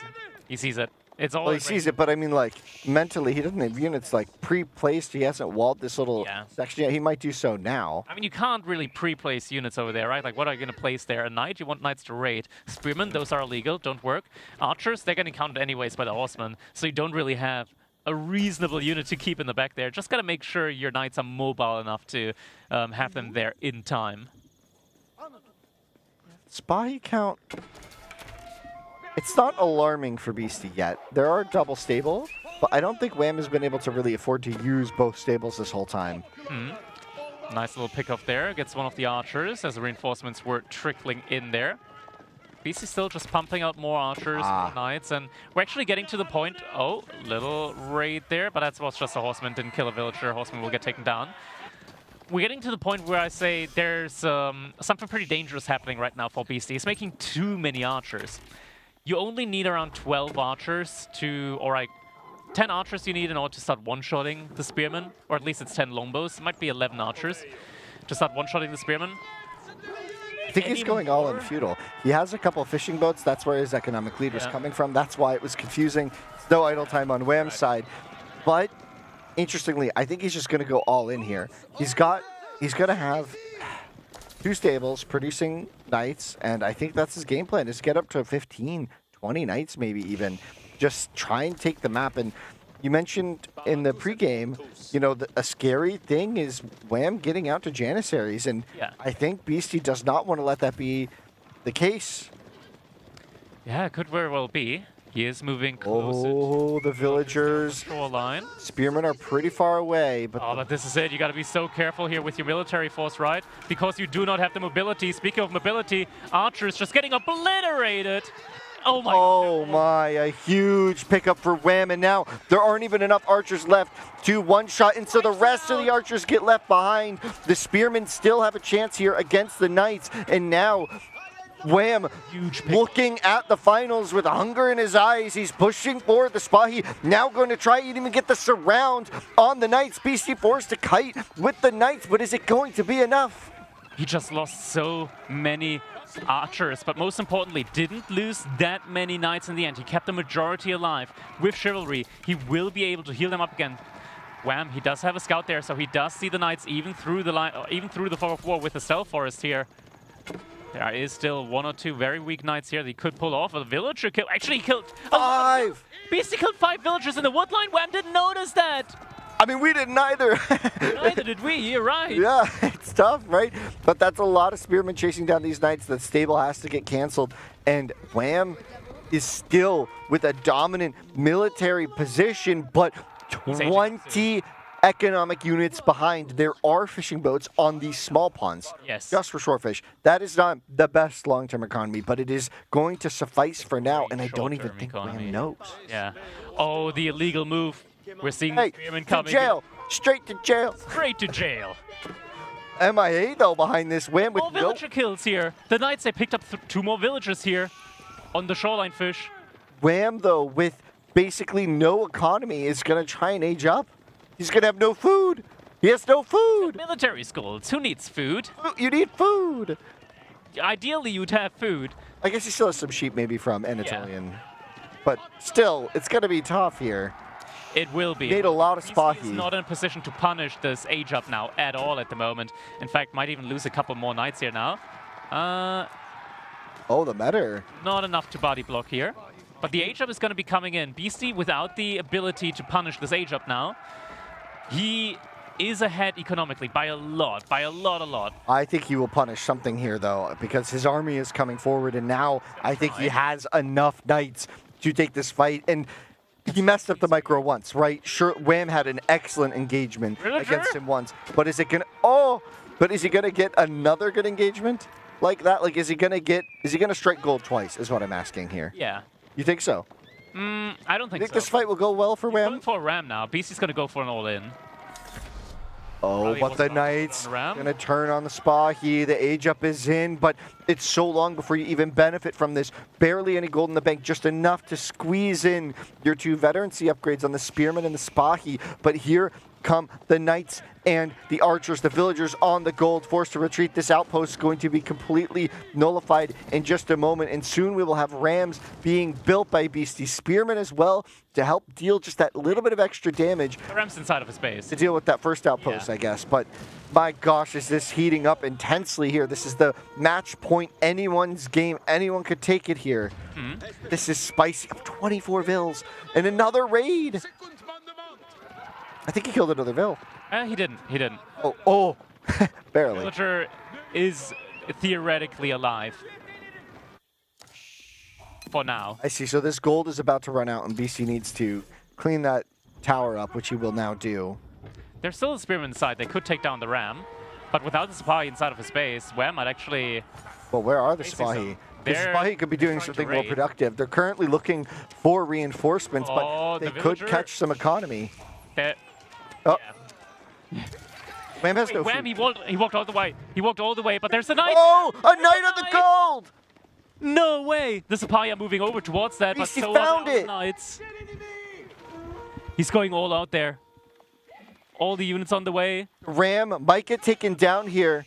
Actually, no, not quite. It's going to take out the outpost. The villagers once again on the run, but keep in mind that is like basically a fourth of Wham's economy is on the move. That is a huge percentage. Beastyqt, with just a bajillion more villagers at this point, has everything he needs to go Castle Age behind this, and with Wham has one crossbow in queue. And once again, the Knight is finding the villagers. How is Beastyqt finding these? The Sixth Sense is kicking in. Splitting up his villagers time and time again. Now Royal Institute coming in behind this. Beastyqt, his lead is stretching further and further and further. 16 villagers down now at this point in time. Things are not looking good for Wham. Military schools are good and all. He used the Janissary company now as well. 10 Janissaries. But there's 25 archers on the field. That is the issue, but you also have 13 Spahi, veterancy Spahi. And it's going to take a while for Royal Institute to research bloodlines. The army counts are even, and Wham has upgrades. BC needs to back up. He's going to be backing up. Here comes the army, though. Wham's going to force the issue. He knows BC might be aging behind this. BC has no units in queue. He has tons of resources, but wants to get his upgrades on these units. He's going to have to be retreating. Meanwhile, Wham looking to take the engagement. He has 20 spearmen, so the archers must stay alive, and this fight has to be extended. But where are the Knights? The spearmen just barely able to defend in time. Oh boy, here come the Spahi, though. Where are the Knights? Spahi, they're not here. Where are the Knights? They're not Is here. this going to be a flank? Coming in. Where are they? They're coming from here they come, the heroic charge. The Riders of Rohan have arrived.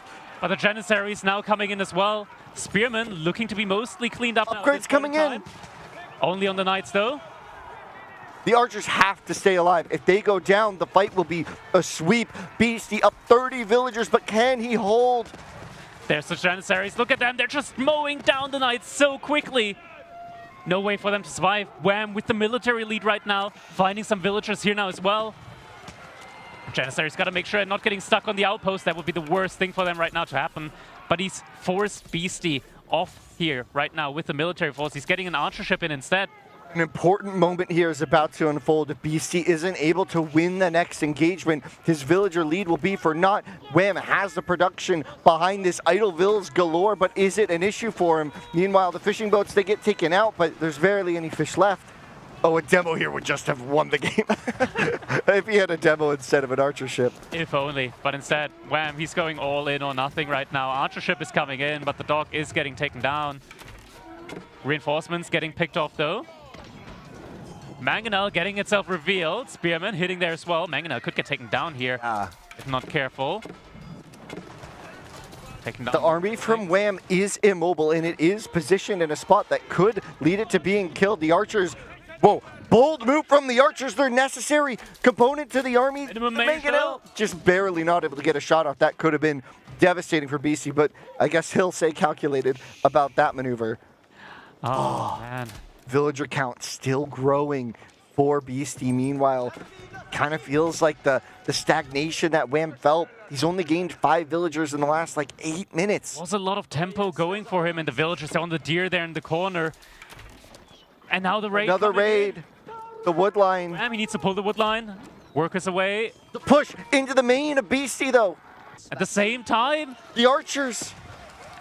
There's no counter. There's no knights here.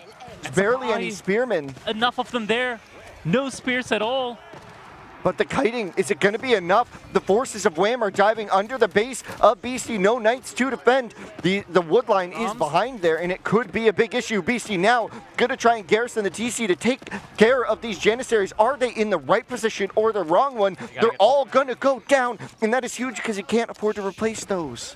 Sapahi still raiding behind the stove. But is it enough? He's down so many vills. Raids aren't what he needs. He needs to win the fights. Yeah, he does still have the military schools working for him behind this, right? So with 4 military schools, there's a lot of passive production going his way right now. And the Knights from Beasty, they might get caught out by the Janissaries here on the return. Potentially. Maybe not. Couple more vills going down. The raid on the hunt on the far left. He gets the hunt villagers. He found the hunt. A single Sapahi finding them here. That's so huge. That's going to neutralize the vill lead if Beasty doesn't notice. BC has no food income, potentially. That was his food income. The villagers suddenly turn around onto the Sapahi. Sapahi's just going to run away. And that's probably going to be a second Sapahi getting put there sometime soon, maybe a night. A desperate few minutes for Wham in the last, like, maybe 6 minutes. His age up could have cost him the game, but now he's basically nullified the game state. Beasty's up vills, but that's his natural advantage. Still don't have bloodlines yet. No royal bloodlines yet for Beasty. Can't afford it. Institute is run dry. It hasn't done anything. The landmark here might as well not exist yet. BC actually has no food income or gold income. 0 gold. 0 gold. He's only on farms right now. He's made a good farm switch here behind this. But Wham, he's in such a great spot right now, even though there were so many villagers. Because look at this. Beasty, he sent all the villagers away just in time. Wham, he's not going to the corner. BC's not making knights. BC's not making units. And Wham still is producing siege. Even Temeri at Cav Arch. He's got the Cav Archers coming in. Oh, we're getting Cav Archers. Well, kite the knights. Kinji, yeah. The thing is, Akinji, 3 of them in Castle Age, one-shot villagers. They're probably one of the most potent raiding units in the game. They're not the best as a backline, though. Maybe you can use them here as... Oh, he's finding He finds the economy again! Or does he? Does he? No. Wham! Wham! Just looking, just passing. Meanwhile, loses more vills of his own, but look at the vill kills. It's almost even. It is. After all those villager kills. Oh. He sees it. Oh, no. Is he going to know to go to the stone here? Sees the road. The road. Follow the yellow brick road. Please. Follow the road. There's a road. Follow the road. The road only appears. The road tells you where to go. Oh, and he walks away. Players so Look at focused that. on this This fight. is the perfect moment in time now to look at this, right? Like, look at Raids everywhere. A they keep are. going up to defend the goal. The villagers from Wham in danger on the run here. Ships getting taken out in the center of the map. So much is happening. These players are so focused. They are indeed. Villagers, though, trying to rush up a house now. Need to get pulled away, though. He's killing so many vills. Yes. They're still getting pulled. Other houses. 30 vill kills. This is a bloody match. It is. It is incredibly bloody here. Wham still patrolling around on the sides, but Beasty has been so smart with where he did his farm transition, right? Like next to the Behind the deer, keep, like yeah. Behind the keep, yeah, at the corner of the map, or rather the side of the map there. And Wham, yeah, he's got 0 food. Wham's on villager 0. count has gone down since 18 minutes. It's not gone up for sure. It hasn't gone up. Time for another keep as well. Yeah, Beasty's closing in also on got another no keep. gold. He has enough stone for that keep, actually. He does. Or rather, he's getting close to.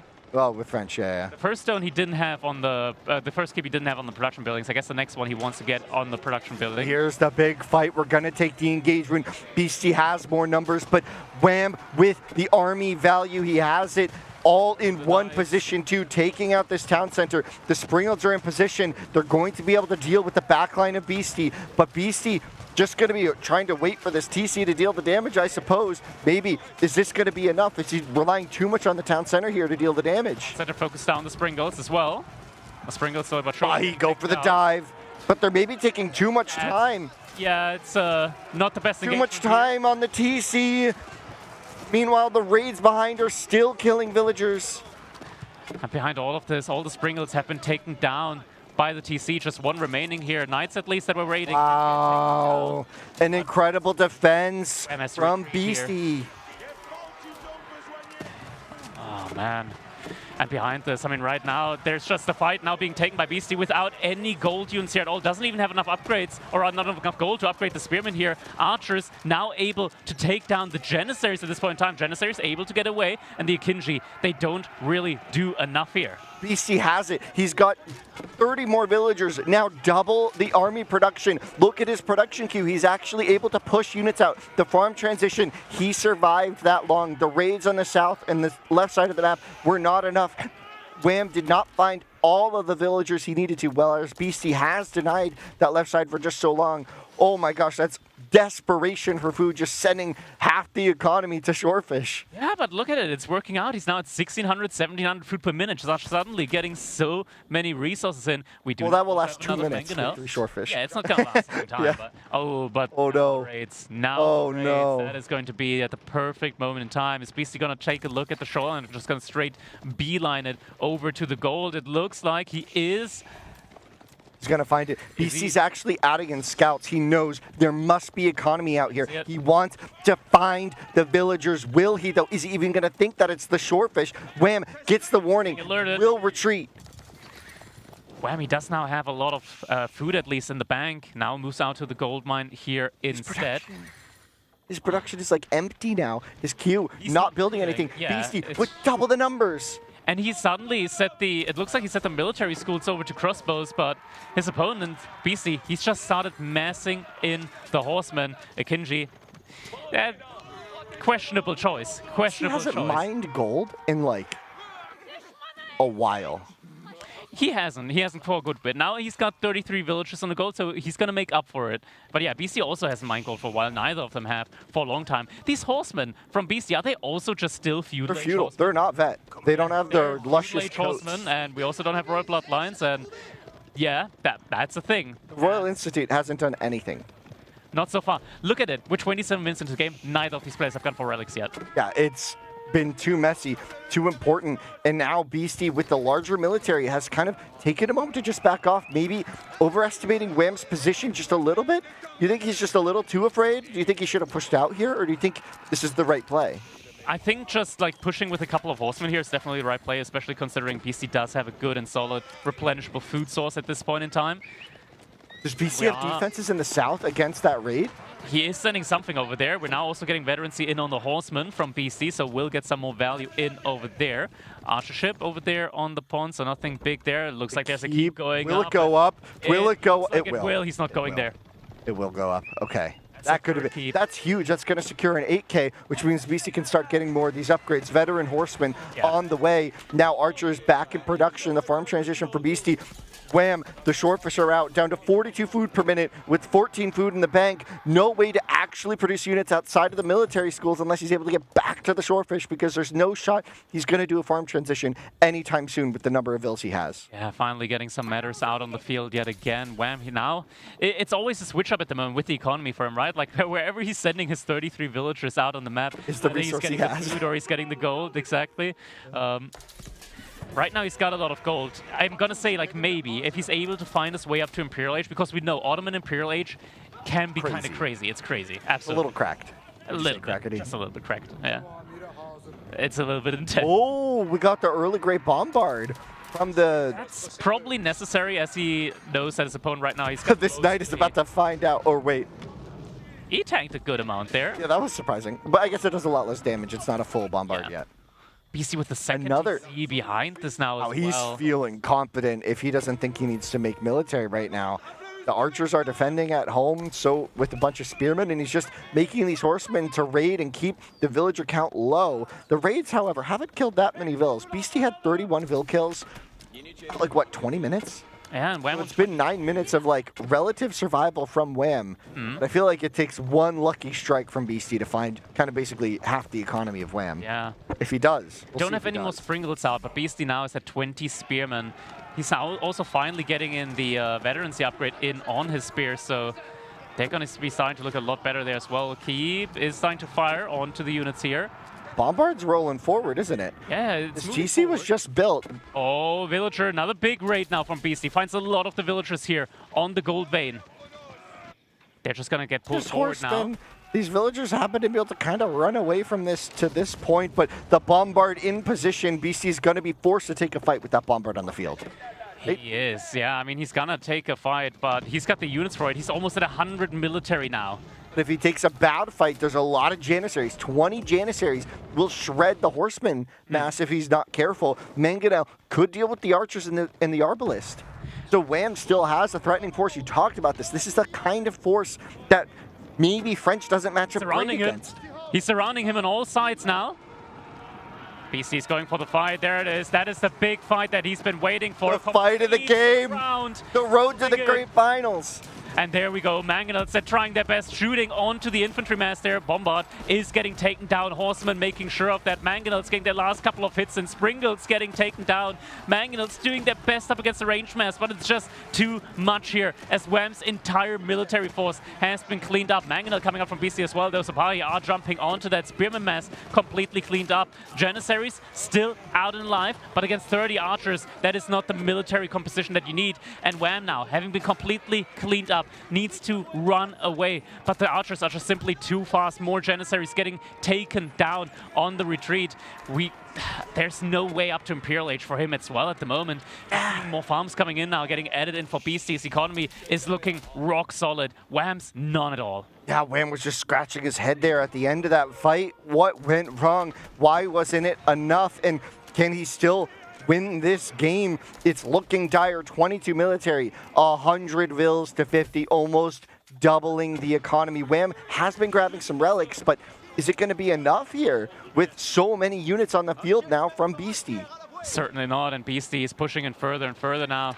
Outpost, last line of defense here. We got some knights that are going to be able to at least hold out here for a good bit longer with the matter there as well. They're going to be able to tank up a lot of damage here from the archers. Is it going to be enough though? Archers stepping up front are going to be able to pick off the matter, so no longer will that defense bonus work here for him. Knights now having been picked up completely as well.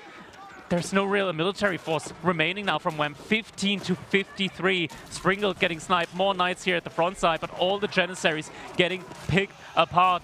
And Beasty now relentlessly pushing further and further into the base of Wham. Wham, no farm transition Nothing yet. left. He said there is nothing left. Nothing left to fall back onto. Push to the limit. And There we go. GG! My God. Beasty with a big grin on his way to the finals. What a way to finish it. What a slugfest, man. Both players right now not giving an inch here. A great game between Beasty and Wham here, going all the way to handshake. game number 7. And man, what a set this has been. What a series. That was on the ropes. Wham almost completed. Almost. He was inches away from that reverse sweep. So close. And Beasty now has secured his place in the finals of Masters of Steel.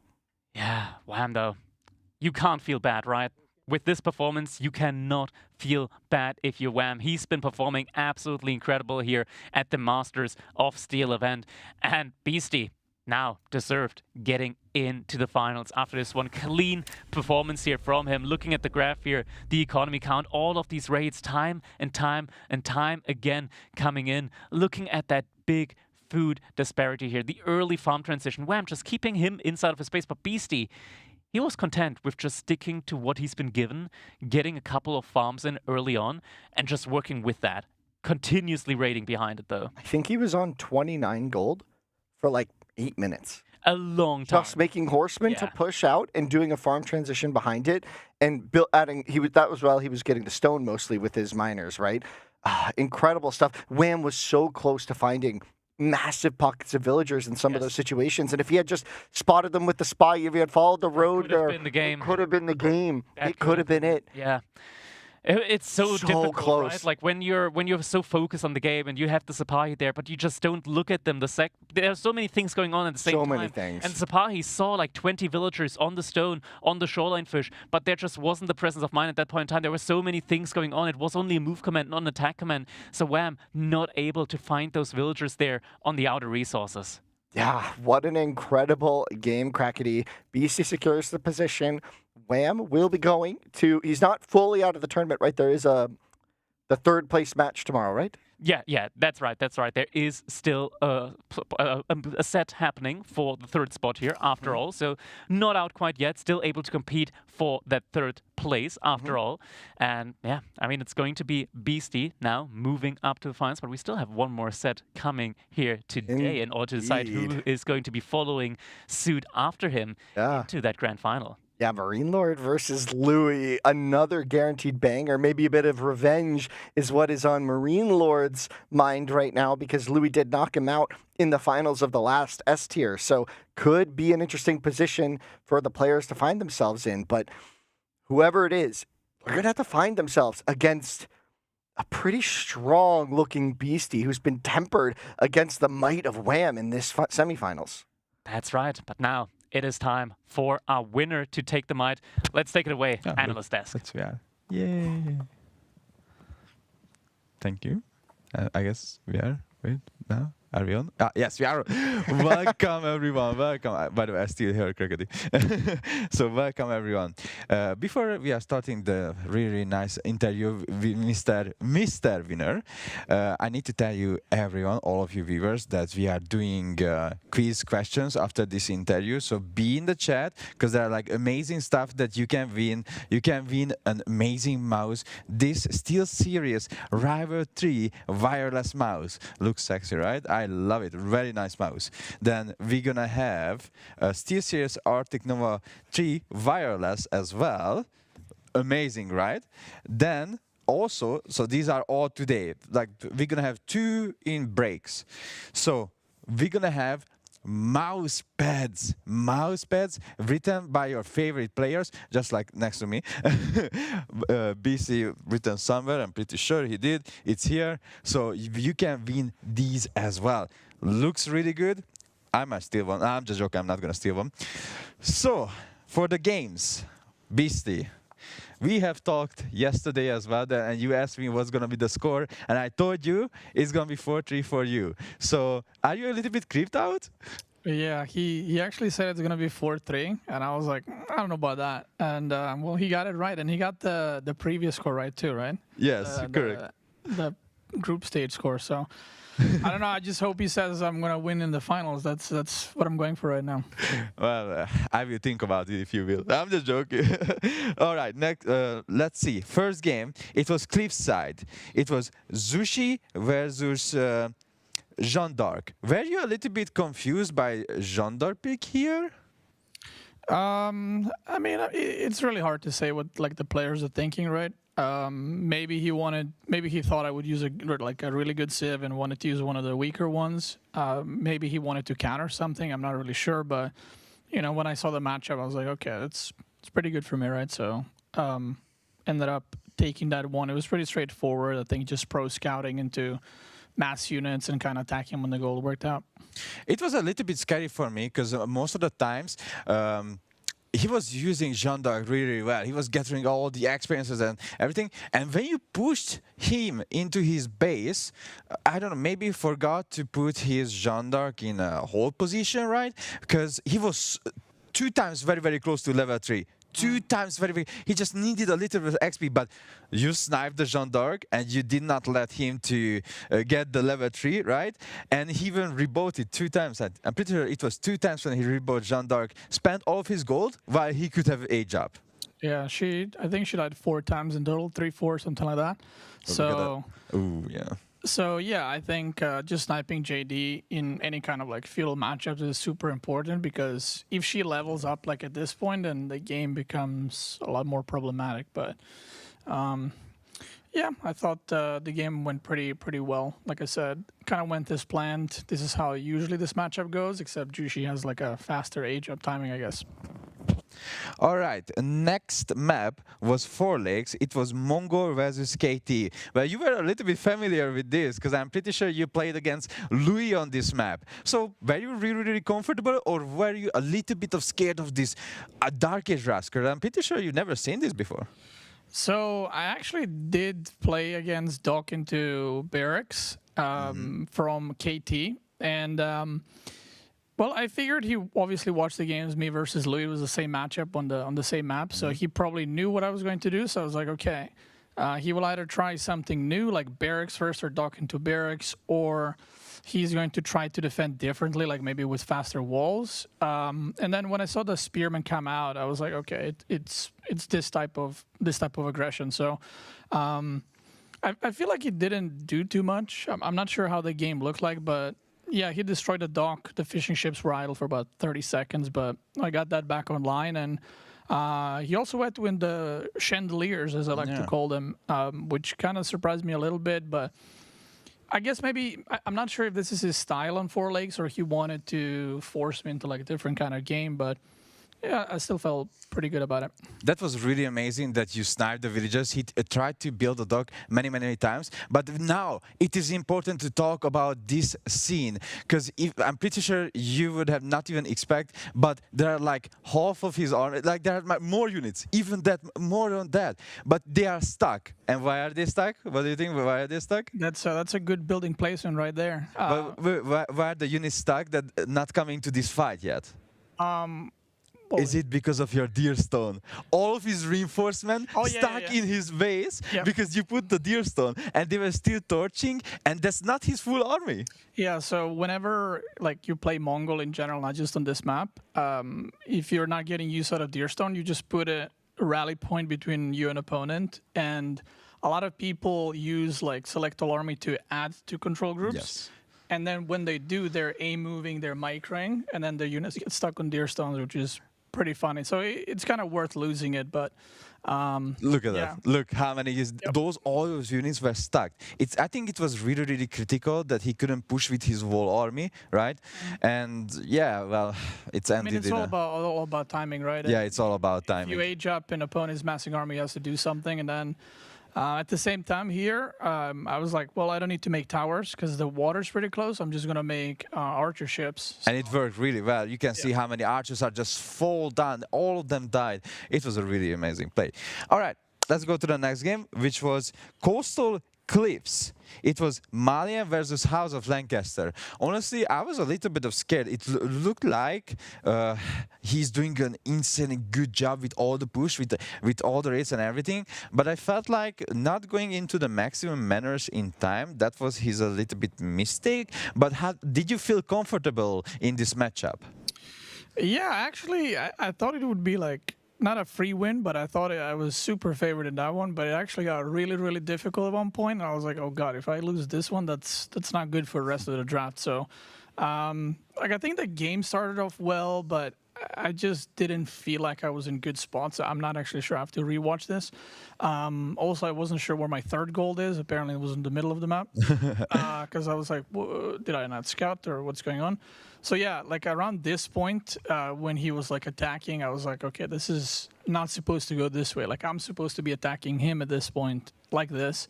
But yeah, the longer the game went, I felt very, very comfortable because obviously it's, you know, Imperial or super late game. So I felt pretty good. And then once my raid started doing damage, that's when he kind of started falling apart a little bit and kept losing villagers left and right. Yeah, that's a good assumption of the game, because there was like a huge push as well with the Yeoman later on in Imperial. When he pushed with the Culverines, you loses all of your bombard, right? All of your bombard, you lost all of them. He has 5 Culverine, he has 50 Yeoman, and just pushes towards the landmark, the H4 landmark. Were you a little bit scared of this army composition when you seen it? So this moment right here that's on the screen, I actually forgot that he has the ability like on his units. I completely forgot. And when I ran in and it like went out, I was like, oh god, that is not good. But at this point, like now that you're aware, it becomes a lot easier to micro. So like I said, at this point, I was feeling good. Like against Malian, I mean, you can make spearmen, but I had like 80 archers, I think. So it wasn't that big of a deal. And also, Ribalda Culverin siege that he can make is also not that great against Malian. So I just feel like it's a good matchup for Malian in general.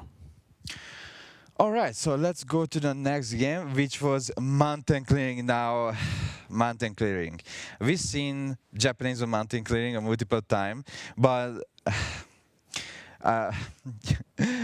it was so... I'm not saying like unfair, but it was so unfortunate that the boar spawned on his side, because everyone was asking like why BC is picking Japanese. I was like, he's picking Japanese because he wanna go for the boar. They were like, no, he's not going for the boar. Of course he's going for. That's why he picked Japanese, right? But at the same time, I saw your face. You were so disappointed that the boar is on the other side, and also you lost a villager. Did you feel you could have come back into this, or? Yeah, I mean, the whole like start of the game was just a clown fiesta. Like if that's a ladder game, I just leave because that's just like, okay, I'm out. But yeah, basically when you're going towards the middle, first of all, the sacred side was kind of far from both of our bases, which is also not what you want, right? If you're going for the boar.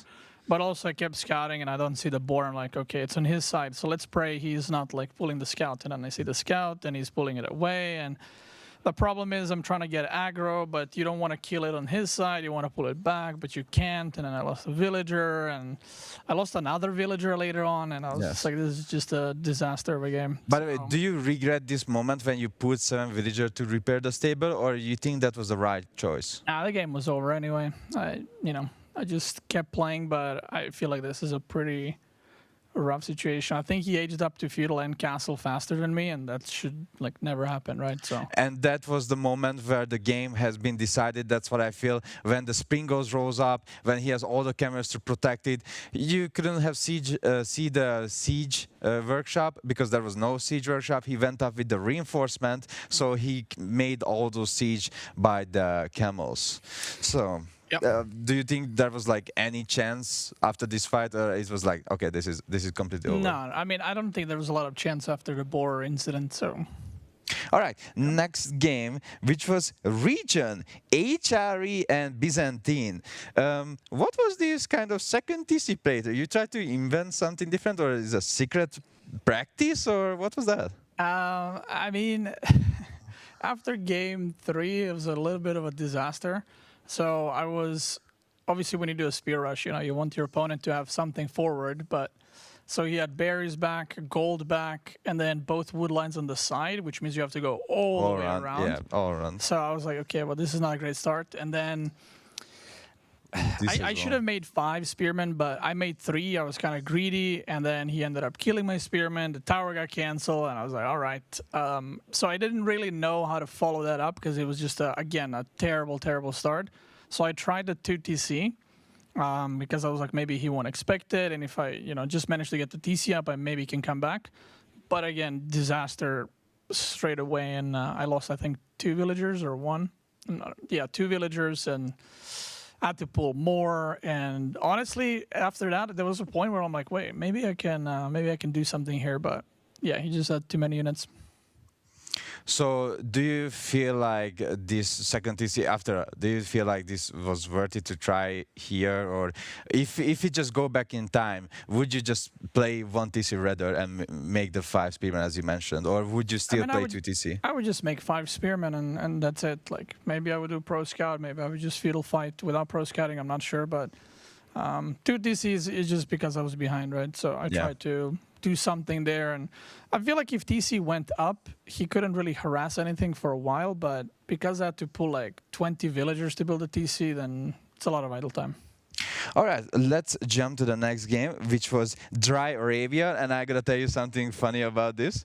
So we were watching the game, we are in the hall, right? All of us, literally everyone is just sticking their eyes to the screen, and after like around 10 minutes and 11 minutes, I was like, okay, this is a Beastyqt win, so I'm gonna go prepare for the interview and everything. So I'm sitting down here watching the game. I was like, I came too early. What happened in this game? Where everything went wrong? So I don't really know. Like this matchup is good for Delhi, and I felt like it was going well. And at some point, it just felt like I'm just defending. I'm just sitting in my base. I'm behind.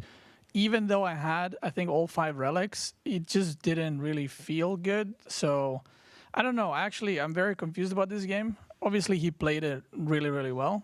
But yeah, I mean, the previous 2 games were a bit unfortunate starts, right?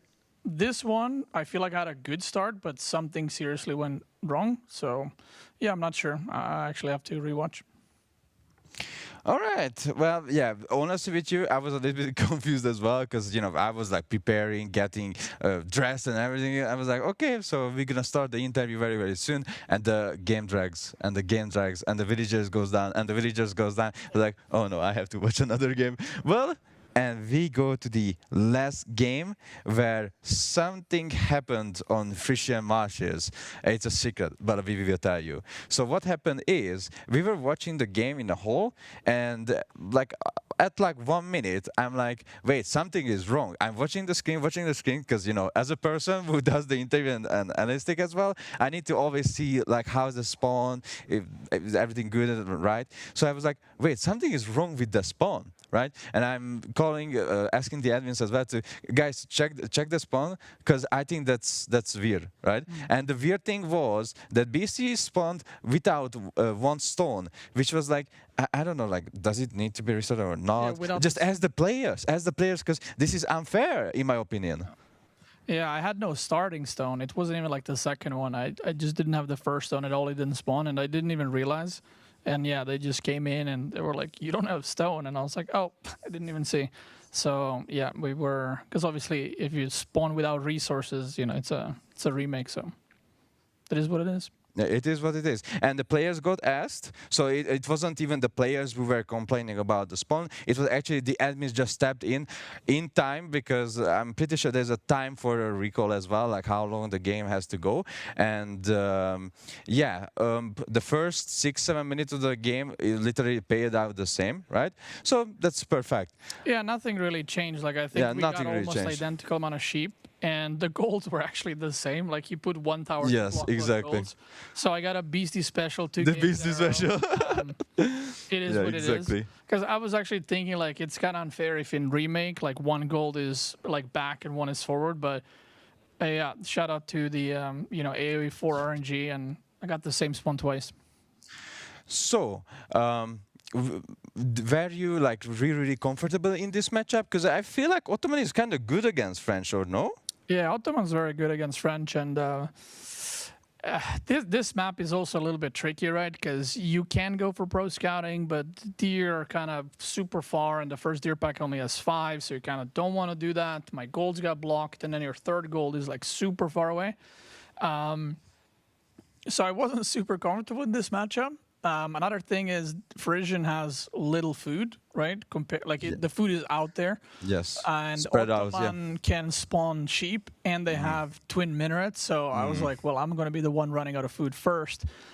So yeah, it got pretty iffy, you know, when I did the first push and all my archers got mowed down, and I was like, oh god, I cannot believe I was 3-0 up and I'm about to get reverse swept. So then I said I lost, and then, you know, the mode activated. And I was like, I have one horseman, I'm just gonna go raid. I have one knight, I'm just gonna go raid. So I kept raiding, and I feel like I killed a lot of villagers throughout the game. And when he did this dive, I was like, okay, this is gonna be very good for me, because I kept targeting Springles with the TC. So I garrisoned like all the farm guys into the TC, and then I just kept killing Springles, and I was like, I'm just gonna wait here. I had a keep on the bottom, so he couldn't really dive through. So I was like, I'm just gonna wait, and because I had a lot of knights raiding at the same time. So. But at the same time, you had the stone as well to drop a second keep. Did you wanted to drop the keep in the production buildings or the archer range in the stables you had? Well, the first one I dropped at the bottom because of the farms. The second one I wanted to drop on the gold. But then I was like, okay, I'm getting pushed. I can't really do that. I don't need gold. I just got to make units. So then the second one, I think I dropped here. And then the third one was on the gold. But like when you play games and when you like see the opponent's arm, it's like 40 units. And then the next time you see it, it's like 45 units. Then you're like, okay, he's not actually producing a lot. So when we had this fight and going into the next fight, I saw he has less units than I do. Like at this point, like the major fight. So I knew that his economy is probably really, really bad. And yeah, I just did I tried to do a 360 surround and just get a really, really good engage.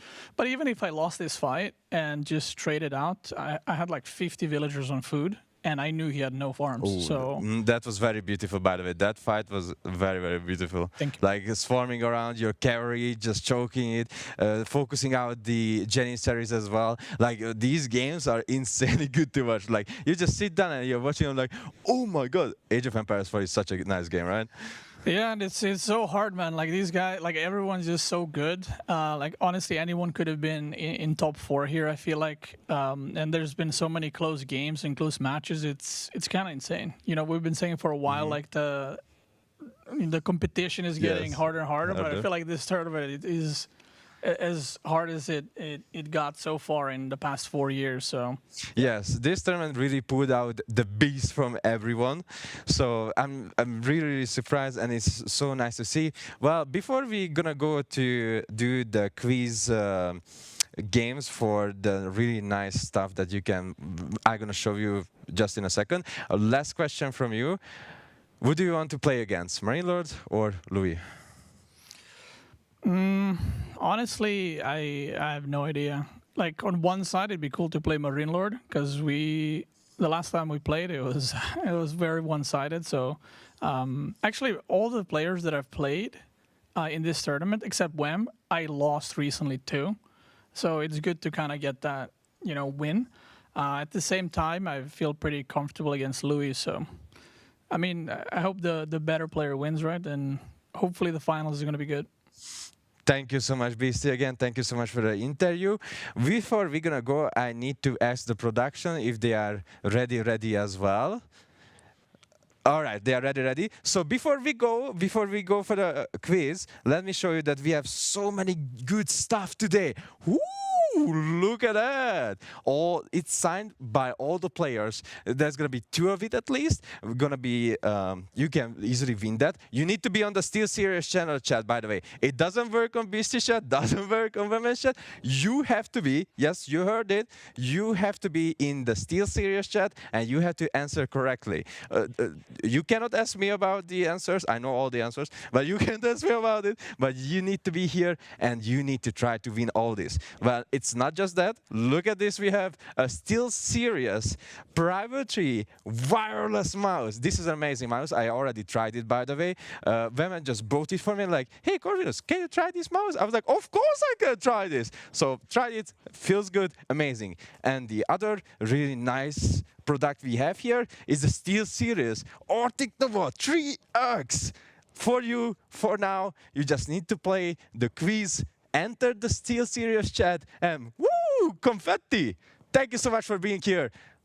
We are going for the little break and casting the next game. It was Corvinus. Goodbye.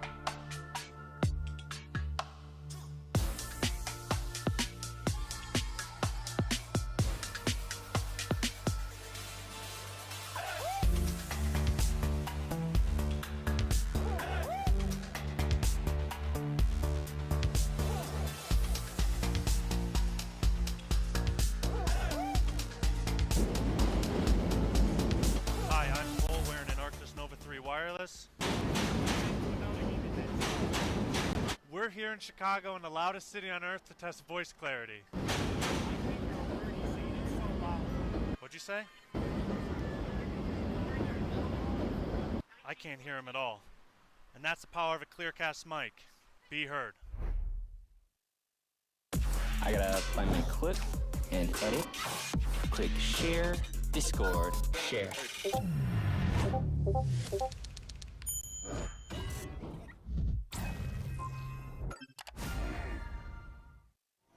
How adorable is Arctis Nova 3? Well, let me show you.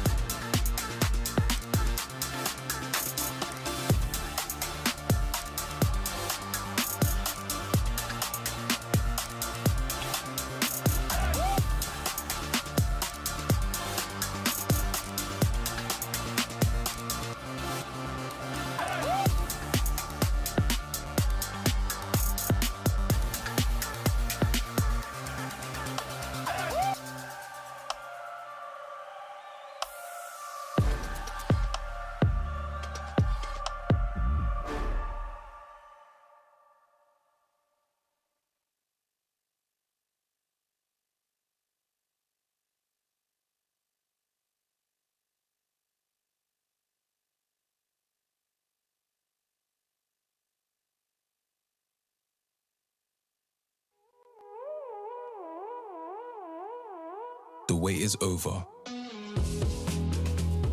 For the first time ever, you get next-gen power in gaming earbuds,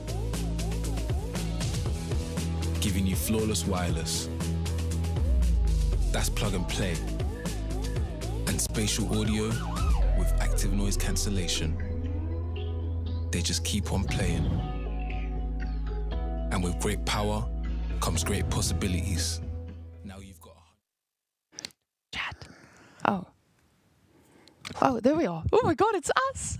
Okay, Twitch chat. What's your favorite color? Beastie was asking. No, I was asking you. Oh, you were asking me? Okay, okay. Well, guys, we're back. My favorite color is actually that purple because it's so gorgeous and it's on a headphone, which will be coming home with me. But unfortunately for you, that one will not be coming to your house today, depending on the giveaway here. Now, Beastie, we do have some chads who answered many, many questions, but we do have 2 winners there from the top performers. So, ladies and gents, Santa Christmas here has a gift for you. Wow. And he will announce the winners. Marika, you can pick what goes first. Okay. Show them the prize. Go ahead. First up, ladies and gentlemen, looking into you. You or you. Oh, there's the camera.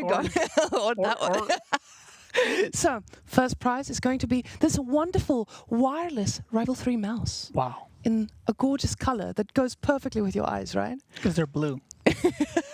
This is probably our biggest argument is what color his eyes are, but this one was for you. And it's basically this color. So, yeah, basically. So can you please tell Twitch chat? All right, the winner of this beautiful mouse is going to be Tygus 2. Congratulations, you've done it. You've answered questions, and the mouse is yours. All you need to do is keep your Twitch DMs open. Someone will reach out to you.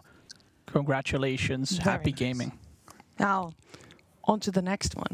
Wow. This is a mouse pad signed by all your favorite chads out there. Some of them signing upside down, but what would life be without a little bit of a dent in signing, you know?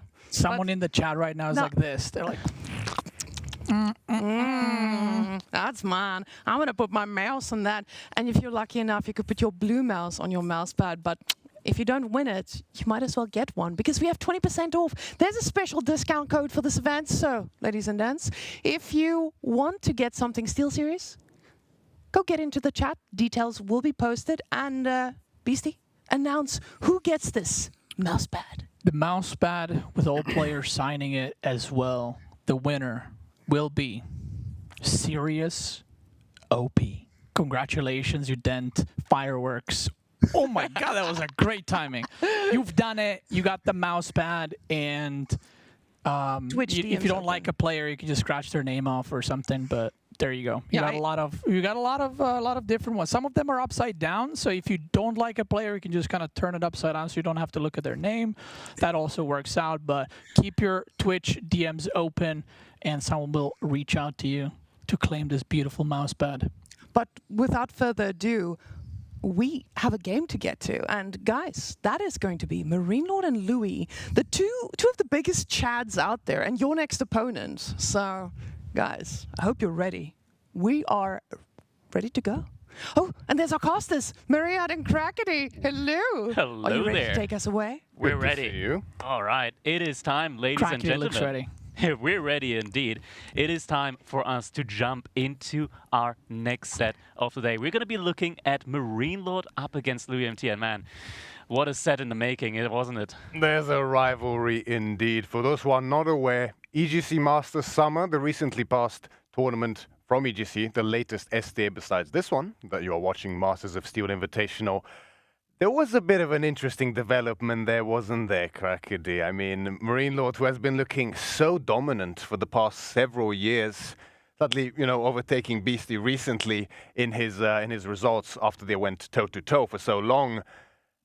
But he himself got upset. Yeah, it was a very unexpected one, I want to say, at least for most people. Marine Lord losing that last set in the grand finals of the EGC Masters Summer up against Louis MT.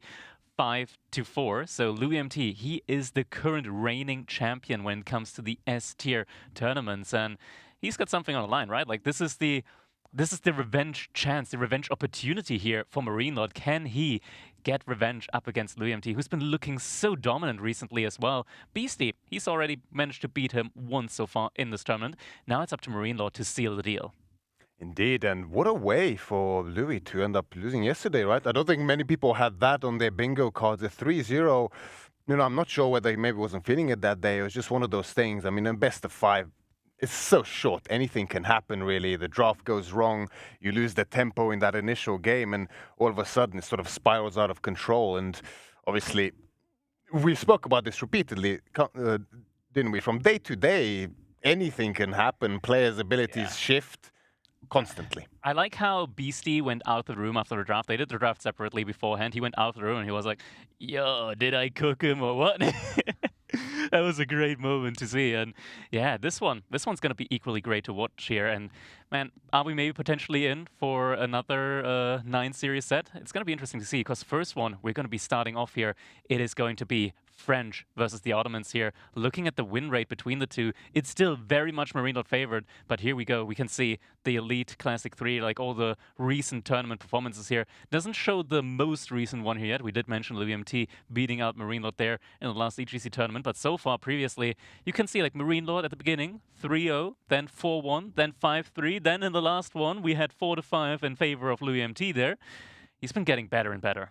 Indeed, just a level of improvement. And, it's not just talent, is it? We know that Louis MT is, in fact, a grinder through and through. He plays relentless hours, day and night, and it pays off. I mean, to to be at this level, it's true that you need a little bit of talent, but at the end of the day, hard work trumps all. And there's fewer harder workers than Louis MT, as we mentioned, just the amount of hours put in, it really manifests itself in game. And it paid off, winning the last SDA tournament. I mean, what a feat that is.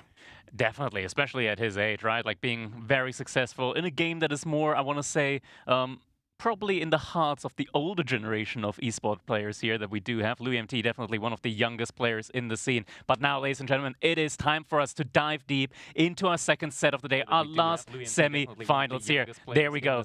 But now, ladies and gentlemen, it is time for us to dive deep into our second set of the day, our last semi-finals here. There we go.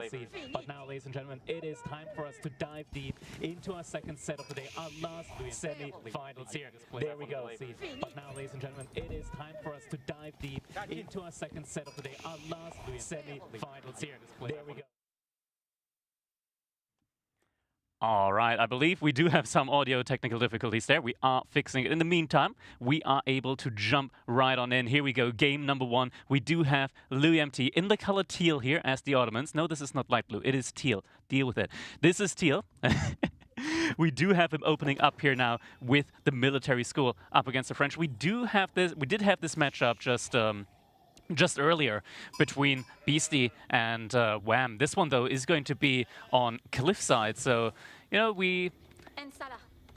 there is still the opportunity to potentially go for gold harassment, but this time it's going to be with a military school, not a barracks immediately in Dark Age. Yeah, so there's pros and cons to this, right? Naturally, you will have fewer spears when going for the military school like this. However, it will scale a little bit better. You get one of the military schools out the way. They are naturally very expensive, so getting it up and safely here, getting it out of the way, you know, it gets you closer towards starting to build up that military count, which we saw. I mean, Ottomans, even at an economic disadvantage, once they do have those military schools up and running, they can really compensate their economy with just overwhelming army units. So Louis MT going for that quite soon.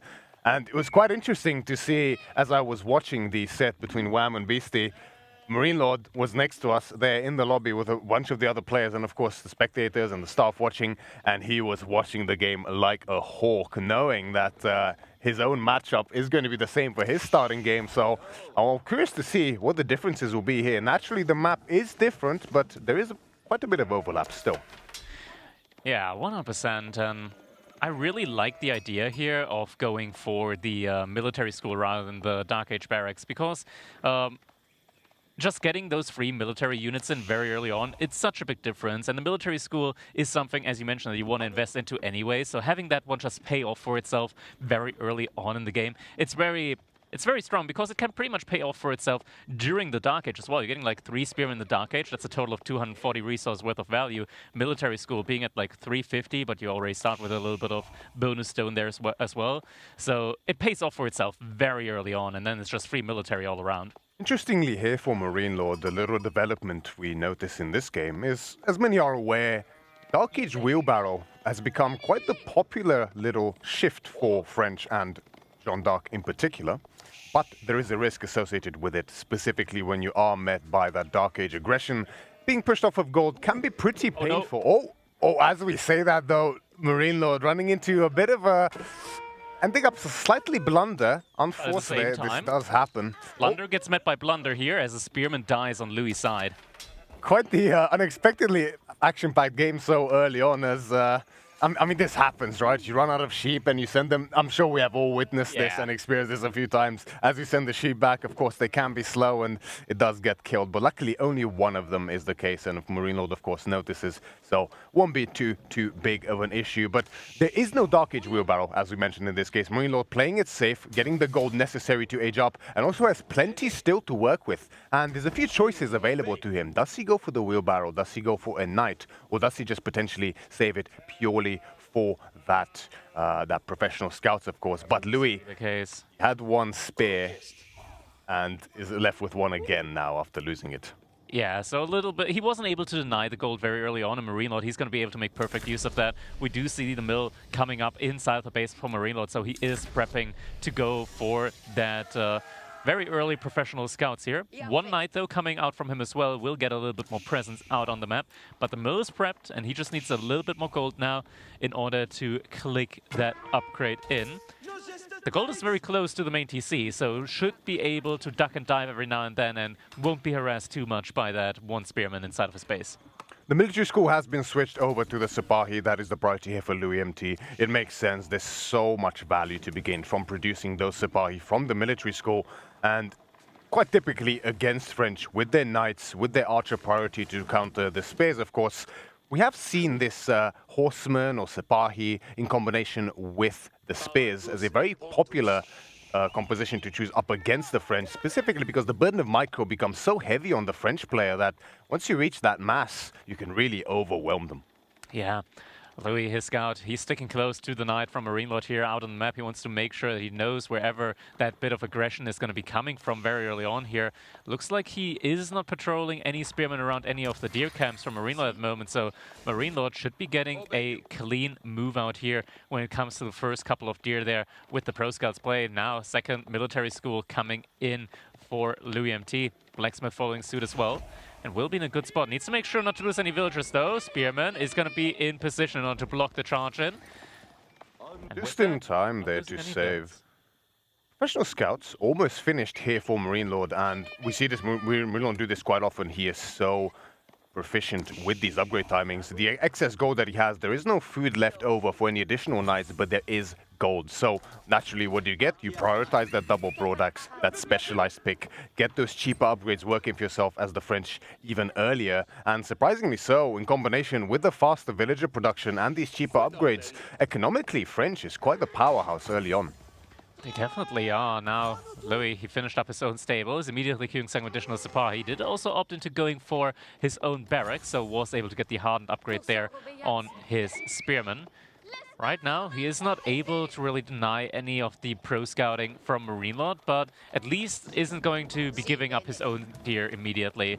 But I think it's only going to be a matter of time until Marine Lord finds the window of opportunity here to start taking away some of the deer there from Louis' side as well. Yeah, specifically, you have to build up a bit of a respectable mass on these archers, especially as the French. You need to get to that critical mass of around 9, 10, 11, depending on the ranged upgrades for either side, where you can start one-shotting those spears. Ideally, you even have a few additional archers in case you lose them, to have a slight buffer to be able to take these fights effectively, and then you can really begin putting on the pressure. Yeah, nice move out now by Louis. Is going to be taking his own deer. That way he can ensure that Marine Lord isn't going to be stealing any of those away. Sipahi now moving out as well in order to at least be a little bit of pain there when it comes to bringing back the second deer pack. For Sipahi are going to be able to find a scout there. Knight and archers in position though to defend them. If I'm not mistaken, we might have already had the first vizier point called in, if I'm not mistaken. Anatolian Hills. Yeah, Anatolian Hills. There's going to be the sheep here, right? So prioritizing that food, making sure he doesn't have to move out too early. Definitely a valuable thing to go for as the Ottomans against an aggressive civilization like the French here. Yeah, not just that, but Anatolian Hills also providing you with that bonus mining speed there on gold. Very important to have as you will pull ahead there when it comes to the gold gathered. It's 10%, I want to say. I'm not sure if it's 10 or 15%, but it is very worthwhile. It is 15%, so it's basically getting an entire blacksmith upgrade there on top of everything else. So kind of pretty strong, actually. You can go all the way to like 60% gold gather speed there on the gold vein. So looking strong here for Louis, already getting a good amount of gold, and this should be the play that you want to go for when you want to like make units but still find the eventual transition into a fast-ish castle age.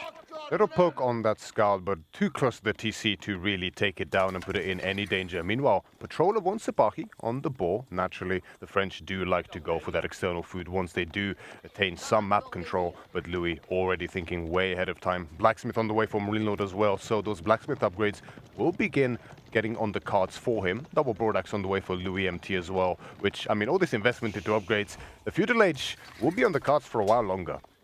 Yeah, Marine Lord heavily investing into knights as well. We see a lot of villagers out there on gold. He's going to be getting a strong amount of food income now as well, courtesy of all of these deer pro-scouted safely underneath his TC. Survival techniques also in, meaning that he's getting all the bonus gather speed on these deer.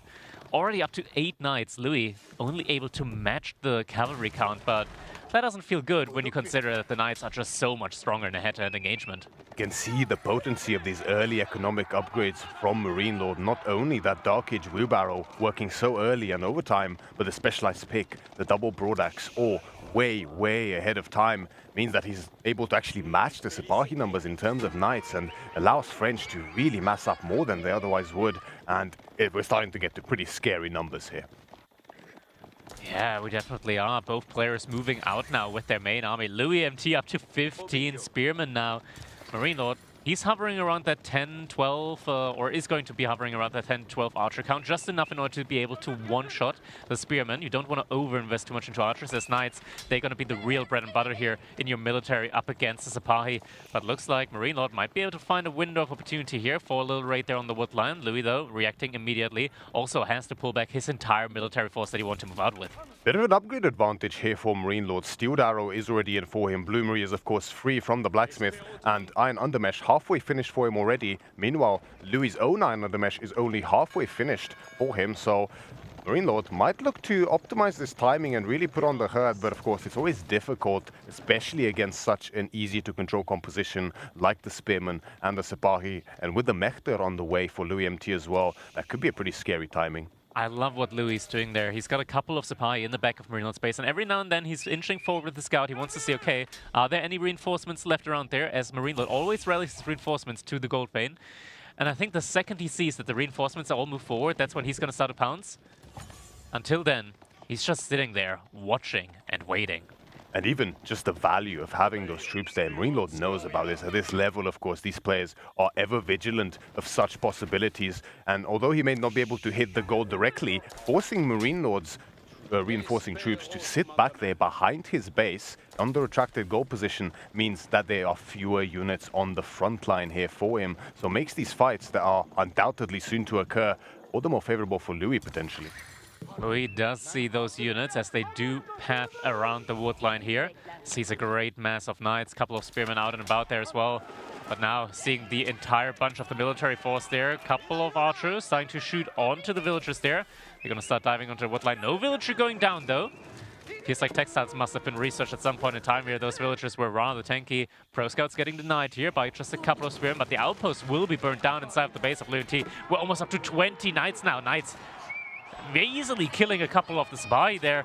And now the fight looks to be taken by Louis MT. He wants to force this one. I don't think he can though. Archer's now starting to snipe down some of the spearmen. Sipahi coming from the left-hand side. Is this going to be enough though? The Knights are already in position. Has to be quite careful here, Louis, because Marine Lord was slightly out of position there. His Knights were split from his archers, but the clash does come through. Louis wastes no time. He forces it, marching directly. The charge comes through from both the Sipahi and the Spears, and you can see Louis is just looking for the surround. There's actually not many archers here at all. And with the Mechter, which I believe is on ranged armor, it means that Marine Lord has to completely abandon this sword position.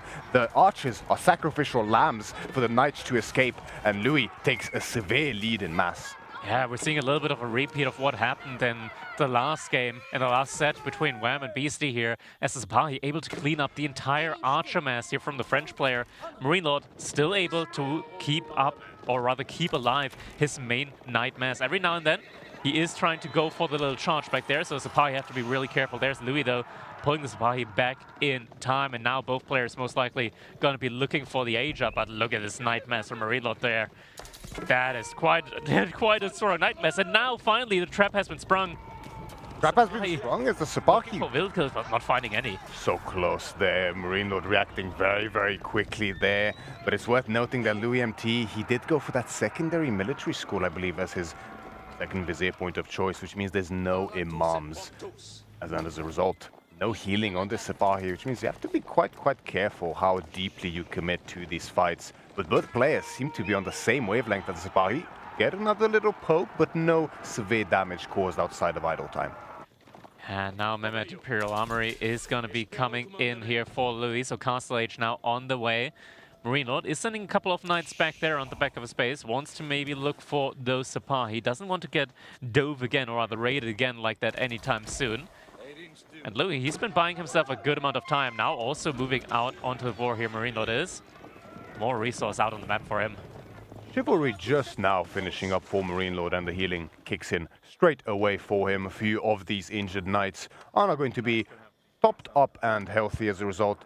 26 spears, 18 Sipahi here for Louis MT. A pretty scary mass indeed, but Marine Lord's own knights are threatening indeed in number. But it's notably the archers that are lacking here for Marine Lord. He's still actively producing them, of course, but to get up to really respectable numbers, it'll take a little while after that unfortunate engagement earlier. Here we go, another raiding attempt now from Marine Lord. Age-up not quite revealed yet, but surely Marine Lord must be assuming that something along those lines is on the way here. He's continuing to mass up more and more knights. I feel like this might be an all-in play now in Feudal Age as the Age-up has come through. Marine Lord with 26 knights on the field is moving forward. Veterancy upgrades have been queued. Louis, does he want to take the fight yet? He wants to wait for the Age-up to come in. Villagers, though, in parallel as some are getting sniped now by the knights and the outposts are starting to get burnt down. The veterancy upgrades for Louis MT though, they are coming in pretty slow and the villages are under threat, but the mass is really significant here for Louis, and the Janissaries, they are called in. 8 hit the field instantly, so this knight mass here for Marine Lord, although very large and scary, it will be severely offset by these Janissaries as long as they stay alive, which considering the minimal archer mass here, I think Marine Lord's in big trouble. And Marine Lord, he just cannot kite back enough effectively, losing a lot of his knights there, and I think he has to give up once again on his archer mass. Is going to have to retreat all the way back to his base. The knights just not able to find enough value here. Once again, going for the point-blank charge, killing a couple of Sipahi here, but also losing 2 more knights there on the retreat, 3 more knights rather. Another one going down, and now, sure, he still has the army lead, but without the tech lead, or rather even being even in tech, this does not feel that great, and Louis, he's actively producing Janissaries behind this now as well. Indeed, even feeling comfortable enough to add additional military scores behind this as well. Louis MT is playing this in a sublime fashion, I have to say. Finding these timings so effortlessly. Textiles as well, just for that additional little bit of safety for him, including the melee armor as well. Louis MT, relics are probably the next course on the menu for him. And now the Mangonel, of course, is in production for the Mechmade Imperial Army. So Louis MT often does switch it over to Springles, but against this composition from Marine Lord, it makes sense to stick to the Mangonels. However, the archer number is so dwindled here for Marine Lord. Yeah, he's lost some time and time again, right? And now with all the veterancy upgrades in, the Sipahi are going to be very fierce force, even up against the Knights. And looks like he is about to find some villagers here on the board, potentially. He's going to see the mill, he's going to spot it out there. But the Knights will be there in time for Marine Lord. He's got a lot of gold in the bank, just not a lot of food. That is what he needs right now in order to be able to age up. Chivalry really working overtime here for him right now, healing up a whole bunch of these Knights like all the time. But Louis, up to 16 Janissaries now already. Make that 18. That's quite the scary number indeed, especially considering a rare moment of Miss Macro here from Marine Lord, floating an immense amount of gold comparative to his food. That age-up could have already been on the way, but is now instead some ways away still for him. Louis MT, having exhausted his initial gold mine, is now looking to prepare to move to the second one. Double outpost and mining camp setup, but the Knights are in position.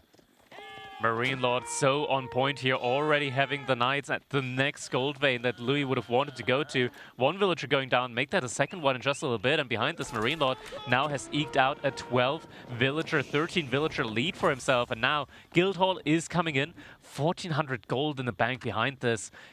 I'm not sure what his next move is going to be, because you probably don't want to keep spamming Knights against the 20 Janissary strong army now.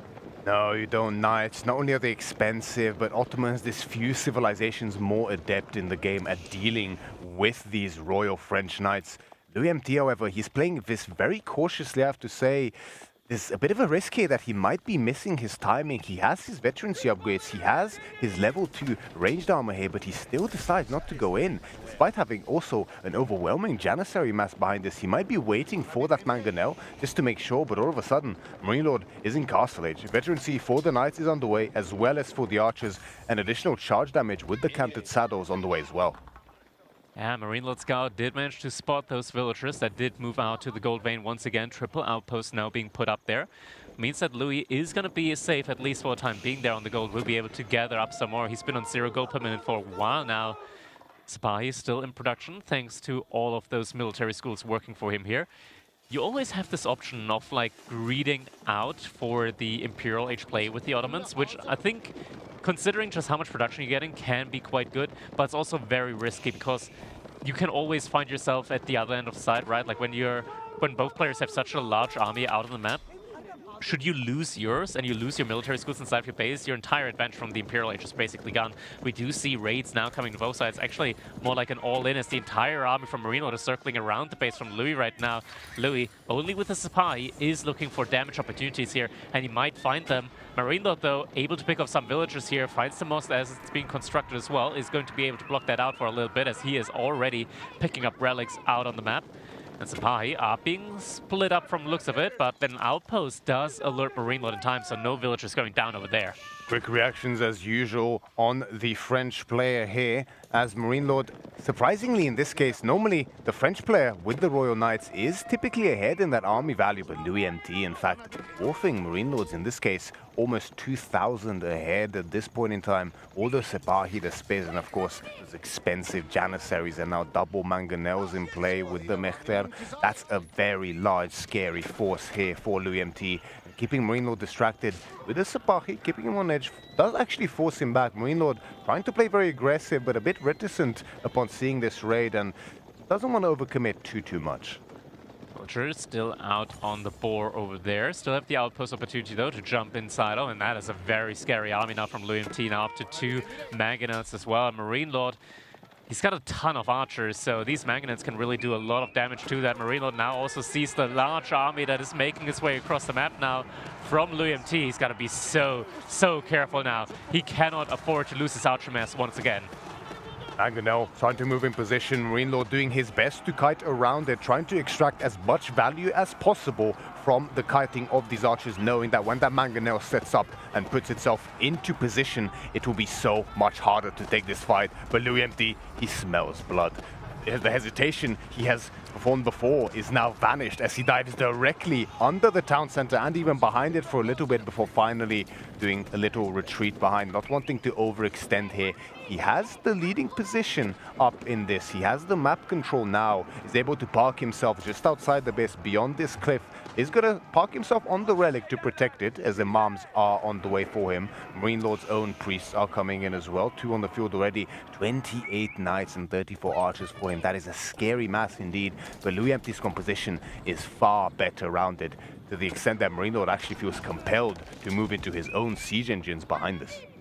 Early Bombard now making its way onto the field here as well. First relic has come in so far for Marine Lord. Also now switching up into siege. We're seeing some Springles coming out for him. His first Mangonel now as well. First farms though under siege now by those Mangonels. And the early Bombard, the great Bombard here, is going to start taking its shots as well at the farms here. And early farming economy is under harassment now non-stop from the siege from Louis MT. He's sending the knights around. Gold out now for Marine Lord as well as the Mangonel, a second one on the way, but that Bombard is now in position and Louis MT, this is his signal. He's going directly for the capital town center. The Mangonels are also pivoting towards the flank in position just to scare away that archer mass. Marine Lord's own Mangonel does shoot a volley of those boulders onto the mass, but most of these are melee units, meaning that the Mangonel does not do as much damage as it normally would. But looks like that TC, I don't think Marine Lord's saving it. Yeah, Marine Lord right now, he just wants to buy himself a little bit more time behind all of this in order to get his own siege out on the field, but at the expense of losing his main TC from the looks of it, just trying to barely hold on, trying to go for the repair, but it's not going to be enough. Another great Bombard shot with the Mangonels here is going to be enough to take it down, and just like that, villager production is going to be paused now for the significant future. As Marine Lord just doesn't have a way right now of making any more. He does have enough stone for a keep. We often talk about the Ottoman death ball and it's how oppressive it can be in that late game, but we haven't quite even reached the late game. This is late mid-game at this point in time, and already Louis MT fields an absolutely beyond oppressive army. How do you deal with this mass? So many spearmen, so many Sipahi and Janissaries, siege behind it as well. The Mechter buffing all of them up as well. This is indeed a death ball that is so difficult to do. Wololo comes in, right as the raid from Willow comes in, and so close, unbelievable. The perfect timing on the Wololo results in not only the Imam dying, but the Knights becoming neutral as well. Yeah, this happens when the Wololo ticks at the same time that the Scholar, or rather the Imam here, goes down. And just like that, a ton of French Knights have just been rendered useless. At the very least, Louis is not going to be able to get them on his side. But Marine Lord losing them, that is not something that he can easily stomach, not something that he can easily afford at this point in time. You can see just a sharp drop in army value there for Marine Lord. That's at least about 7 or 8 knights. A lot of resources that are now completely removed from his army and no longer part of the game whatsoever. Louis must be happy with himself at that stage. Meanwhile, Marine Lord does keep a cool composure and he's going to, of course, keep trying his best. But that is a blow indeed. Most definitely is. And now the villagers inside the outpost soon to find their end there from the looks of it. Bunch of Sipahi able to engage onto them. Now fight being taken with a couple of veteran Royal Knights here as well, able to chase them down. Looks like Marino actually just lost a whole bunch more Knights as well inside the base of Louis MT, as we did just see. Yeah, there we go. He lost all of them, all the ones that he sent around. He's now down to 18 veteran Royal Knights. He just had like 30, and these are really, really heavy losses. And now the Spy also finding the villagers that Marino sent all the way up here to the gold vein. It's looking dire. Yeah, in the span of 1 minute, the half of Marine Lord's Knight Force is just gone. Half of them dead, half of them removed. What's the Guildhall looking like at the moment behind all of this? Is there a way for Marine Lord to hit the Imperial Age sometime soon here? It's be ticking slowly by now, probably up to about at least 1,000 at this point in time, I imagine. 1,000. I want to say like 1.2, 1.3k at this point in time in the Guildhall. Let's have a look. Get your predictions in chat quite quickly. 1,800. Ooh. So we're getting close to Imperial Age territory now for Marine Lord. Louis, though, looking at his resources, he is not far behind that at all. Indeed, Marine Lord is going to be calling in that Guildhall very soon for the Red Palace. And, you know, oftentimes French goes Imperial in a position of strength to seal the deal. But in a unique scenario here, especially for someone like Marine Lord, it'll be more of a necessity for survival at this point in time. There's a significant archer mass for Marine Lord. However, that's not enough to deal with this supremely well-rounded composition from Louis MT. Scattered economy from both players at this point in time. Cliffside, known for its gold veins all around the map, its stone mines all around the map, means that it can lead to very messy skirmishes around this mid-game here. Louis MT, known for his walling. Oh, there it goes. Yeah, Red Palace coming up in front of the gold veins here for Marine Lord Louis. His army is close nearby. He's getting a keep up right next to it. He does spot out the Red Palace now. Is he going to commit? He is not. He's falling back, at least with the villagers, but the military is still inching forward. But there is a lot of mangonels here. Very risky engagement, but is he taking the fight? He looks like he is taking the fight. 34 Janissaries for him. The mangonels are setting up, though. A risky position to commit here for Louis MT, right? Knowing that the Red Palace is on the way, and he realizes, yeah, he does not overcommit, but still a good trade out there for Marine Lord. On the retreat, Louis MT losing quite a few of his troops. Meanwhile, he did try to make space for this keep to go up in the center, but it is only halfway finished. Meanwhile, Marine Lord's own mangonels are set up in position. Louis MT loses one of the mangonels instantly to the archer volley from Marine Lord, and this keep, Louis MT is going to try to force it. There is a great bombard in position that will threaten the backline of Marine Lord, especially those mangonels. But the keep, mangonels are firing on the villages. Getting a couple of them down there. Archers still firing off here and there, but it's just not going to be enough. Keep will go up here in the middle of the map from Louis MT, and this means that he now has a perfect staging point for the incoming siege. Age Up now also being hit by Louis MT. So both players now finding themselves in the Imperial Age here, Ottoman versus French, and this is kind of a classic one that we see time and time again, right? Like both these civilizations in the Imperial Age, and both of them have some really great strength, namely the French, of course, having very cheap units out of their production buildings when they're in the influence of a keep, and Ottomans just getting free units altogether. Indeed, and the Istanbul Observatory is going to expedite that even further, increasing the production speed of those military schools. One of the incredibly powerful bonuses for the Ottomans in the late game, and one of the reasons they have most civilizations have such a difficult time dealing with them. Marine Lord, however, understands the importance of that incendiary arrows in the late game, and with such a significant archer mass, he is going to prioritize it. Second DC is planned there. We can see the blueprint for the architectural construction there for him. However, there's some very angry Sipahi in the way. And Louis just going to park them back there a little bit. He wants to wait for Marino to send the villagers back to work before he dives again. But the army this time around is going to be there for Marino. First cannon, Royal Cannon, is also going to be on its way. So we'll start taking or trying to get some shots in against that keep in the middle of the map here from Louis MT. But Louis, his army still looking strong, still at over 30 Janissaries at this point in the game.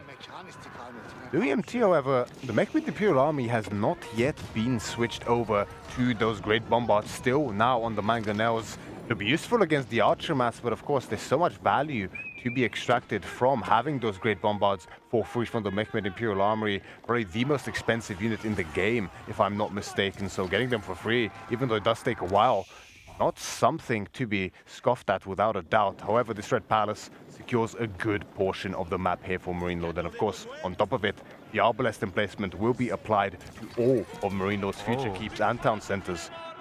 It's being caught out here, a whole bunch of them going down now at this point in time. No elite upgrade in on them yet. Marine Lord realizing, okay, he doesn't really have the resources to be able to continuously pump out this very expensive unit. But he is getting incendiaries that has been completed. He is getting +3 pierce damage and also the bonus range on his archers. So we'll have a very strong force here for the time being. But now also elite on the Spahi has been researched. So the archers will no longer be able to deal as effectively as they have been so far. Janissary guns upgrade on the way for Louis MT as well, boosting their damage even further. Meanwhile, for Marine Lord, Silk Bowstrings giving additional range to his archers will be a good stopping point to the immense Janissary mass that Louis MT has now. The Guildhall has remained on food here for Marine Lord to tide him over in his farm transition, as his food income still looking quite anemic in comparison. The Great Bombard fires on top of the cannon as it begins sieging that central keep there on the sacred side. But meanwhile, a large raid of both Spearmen and Sipahi behind this for Louis MT. Not too worried about those Arbalest emplacements, knowing there's only a couple town centers here to defend. Not really enough to deal with the high ranged armor of the Sipahi. And Louis MT, feeling a surge of confidence, is rolling forward with his siege and his army. Yeah, Marine Lord has to be really careful. He cannot really afford to lose his cannons. He doesn't have that much gold left in the tank right now. He does still have a keep on side one of the golds here, and of course the Red Palace there in the middle of the map. That does secure him a lot of control there over the golds, but doesn't quite feel like it's enough. And the Night Mass really starting to look very anemic here, only down to 8 now. Louis still continuously pumping out these Janissaries and the Spy, and some great fights here, some great shots being taken onto the archers, down to 48 now from Marine Lord. He really enjoys making his archers, but this is still an army composition that he's up against with Spy, which are just such a great front line up against them. It's so much, isn't it? And in combination with those Mangonels, CGMT has been unleashed at this point in time. He is known for his large siege masses in the late game, and what more fitting civilization for it than the Ottomans. Great Bombard emplacement has also been placed on that central creep. Siege works on the way for Louis MT, now almost halfway done. Same for Marine Lord alongside Greased Axles. But siege on siege action up against the Ottomans, not many civilizations can handle that fight. French, I'm not sure, is one of them. Cannons now starting to take some shots up against the Mangonels. Insufficient stone. Louis not able to continuously repair here now.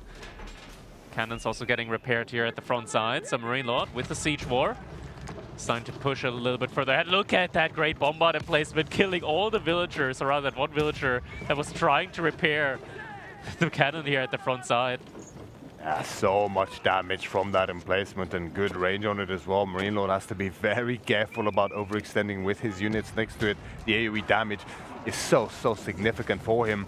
Louis MT, meanwhile, brings his own siege forward, now up to 2 Great Bombards, a third one on the way. The Mechmed Imperial Armory has been switched over to Great Bombard production. Now, he has to be careful about overextending too many of his Mangonels. A lot of them have gone down, now down to half the mass that he originally had.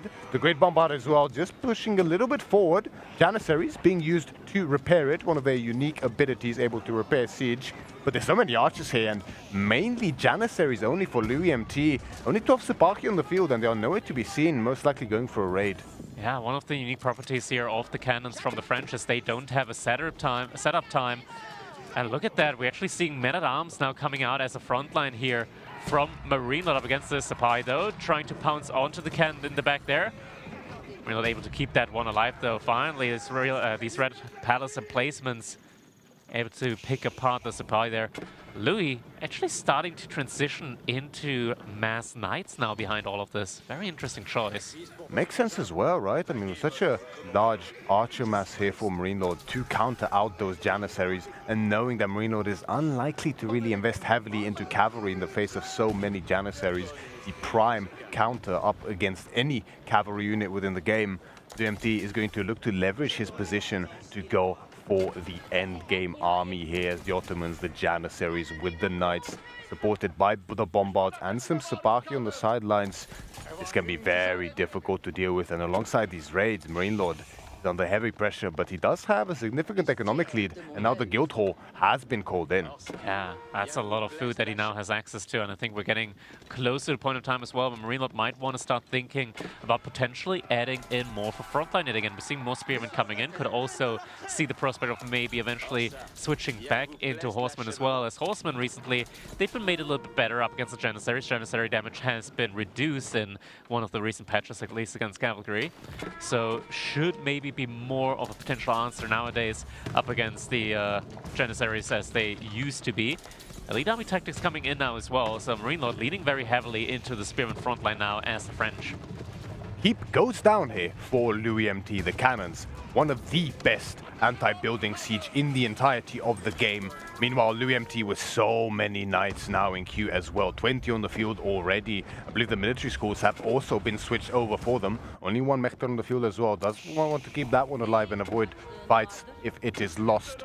Marine Lord, as correctly mentioned, the elite infantry tactics will allow them to be quite an effective frontline, even up against the Janissaries, but Marine Lord, with most of his mass in the north side out of position, does give room for Louis MT to launch a direct frontal assault here. Yeah, a couple of men-at-arms trying to get some idle time in there on the gold vein next to the keep there up on Louis MT's side. Louis now flooding into Marine Lord's base. The Bombards, the Great Bombard, also coming in here, trying to take down the keep in the back of Marine Lord's base. And the Knights able to find the villagers now here on the farming economy. Sapai also raiding the farms at the same time. Luckily, Marine Lord has enough of a food bank here, though, to survive all of this. But now the siege has been caught off guard. First Great Bombard is going to be going down. Archers firing onto the Janissaries here, absolutely tearing them apart here. And the Great Bombard just not able to keep up against this large siege mass from the Marine Lord. Yeah, the cannons, a few of them were there even closer beyond their regular range towards the Bombards, so it ends up going down on the retreat. However, there's a dive through by the Knights. One of the cannons goes down, but from behind, even more Knights come in. Marine Lord shifting his siege towards his archer mass, just to body block the Knights away. Will end up staging a successful defense here. The Great Bombard, just the damage, the emplacement. Damage. Immense.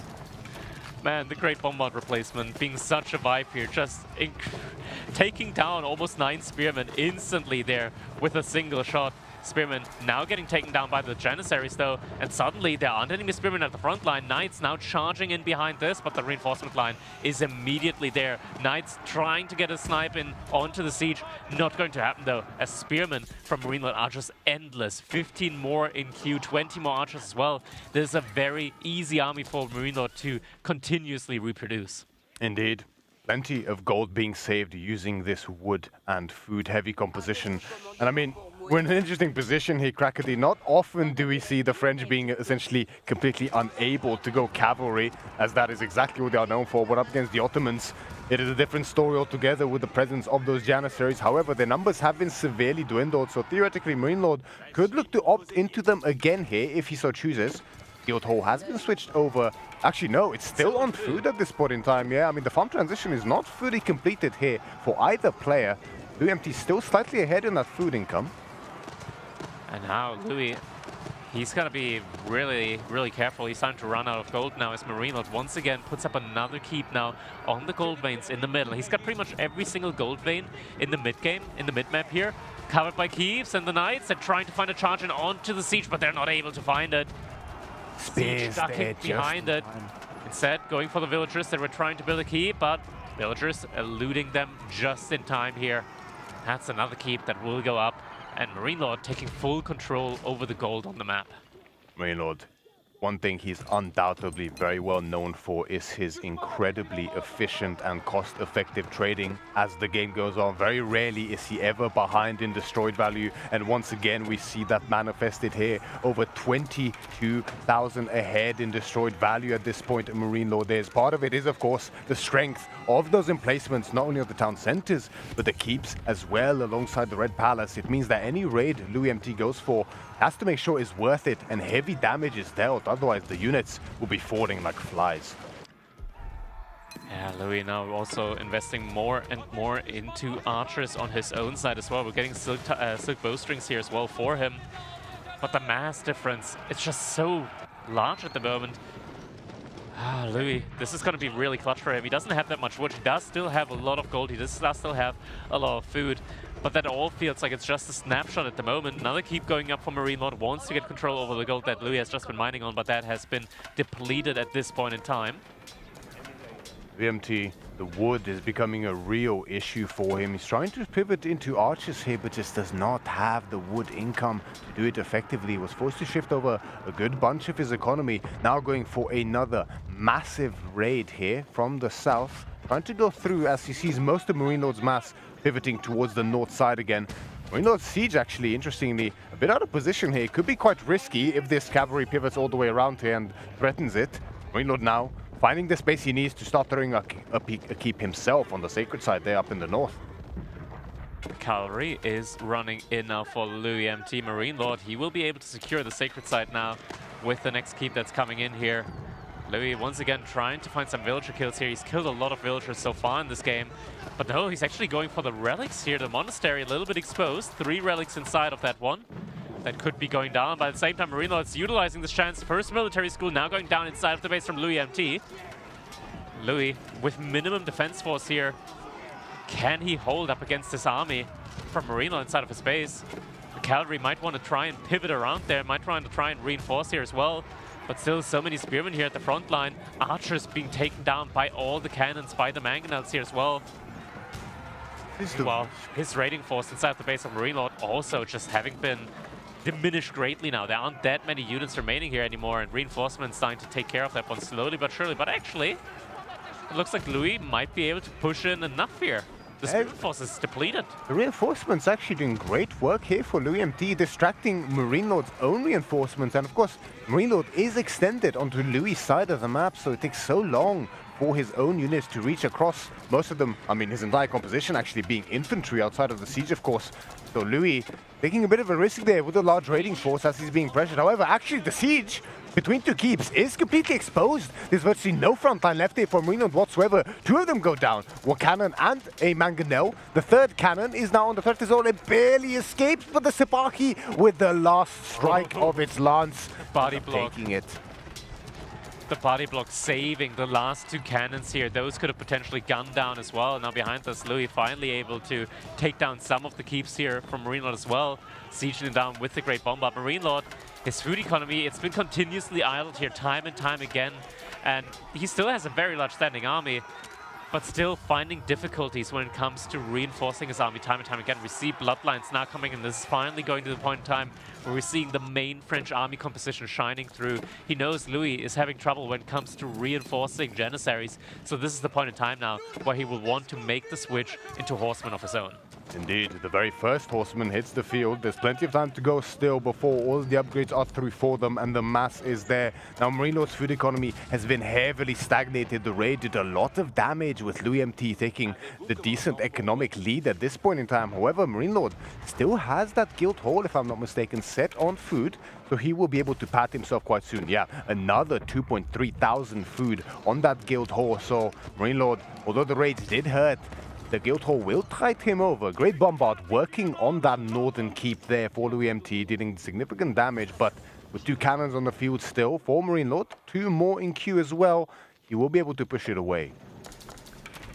Marine Lord, he's got a great amount of wood still in the bank. A lot of archers also out on the field. Definitely one of the main units that you still are able to easily reproduce here at this point in the game. Gold is starting to run out for both players. Obviously, trade is still an option here, at least for Marine Lord. Louis doesn't really have the map control, I want to say, to really effectively trade on either of these markets, as there are keeps just all around the map here from Marine Lord, interrupting potential trading routes for Louis MT. Once again, Marine Lord does love to pivot towards his northern side for his offensives. Louis MT, however, instead goes directly through the center, another massive cavalry force alongside archers. Pretty much the entirety of Louis MT's army at this point in time just marches directly into Marine Lord's base, clearly not dissuaded by any kind of emplacements here, or keeps for that matter. He just goes directly in. The cavalry, once again, onto the French farmland in this game. He's going to likely split them in several different directions, just trying to raid in all places at the same time, retain this economic lead, keep bleeding Marine Lord out, knowing that his own military schools will provide such value over time, not minding throwing away some of these troops. But once again, Marine Lord is forced back from his offensive to try to defend against these raids. Yeah, all the archers now being pulled back yet again in order to deal with this aggression that's coming in here. Spearmen are going to be able to do something, are going to be able to do great damage here up against the Sipahi. It's kind of crazy though how much survivability Sipahi have up against the Spearman front line. Now the keep now once again going up from Marine Lord, once again buying himself a lot of map presence there, a lot of map control when it comes to that gold vein. Here we go, Sipahi and the Knights actually able to take down the Spearmen even with elite army tactics. I mean, I've been saying for the longest time now, Sipahi is just the most incredibly disgusting unit in this game, and Louis MT absolutely adept at utilizing them to their full potential. Just such a potent unit. That additional range on top of course, the fortitude ability once they have a frontline results in an immense amount of additional damage, and Louis MT showcasing exactly why that is the case. More of them in queue alongside archers. Knights being produced from the military schools as well. 2 great bombards on the field still, more in production from the Mehmed Imperial Armory. And Louis just relentless with these raids, though Marine Lord has done a great job of answering most of them. As we saw before, several minutes ago, Louis MT did kill about 70 economic units, and that only climbed by about 10 in several minutes. But Marine Lord's back. I mean, the food has been called in again, and now finally has been switched over onto gold. Marine Lord's food income looking very healthy at this point in time. And this now overtaking Louis, getting close to that magical 3,000 number. Now Louis, with all of his upgrades besides level 3 Brodax. It's crazy just how much Louis has been able to raid time and time and time again, but you wouldn't expect it just looking at Marine Lord's income bank right now. That is all just due to the very effective trades that he's been taking here time and time again. You can tell destruction value, 60,000 compared to 90,000. And man, what is this for first game in the series here? We're already getting closer and closer to approaching the 1 hour mark here between the two. Keep not going down yet, but instead getting repaired as well. Marine Lord did try to go into that cavalry switch behind this. We did see the Royal Bloodlines coming in for him several minutes ago, and some horsemen have been produced, but didn't quite find the space to fully switch into it. I mean, with all these endless raids, he was just constantly forced to keep producing these spears to answer the Sipahi as well as the Knights. Louis MT pivoting around as the flank, trying to get on top of that siege, but great micro from Marine Lord is going to stop and body block the siege. But of course, Sipahi, being Sipahi with that additional range, still managed to snipe one of the cannons. Ever forward, Louis MT marches as the archers do great damage here on the front line, with the bombards putting out even further damage from behind, but the cannons move into position as well, starting to snipe the great bombards, but just 2 shots from the Great Bombard is enough to completely destroy one of those cannons. However, the mass from Marine Lord is looking very healthy. It is, and now we're seeing the switch into the mass horsemen coming in here as well. And French, let me remind you, one of their great bonuses in the late game, of course, is any production buildings, or rather any archer ranges and stables nearby these keeps that Marine Lord has plenty of out on the map, getting a discount on all the units that they can produce, meaning that you can make horsemen that are cheaper, or almost cheaper, than spearmen. And that's just a crazy value to have here as a frontline unit. Absolutely allows you to just output so many units repeatedly. 75 food and 15 wood for one single horseman with that improved influence upgrade for him. Just a crazy amount of value here for the French in the late game. Alongside that, the Guild Hall providing such an excellent potential bank for him as well. Marine Lord with spearmen, with archers, with horsemen, the entire tri-composition of the base units looking to push over to Louis MT as he's again forced back. Marine Lord cannons as well behind this, now getting the last of his blacksmith upgrades. Onto mesh level 3 now in. Great bombards starting to fire onto the keeps there. Marine Lord has plenty of them out there, but yeah, gold control definitely something that he needs to hold here. Great Bombard starting to work on this northern keep here for Louis MT, looking to take down, knowing what a thorn in his side that keep has been. It will unlock a good bit of additional gold there in the north, if I'm not mistaken, as well as wood, which by now is likely starting to potentially be a problem in the future for Louis MT, though his bank is looking very, very healthy, so not so much. Marine Lord, both players maxed out on population at this point in time, but still somewhat hesitant to take a full-pitched fight, knowing that, you know, any bad fight here on such a short map can potentially spell doom. These two players right now, absolute late-game giants here, as neither really wants to surrender any space, any land here to the other player. Louis got a little bit more economy going for himself. That means he doesn't have as large of a military size on the field. But obviously with Sepai just having the stronger unit in the army means that he can still very easily take these fights in an even playing field. Now also switching his military schools back over to Janissaries. Migration of villages in the north side of Marine Lord's mass. Some are split off towards the south in preparation and anticipation of the fight that is to come to repair those cannons as they try to get into position to challenge those Great Bombards. Meanwhile, UMT has his own villages in position healing the Great Bombard. Meanwhile, the clash is directly underway in the front, but so many spearmen here from Marine Lord.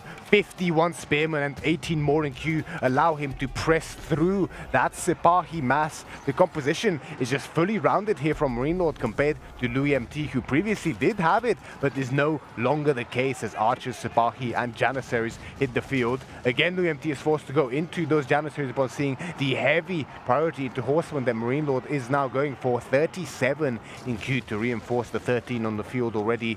But the Bombards are still kept alive. 3 of them on the field now, and those are so important to keep rolling at this stage of the game. But the cannons almost severely overextend. And he's able to get them. First cannon has been sniped now on the side of Marine Lord. Louis MT still continuously focusing them down. Second cannon going down. Cannons now pulling back. Spearman mass looks to be just about depleted here at the front side. Marine Lord relying on the reinforcements now. They got to get back in time. But yeah, these cannon snipes here are so important, of course. And as long as the cannons are gone, Marine Lord, he's going to be lacking the tools in order to keep pushing in deeper and deeper into the base of Louis MT. We do see the switch up has occurred there on the guild hall, now switched over to gold and already having a lot of gold in there for Marine Lord. So maybe later down the line could be a full-on mass knight switch again. The last few traces of natural gold on the map are left just north of where this bloodbath is ongoing in the center of the map. However, Marine Lord, of course, with access to that guild hall, outside of those gold mines, he will have access to a lot more once they are depleted, which could be the determining factor in the game. We see just over 3,000 gold left on the entirety of the map, firmly under the control of Marine Lord. At this point in time, we see just the difference in income is pretty astounding. Barely cracking 150 per minute, Louis MT, as meanwhile Marine Lord with a comfortable post 1,000 and a lot more to come from that guild hall. And again, with renewed vigor, he pushes across the center cliff, past the sacred side, past the standing corpses of these would-be knights in the past that have fallen to that Wololo, as Marine Lord pushing forward with the horsemen now fully invested into them alongside the archers and the cannons. And Louis MT, as we mentioned, besides the military schools, he really struggles to get the Janissary numbers together. Yeah, but the Remas, over 30 Sipahi in queue just a second ago, 5,000 wood in the bank for him as well. He's not... Well, Marine Lord might be worried about running out of wood at some point here. Louis definitely is not. And now, 4th Great Bombard coming in for him as well. These Great Bombards, they're going to be able to, at a point, just do significant damage to the infantry here as well, not just to the cannons from Marine Lord. But they could maybe agree on a little trade going on, right? Louis gives Marine Lord some wood and Marine Lord gives him some gold.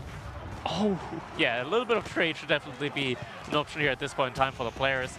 Man, these Great Bombards just doing so much damage now to the backline of Marine Lord's army as well here, targeting down the archers. And yeah, wood is something that Marine Lord's struggling with, so losing more and more of this archer mass definitely not good for him here. The Great Bombards just eke out so much value in these fights. The AoE damage is massive, most likely aided by the Chemistry University upgrade. just dishing out an immense amount of damage. These bombards are preventing Marine Lord from really gaining a foothold in the center. He would love to throw up a keep past that sacred site, I'm sure, but gaining the space and positioning to do so is very difficult indeed, as LouisMT aggressively pushes across, doesn't even wait for the rest of his reinforcements or bombards before the main bulk of his army engages. Marine Lord just waiting to remass, waiting to regroup. Now we see a pivot to Serpentine Powder actually from Marine Lord behind this, so some hand cannonades could be on the cards. Even the trade upgrade as well coming in for him, allowing traders to generate gold every 6 seconds, I believe, right?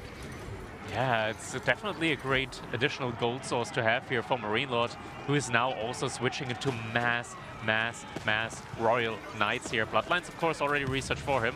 So now it's going to have a very high value unit here for him, working at the front side and still able to target down Janissaries with the archers that he's got access to.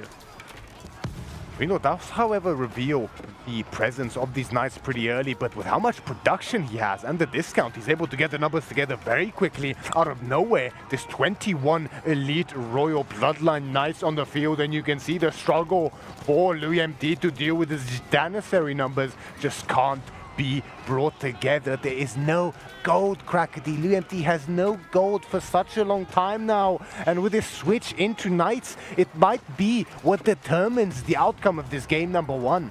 Great Bombards just taking down like 10 archers in the split second there that they've been firing. Another shot is coming in, more archers getting taken down rapidly. Keep is getting put up here on the side, still trying to produce more and more units here. He's starting to actually thin out the army mass from Marine Lord, just courtesy of these not royal, but these great bombards here. But they might be royal at this point in time, because they're definitely a royal pain on Marine Lord's side here. Indeed, the keep as a stopping stone to Marine Lord's army does go up. Wasn't even necessary in the end, as the great bombards, we're starting to get to a very scary critical mass here, Crackety. 5 great bombards, of course the 6th one always on the way. Perpetual production, meanwhile 39 elite royal knights and 4,000, and the more there is in the guild hall, the faster it accumulates, of course. So that gold will only exponentially grow faster. Marine Lord, of course, perfectly aware of this, so he's not likely to call it in until he desperately needs it, because there's still, I believe there's still just a tiny bit of gold left. We see still 2,000 per minute here for Marine Lord, as again he mounts an aggressive offensive here on the front line. The bombards, however, are still safe. They are being actively repaired. But again and again, Marine Lord is taking these great engagements, and the bombard are massive raw sounds as they take a good chunk out of Marine Lord's front line. And this fight isn't taking place in a choke point, so LouisMT, the great bombards, not getting as much value as they might potentially else have been able to. Now also switching into Zone Spear. We're actually seeing a couple of supply coming in from the backline, but they're bringing even more knights together there with them. Archer count here at the front line completely diminished. These are only just villagers remaining there, and now the knights diving onto the great bombards here. The repair is coming through though, counter repair, making sure to keep these great bombards alive. Louis just barely staying alive here, barely keeping up with the production there, being able to still survive in this game against so many knights that Marine Lord has just been throwing against him here time and time again. And yet again, Marine Lord is going to have to fall back, at least for the time being. Keep and the great bombards, the last significant line of defense for Marine Lord, for LouisMT, excuse me, in this game. Triple market set up as well. Marine Lord trying to secure the space necessary to begin trading. Meanwhile, triple sacred site locked in for over a minute now, means every single minute, each of the sacred sites, 100 gold being generated every single minute, alongside the rest of the gold mines and the guild hall. Marine Lord has gold aplenty, although it looks like it has been called in. Yeah, it looks like he's been called in. Either that, or he still just has so much gold in the bank, right? Like, he has been trading for a while now. More and more Royal Knights are going to be coming in here. Only 6 Janissaries for LouisMT. He does have a great amount of Spearmen, though. Don't think that these are upgrade all the way. No, they're just castellated Spearmen for the time being. Probably no elite army tactics in there as well, so no bonus damage on them. It looks like slowly but surely Marine Lord now able to get the dive into those great bombards. One of them did go down, more reinforcements coming in, of course, but LouisMT, he is struggling hard right now, dealing with the army force that Marine Lord is just continuously throwing at him here. These high-value knights, a single knight also getting a lot of villager kills in on the wood line from LouisMT. this is starting to be a wave after wave after wave engagement here that LuMT slowly but surely just cannot keep up with.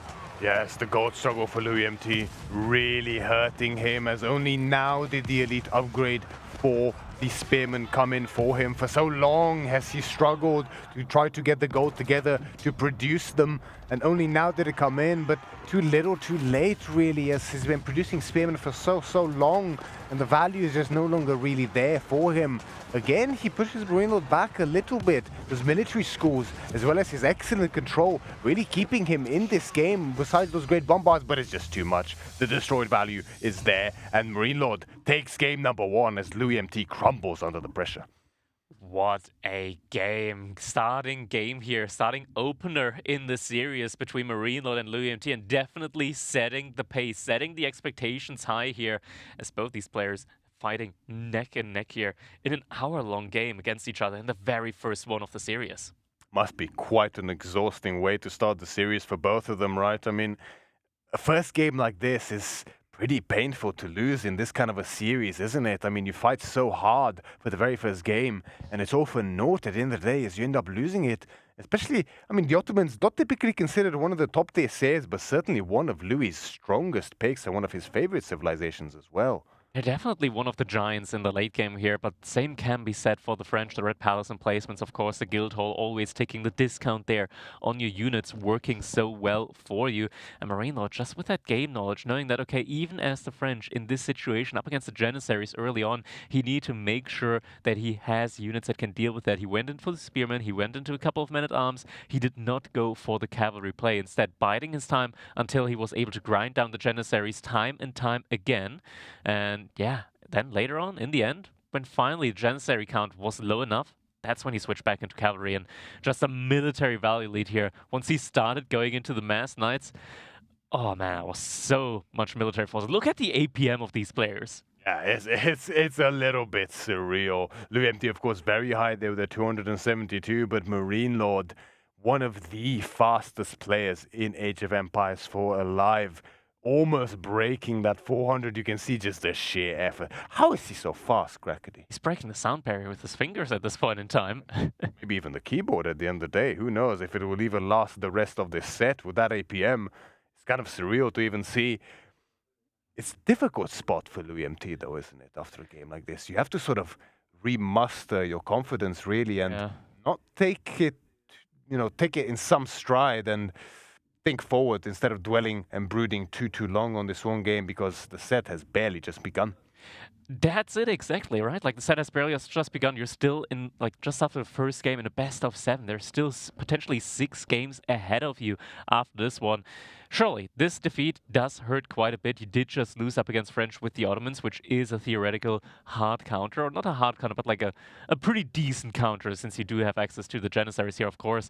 Next up, though, it is going to be Kawasan, and we're seeing the Knights Templar up against the HRE here. So Marine Lord having access to the Knights Templar, that is one of the like S-tier civilizations at the moment, I want to say, when it comes to these hybrid maps for sure. Without a doubt. I mean, quite often, there's different strategies when it comes to drafting, especially in these longer sets. It's undoubtable that Knights Templar are one of the prime picks on the water maps. I mean, frankly, undoubtedly the best, right? On pretty much all hybrid maps and water maps, and especially maps where there's direct naval engagements and especially interactions between naval fights and land as well. However, sometimes players are willing to give over Knights Templar and potentially concede the water game as long as it secures the rest of their draft in turn.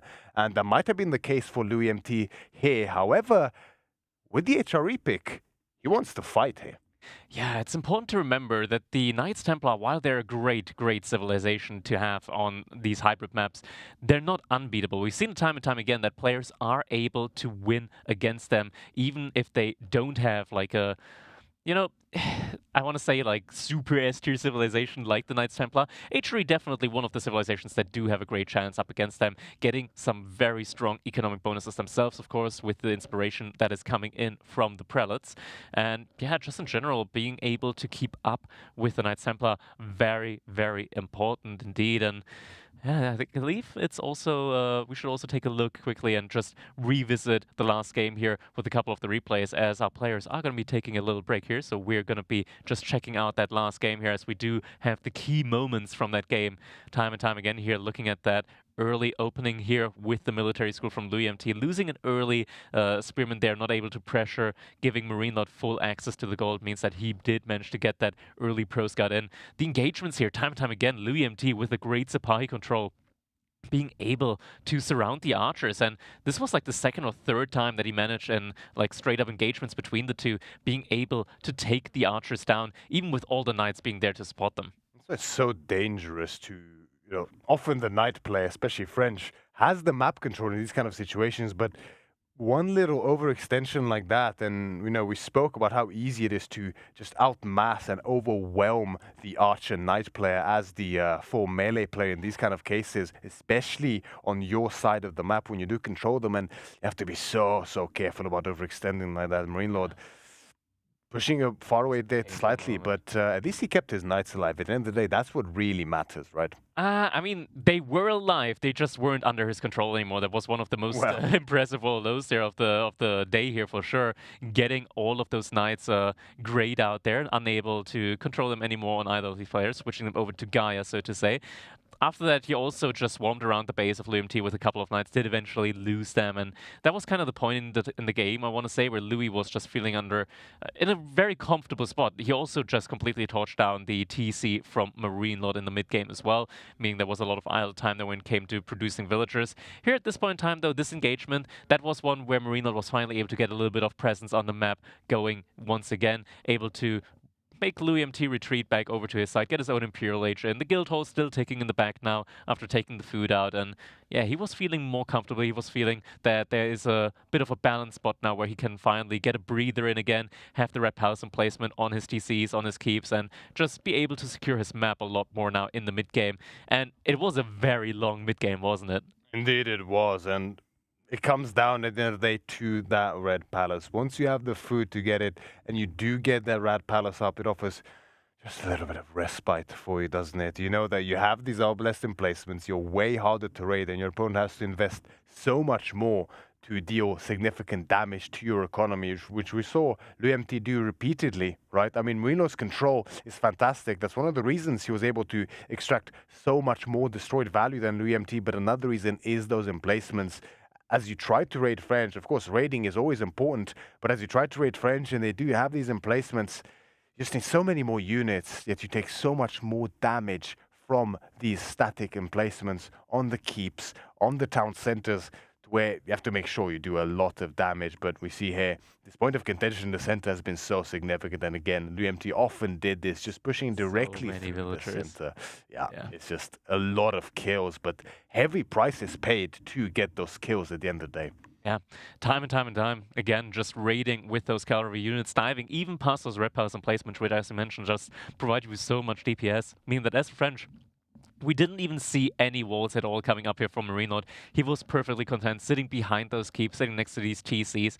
And yeah, other than that, he just didn't really need to deal that much with the military force, right? Like on the sides, on the raids, he was very easily able to just sit back, mess up his military forces time and time again. It was looking very good here for him. And then just these engagements, these trade outs, paying so much less for your military force means that if you trade out equally between the two, you're always going to be coming out ahead as you paid less for your units in the end. That's an important thing to note, isn't it? Because the military schools, and everyone knows about the military schools. We know they produce units for free, constantly, all game long. You can speed it up not only through the Vizier point, but also later through the Istanbul Observatory. However, sometimes French is a little bit understated in their bonus. I mean, we saw there a horseman for 75 food and 15 wood with that improved influence. That's, no, I'll take that deal. I'll take that deal. That's a damn good deal right there to take. Indeed. Next one, though. Looking at it again. Knights Templar up against the HRE. Our players, they are now ready from their break, rejuvenated and ready to duke it out yet again. Still, potentially 6 games ahead of them. This is going to be potentially a very long day for them here. Indeed. I mean, you know, definitely grab your snacks and grab your drinks as we prepare to head into this game, because both of these players, they enjoy the late game. They know how to play defensively and how to extract value out of all engagements, making sure that their trades are effective. And that will undoubtedly also be the case as we see a matchup of titans when it comes to these hybrid maps, with Marine Lord in the north side of Kawasan in the color pink as the Knights Templar, facing Louis MT in the color teal as the Holy Roman Empire spawning in the southeast side of the map. Yeah, so early on here, do we see anybody going for a dog? It does look like Louis MT with the Holy Roman Empire is moving out first for a dog. Marine Lord on his side, though, he's going for the faster Feudal Age. Wants to get a dock up in Feudal Age, most likely. It looks like it, and this is, I mean, it's good to get a dock up. One thing with the Knights Templar, right, is although their economy on these water maps, courtesy of that 20% food gain from any wood chopped, does mean that they have fantastic economy, but they don't often instigate any kind of Dark Age aggression commonly, right? So often you can get away with the dock, and later what you have to worry about is that timing. It is that double ship, double dock play in great time from the Knights Templar that they can go for. UMT, not too worried about that. He's going to get his own dock up, get his own fishing ships most likely, and play out a standard little water fight here. Marine Lord instead, actually, skips it entirely, goes for the age up instead. Behind this, I mean, I'm thinking about, right, like it makes a lot of sense for Marino to want to go for the age up here. Kingdom of France is going to be coming in here for him, because the Knights Templar, they got a great way of scaling in the Feudal Age as well, which is with the Pilgrimage, getting a lot of gold in that way, just passively. Means that you can kind of like keep up even if you don't go for the dock play there immediately on your own side. Now, Marine Lord next up, he will want to send a lot of his villagers out to wood. And yeah, we do indeed see him pull every single villager off of food, as he does have still a good amount of food in the bank and will now be able to start putting up a dock on his own side. But looks like instead he wants to be very aggressive and immediately put the aggression on Louis here, as it looks like his villager is moving all the way to the other pond to aggress onto Louis' pond there instead. And this is how you manifest the strength of that Knights Templar economy on these maps. Other civilizations, when they do go for a dockless, shipless age up, like Marine Lord is doing now with the Knights Templar, they have to keep at least some on food, not only to produce villages, but also to be able to afford ships once the age up is completed. Knights Templar, however, he shifts the entirety of his food economy onto wood, while still maintaining over 100 per minute food income, and of course, plentiful wood beside it as he goes for the dock. The age up does come through now. Dock halfway completed. It will indeed go up. And Louis MT is still some ways away from finishing his own age up. Yeah, still going to be a little bit. It's going to be the Mindwork Palace here that's going to be coming in for him. So maybe we'll see some Feudal Age aggression here coming out of Louis on land as well. Dock has been spotted out by him, so at least he will be able to see this one coming. Instead, he will also want to go for a reaction. We do see a second dock coming in for both Marine Lord and probably Louis as well. Both players wanting to get more presence in on this pond. Louis only on 3 fishing ships means that at least he's going to be able to garrison every single one of them. But the second dock, I'm not sure if that's going to be able to finish up here. Galley is now finished for Marine Lord. It will strike the triple fishing ship setup here for Louis MT, so they will be idle. Oh my god, it's so close. Ooh, now he sees it. Yeah. Can he stop it in time? He's trying. First, He's getting it. Oh. Nice little stutter steps here by Louis. Yeah, he knows. It's just the timing doesn't quite work out here. Marine Lord denies the second dock, and I mean, this pond's already kaput. There's no way Louis can defend this. Yeah, there is no way. I think at this point it's probably better to just go for a double dock play onto the other pond here immediately, and we do see villagers walking towards that. Looks like Louis, is he trying to... Oh, he tries to sneak up another dock, but there's already a second dock up from Marine Lord, so he has vision on that side of the pond.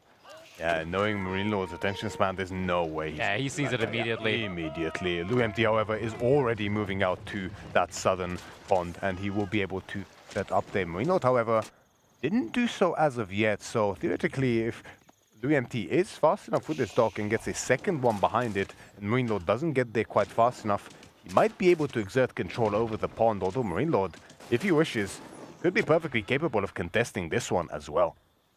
Yeah, looks like he's not going for that though. Nothing yet moving out towards that second pawn from Marine Lord. What's his plan at the moment? Maybe he's getting a production building up on land behind this. No, nothing yet. No villager moving out to the second pawn. Right now, looks like he's just investing into fishing ships on the first pawn wants to get his own economy going here behind this. It looks like just mass fishing ship production instead from Marine Lord. That is where the wood investment is going. I'm not sure whether this is because Marine Lord did not spot. Well, as I say that, we see that Marine Lord has direct vision and is actually attacking the dock. But early on, I'm not sure whether that was the case. Might be a conscious choice to instead directly consolidate his economy with these fishing ships instead of trying to contest it. But either way, the stable is on the way. Chevalier Confrère will be on the cards for Marine Lord. Fishing ships here. Gonna get taken down, only one surviving, but in the end, all of them will go down once that dock goes down. Marine Lord did spot out the dock play onto the second pond, is sending out a villager from the looks of it, but that one will also get scouted out. LouisMT behind this already having his own archer ship in queue. Should be able to deny that one easily here. So it looks like both players are just gonna have to be content here with just taking one pond each. But the first villager here looks to be going down now.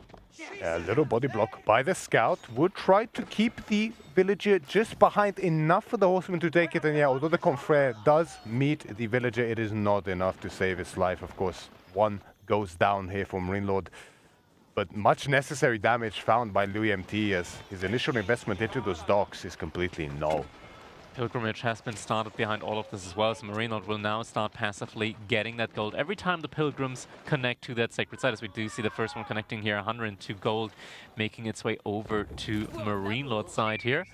And the Chevalier are going to be coming out now in full forces. That's what Marine Lord's going to be investing into. Louis, though, with the Mindwarp Palace, has his own way of producing some stronger units as well, especially stronger horsemen here, getting all pikes in, meaning that his horsemen will get an additional +2 damage on them.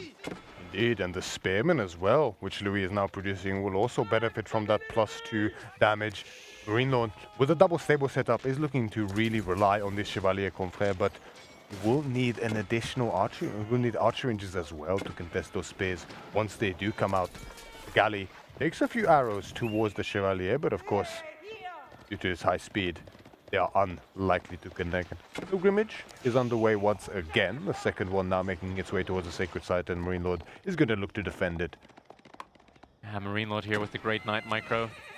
Just getting so many more Chevaliers out onto the field. LouisMT just continuously messing up the horsemen behind this. The question is if that is going to end up being enough here. But yeah, as you mentioned, Spearmen now coming in as well here for LouisMT. So we'll have a great answer when it comes to the army composition. Hardened upgrade also coming in behind this. But the mass knights from Marine at the moment just putting on a lot of pressure on Louis behind everything else. And second pilgrimage upgrade, that is a very expensive one coming in from Marine as well. That's 500 resources. Yes, with the map control afforded by this double stable play, clearly feels comfortable enough to go for it. Double Broadaxe has finished for LouisMT by now, so his wood income will be expedited as well behind this. Second barracks has also finished, so looking to lean into the spearmen quite a fair bit behind this. LouisMT is. You know, Marine Lord doesn't try to do any sneak out on the dock any longer, right? He's going to play it safe. I mean, with the galley there, it will be a pretty risky move, though I know some players would likely go for it. Yeah, right now just investing more and more into the pawns here, both players are, so lots of fishing action going on for each of them. Both players relatively even when it comes to the economy, but when you're even in the economy, you're not even up against the Knights Templars. Those Pilgrims do work overtime here for them. Marine Lord falling back to the pond here. Does have the archer ship there, can help him out up against those spearmen. Archers now coming out for him as well. But slight raids here from the horseman. Marine Lord, is there going to be an immediate reaction? No immediate reaction. Horsemen walk in further with all the bonus damage upgrades. Should be able to pick up some villagers, but the villagers getting sent back in time are going to be able to survive here. At the same time, though, Chevalier Confrère also getting taken down, 2 falling just for 3 spearmen. But fight gets extended. A little bit of a melee brain fight going on here. Somewhat even trade here, right? In the end, it was 5 spearmen for those 3 Chevalier Confrère there. And LouisMT, unfortunately, there to pull back on that wood line. 2 of the villagers were both 1 hit from death, and he could have quite easily committed to them, but just pulled them back a little bit too early. Sort of pressure can happen in these types of games. Marine Lord now actually switching the Pilgrim side destination to that northern one to get additional gold. I wonder whether that's actually worth it, right? Because it's essentially triple the distance for only 30 more gold. It is, but at the same time you spawn a villager every minute, or rather the Pilgrim every minute. So that means that he is getting an additional 60 gold per minute from going the long route, and he does have the pond there, so he does have the map control there. Louis trying to actually wall off the other sacred side. Doesn't work in theory, because you can always, like the Pilgrims, they'll just transform into a ship and take the naval route there to get to their destination. Yeah, exactly right. Although we have seen Louis MT and notably CSO as well opt for these early aggressive wars on Kaosan specifically, wanting to secure that portion of the map. Of course, because of the ponds, they provide a good bit of protection for a large chunk of the map there, so securing the last sliver of accessible access on the other side, it's pretty simple to do for the short cost of some wood here. Louis heavily leaning in these spears as we anticipated before. Marine Lord, meanwhile, with equal numbers of Chevalier on his own side, now with archers being added quite aggressively as well. But still quite a notable lack of blacksmith upgrades, not finding the wood necessary to do so. Instead, actually banking up quite a lot of gold. At the end of the day, we all know blacksmith upgrades don't really matter for melee units. He's got the important ones, mainly +1 damage on them and the pierce armor. Marine Lord, though, is now going for the pierce damage upgrade. That's going to help, especially up against the horsemen. That's a large mess on Chevalier here right now, 20 of them, and don't mind you, if we select them, they actually do gain bonus health as an aura from each other, so 15 Chevalier here, being able to boost up the health of all of them by 15.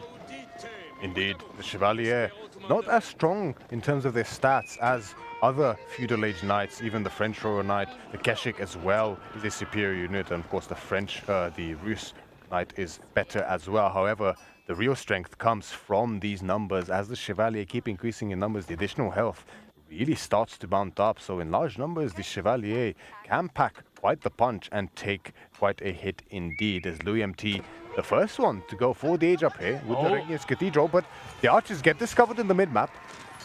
Not all the Chevalier are here, but Louis still decides to fall back. Could have potentially taken the fight there and kill a lot of the archers out from Marine Lord. Now age-ups coming in for both players. Republic of Genoa for Marine Lord, so we'll start receiving a lot more gold from these pilgrimages. Louis MT with the Regnits is going to, of course, want to start gathering up those relics in record time. Extended fishing lines now for Louis MT coming in as well, so quite a bit of additional gathering speed and income from the fishing ships for Louis MT. I don't believe Marine Lord has that just yet. I don't remember seeing it in queue there. However, survival techniques instead, but the raid on the wood line from Louis MT. Marine Lord very slow to react here. Loses one villager, two villagers, make that three now as well. Maybe even a fourth one potentially, as there's no units left there to defend. Marine Lord, meanwhile, also pushing on his side, but there is an outpost here on the day from Louis MT. Will keep the villagers safe. Marine Lord losing his economic lead. Emergency repair being forced, but yeah, losing villagers there in the woodline during the transition has to hurt a ton. We're seeing veterancy now coming in on the Chevalier Confer here. Marine Lord for Louis MT on the other side also getting his own veterancy upgrades in behind all of this. Now Knights following up as well. No relics picked up yet, but that is definitely only going to be a matter of time here. Louis MT will want to get them in as quickly as possible. Another outpost coming up with front line here as well. Not building that you can put the relics in eventually, but Marine Lord, it's going to take him some time to get his own religious units out, as he has been idled out on wood for a long time, so unable to afford a monastery anytime soon. Indeed, and still needing to mass archers behind it. Its wood is stretched pretty thin alongside that raid. Finally, he managed to get the gold necessary to go for the veterancy on his archers. Still some ways away though. Meanwhile, still Darrow level 2 coming in as well, an additional +1 damage on top of the original +1 on those archers. Very much needed against such a very massive Semifinal, but Louis MT is just not reacting to the attack pings, as so many villagers get surrounded instantly by the Confrere. And all of a sudden, evening out, not just evening, but actually taking the villager lead here. Louis just lost like 8 villagers there on the deer.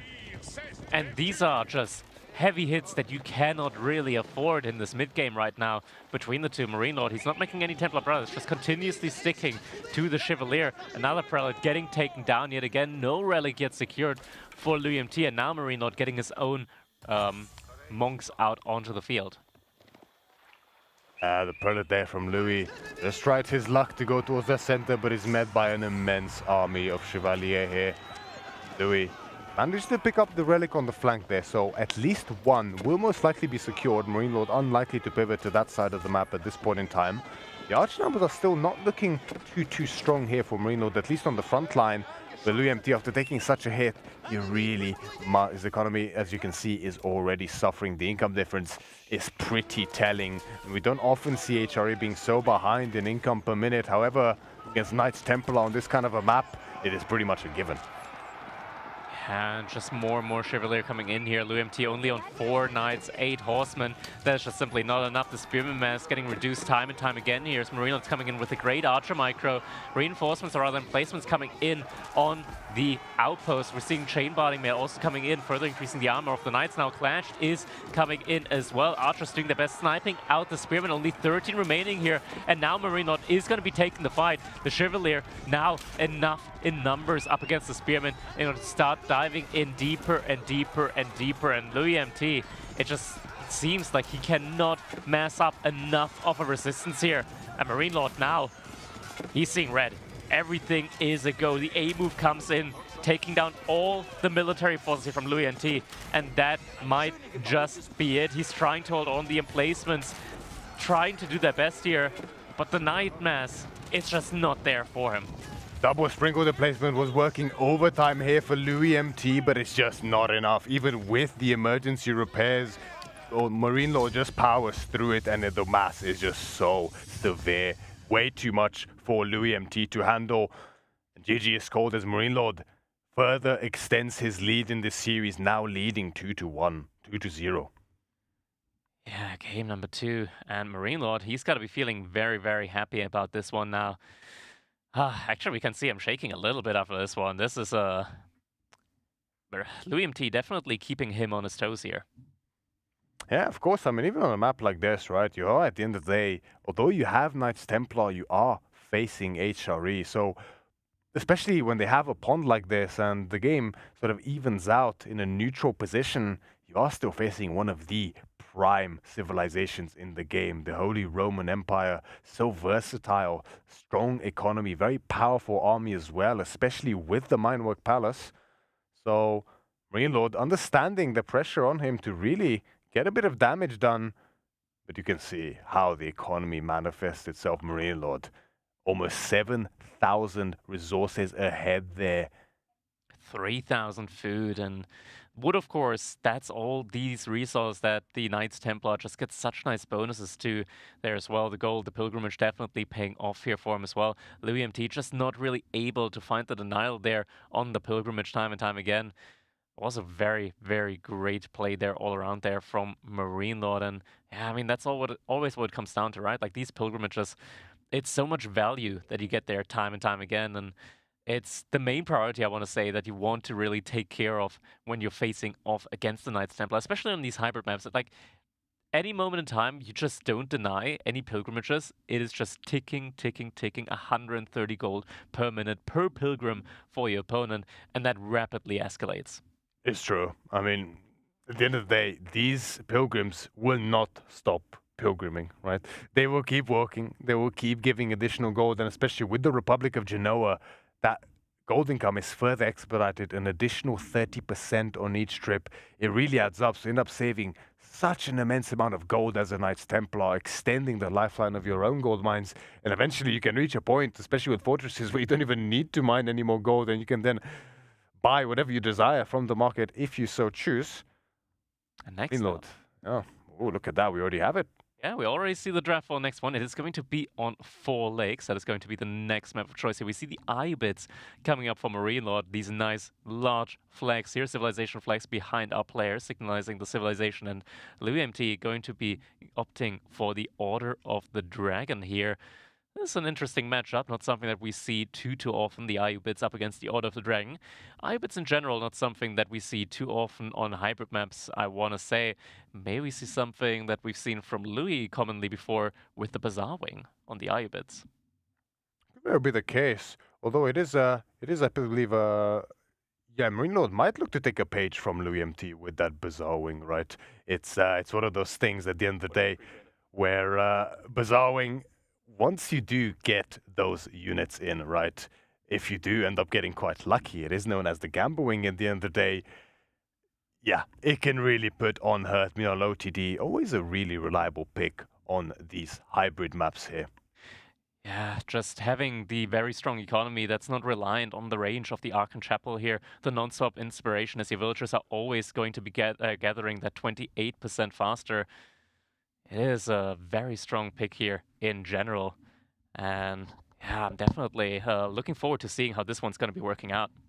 And meanwhile, as we prepare to get into this second game here, Crackedy will take a well-deserved rest after his excellent commentary, and will be joined by a very special commentator as well alongside this. It is my pleasure to introduce one of the masterminds behind the Masters of Steel here, fittingly so for a water map, one of his favorites in this game. Of course. The one and only Cal. Hello, hello. So, to be fair, like the deal was I was going to cast a Holy Island game. Yeah. But we haven't had an Holy Island game yet, so we are on 4 lakes instead. Unfortunately. Pretty close second favorite on my list. It's a spicy one. And Order of the Dragon. We did see this already being played, and honestly, that was a pretty spicy match already. It was indeed. Marine Lord himself was the one who was on the receiving end of the strength of Order of the Dragon, right? The value you can get from Burgrave is not something to be underestimated, especially with those units. I was speaking to Vortex earlier. He says himself that if you don't pressure the Order of the Dragon with the Burgrave, eventually they reach a critical mass of men-at-arms, spears, potentially Lance Connector, alongside a massive gilded crossbows with inspiration. He believes that army is almost impossible to beat. Yeah, and one of the things that usually happens when you play Order of the Dragon and Burgrave and Palace with the HRE is you run out of food so quickly. But with the amount of food you actually have on these maps, it's actually pretty easy to kind of keep up with that entire thing. And to a certain extent as well, you got to remember for Order of the Dragon, Burgrave is kind of an economic landmark after all. Exactly. 30% discount on any unit produced from the Burgrave, unlike the HRE who just produce extremely quickly from it but with no discount. And for such expensive units as the Order of the Dragon has, well, you can do the maths yourselves at home and see just how much there is to be gained there. Rainlord this time round on the IO bids, a pick we often see on hybrid maps, but I've got to say, not too often on 4 lakes specifically, right?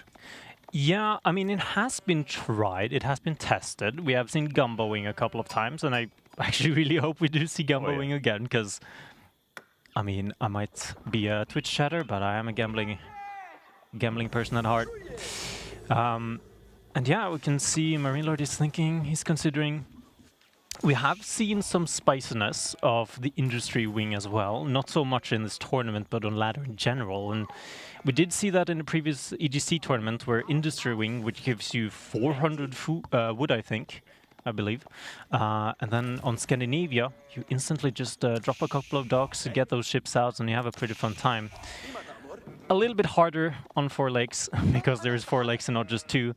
And you also gotta, well, just have a little bit more attention, and it's a longer walking distance. That build speed as well that got recently slapped on. Yeah, I forgot about that. Bonus, right? So maybe it could be a little idea here on 4 lakes, right? The counter dock, but I mean, counter docking is always a risky maneuver, especially if you want to gain full value of it, because you want to counter dock on the pond where there's a lot of fishing ships, but then that's the pond where there's a lot of fishing ships. Yeah. Which means when it comes to those fights, the opponent has access to expedited healing on those fishing ships, on the military ships using those fishing ships.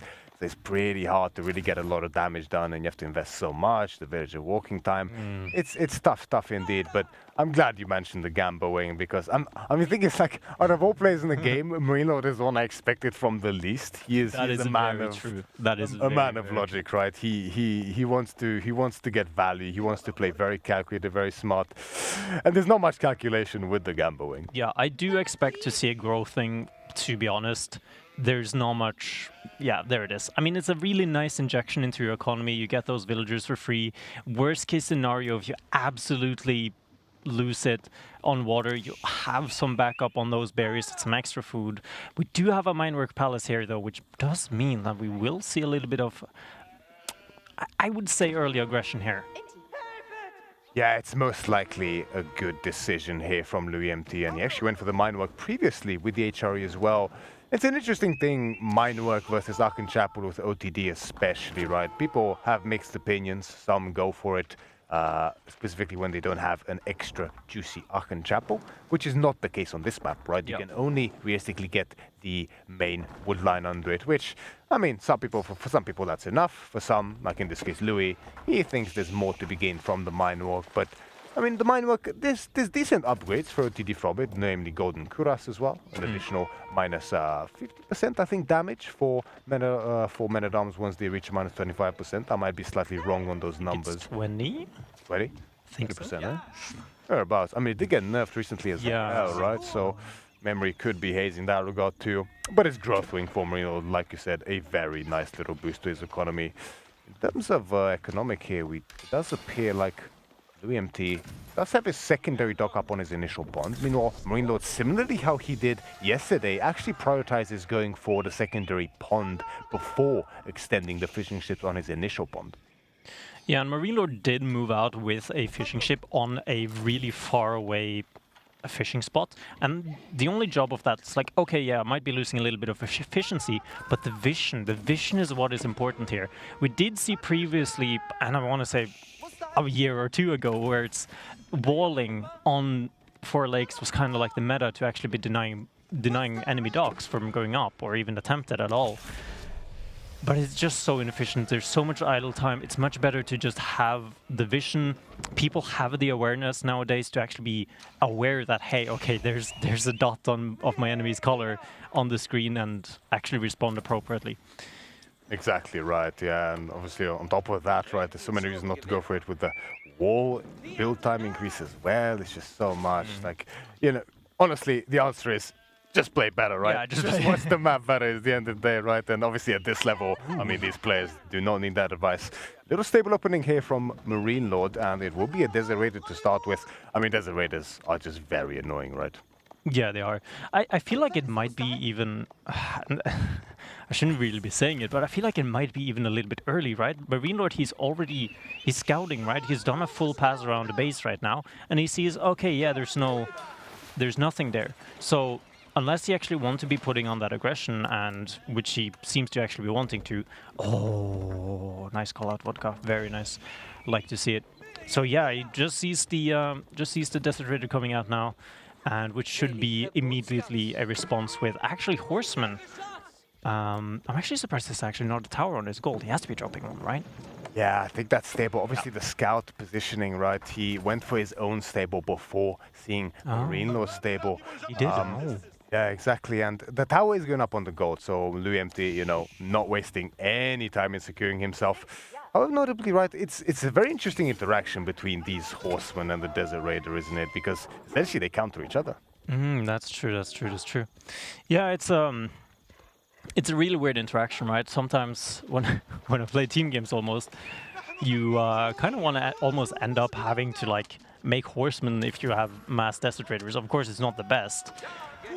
But I actually do not know exactly how the fights between an Order of the Dragon Gilded Horseman versus a Desert Raiders are going to go. I would actually kind of expect it to be pretty decent.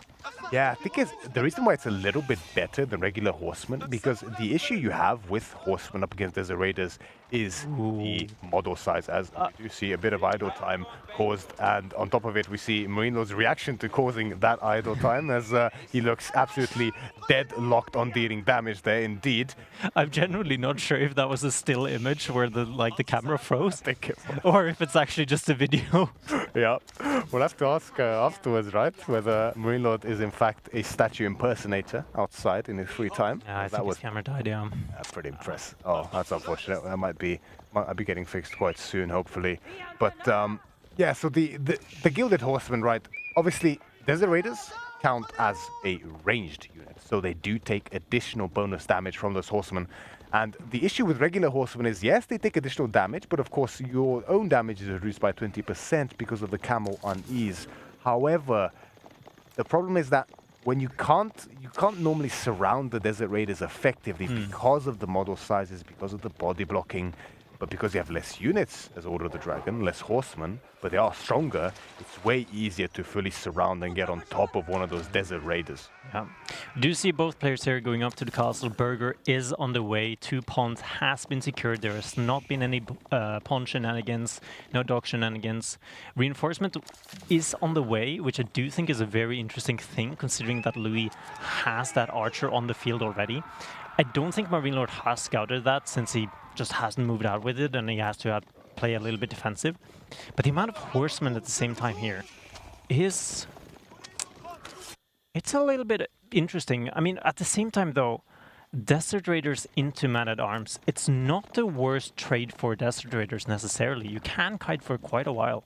Can kite indeed for quite a while, and the Desert Raiders have a very high base melee armor on top of it as well. So Men-at-Arms actually are going to really struggle up against them. Spears would make a lot of sense from the Burgway Palace, but again, you run into the exact same issue. They just get kited. Now, they won't do as much damage as regular archers will, of course, en masse. It's just harder to mass them.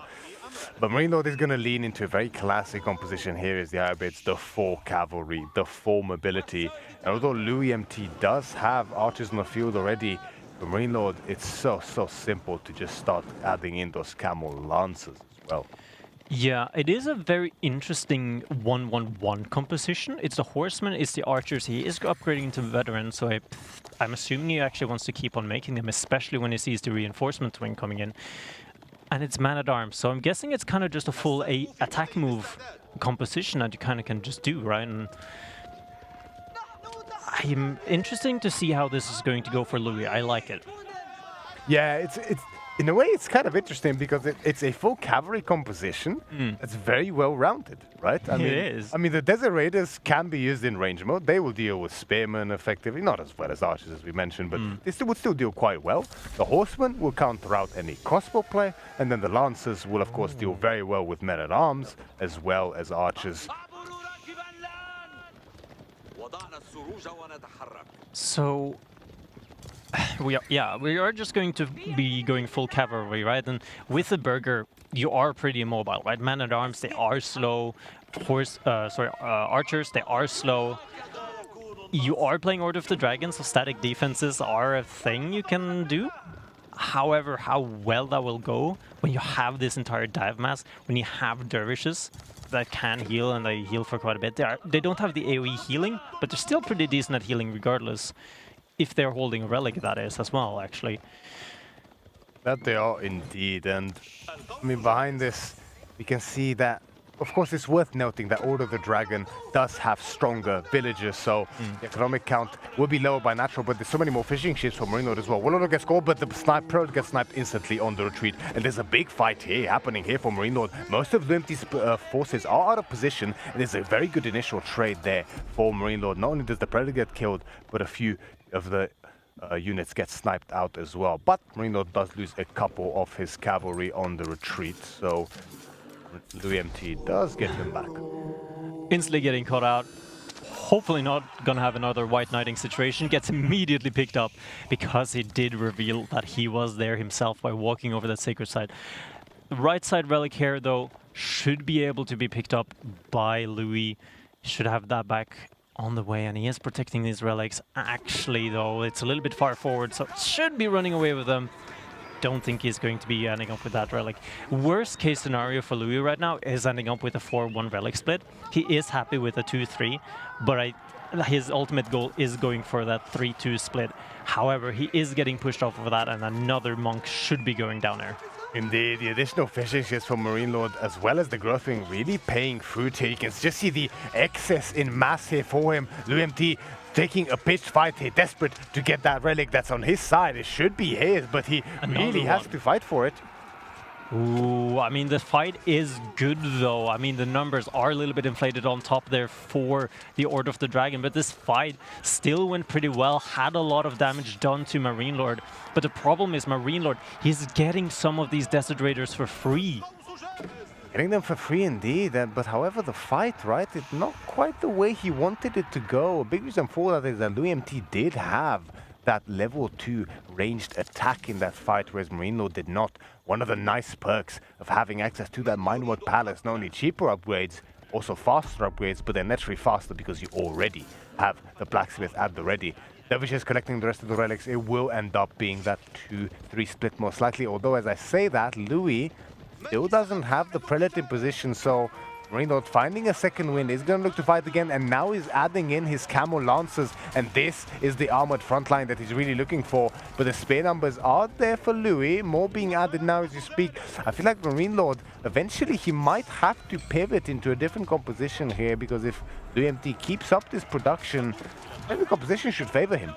Yeah, and it does have scale armor on those archers as well right now, which are doing so well by disallowing or not allowing the camel archers to actually be focusing the archers on the back here. So these fights should be going pretty well for a little bit here now, but the Golden Koras is in for some of these men-at-arms. They are super low, but they are super tanky. I would so much right now like to see Inspired Warriors come in.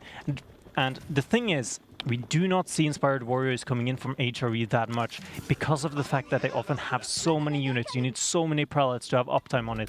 But Order of the Dragon, they have fewer units. The inspiration lasts the same amount of time, and they are so much stronger, and they have so much more value. And reading your mind is what Louis is doing right now as he gets it on the way. Now, a third of the way finished. Prelates are actively in production for him as well, and that is what's really going to round out his composition, and he has everything he needs really. The spearmen will deal with the lancers as well as the horsemen and the raiders if they get too close. You know, the Gilded Archers, fearful archers indeed in that castle age. Once they have the scale armor, I mean, any other range units just end up tickling them at the end of the day, so they will deal very well with the Desert Raiders as well, and the horsemen will be a great front line up against anything Marine Lord can throw at him, and then can deal with the Desert Raiders as well. And the prelates will buff all of those units up as well. Besides that, the more extended fishing lines being researched for Louis MT as well to extend his food income still. But I think he still, at this point, if I'm not mistaken, lacking fishing ships on that northern pond. Yeah, it's not the most. It's a little bit there. He does have a second dock, and he actually is producing from it actively now as well. And ooh, where? Well, Where? Just like that. Where? Like magic, as usual, Marine Lord just finds the res somehow to just go an Imperial Age here. I don't know how the man does it. It is advancement, so it is cheaper, but it is also faster as a result. And, I mean, this is something that's been theorized and also shown a few times before. The IO bids with the Desert Raiders in Imperial Age, once you got the university upgrades and obviously later on that Golden Age level 5, isn't that one of the scariest forces in the game? I mean, we've played enough team games. Oh yeah. We know Imperial upgraded Desert Raiders can hurt. Oh, it's disgusting. It's disgusting. They get 3 Imperial upgrades. They get the Incendiary Arrows, they get Biology, and they get Silk Bowstrings. So they are just absolutely insane, and the mass that Marine Lord already has for that is absolutely insane. 33 on the field. More is going to be coming in for free every other minute. On top of it, I mean, if we do end up seeing that Golden Age level 5, difficult to get to. You need, I think, 75 buildings, is it? An additional plus 20% attack speed on them as well. Yeah. And it's not just on them, it's on all camel units. Oh yeah. So if you do somehow manage to get another camel unit, like a camel archer from Abbasid or something, if they actually get it, won't be happening this game though, but Imperial is getting an upgrade. I'm kind of waiting for Louis to have a facial reaction, but yeah, it's kind of like not there. Anyways, mangonels are out now, and ooh, that's a beautiful shot, and he did not react to that one at all. Due to him, Marine Lord going up with that wing, he is able to produce them out on the field, but now fight is going to be happening here.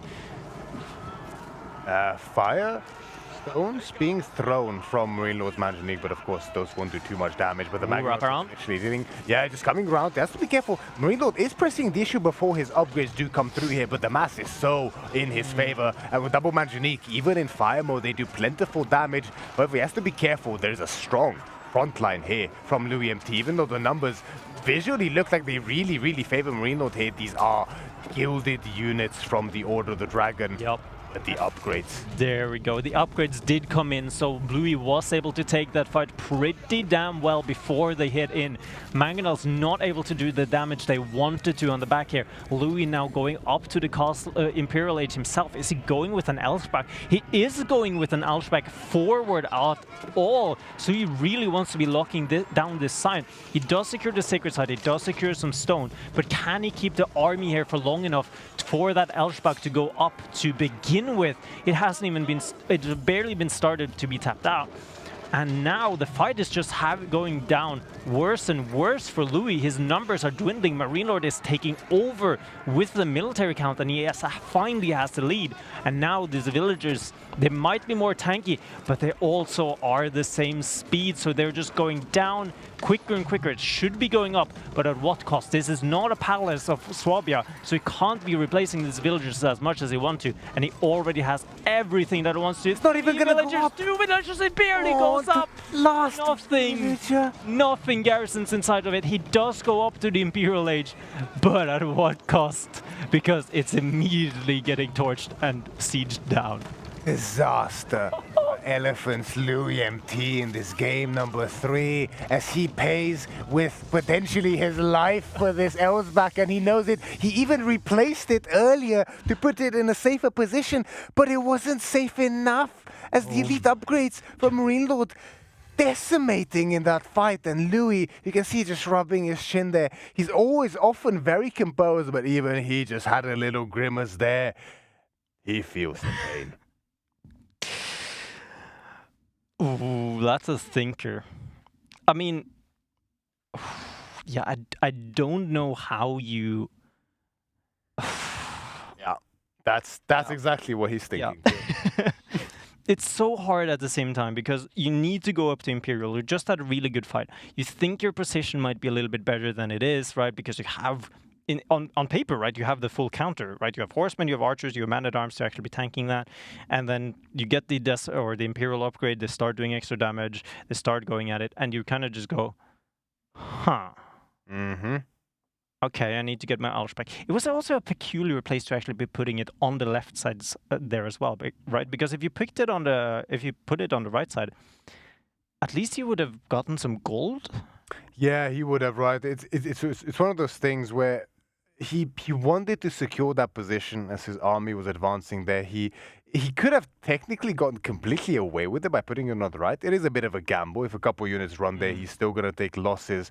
But then the issue is that as a result, Marine Lord would just push through completely on the left side, right? So if he at least gets it up on the left side where his army is and Marine Lord's army is, then it buys him, a couple of minutes until Marine Lord pivots all the way around.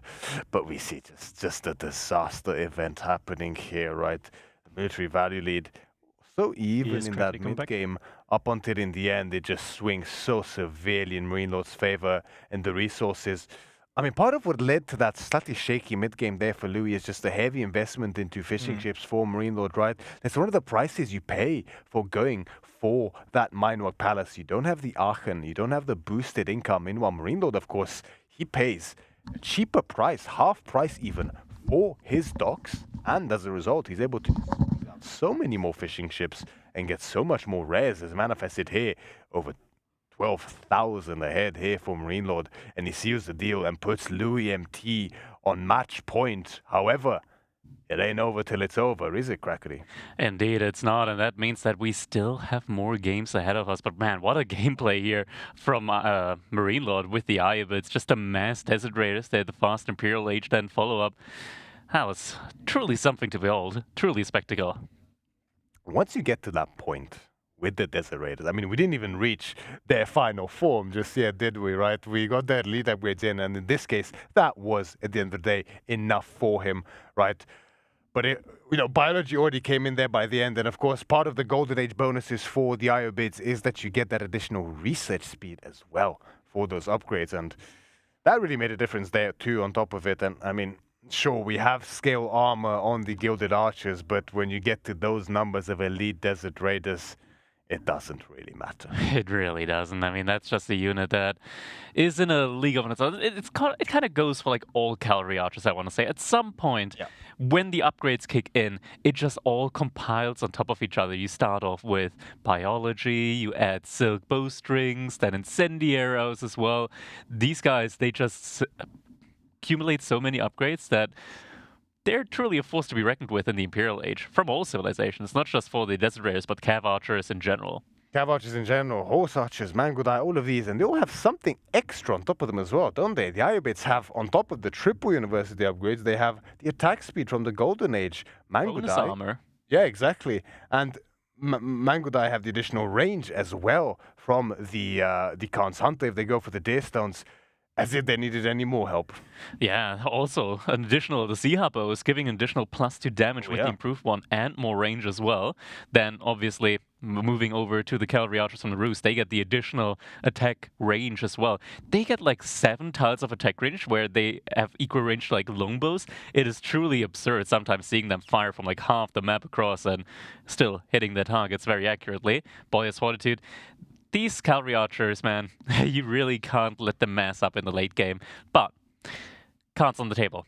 What is coming up next? That is going to be the question here that we got to ask ourselves for today. Because looking at Marine's draft, or just looking at the draft in general, still a lot of very strong civilizations on the table here, of course.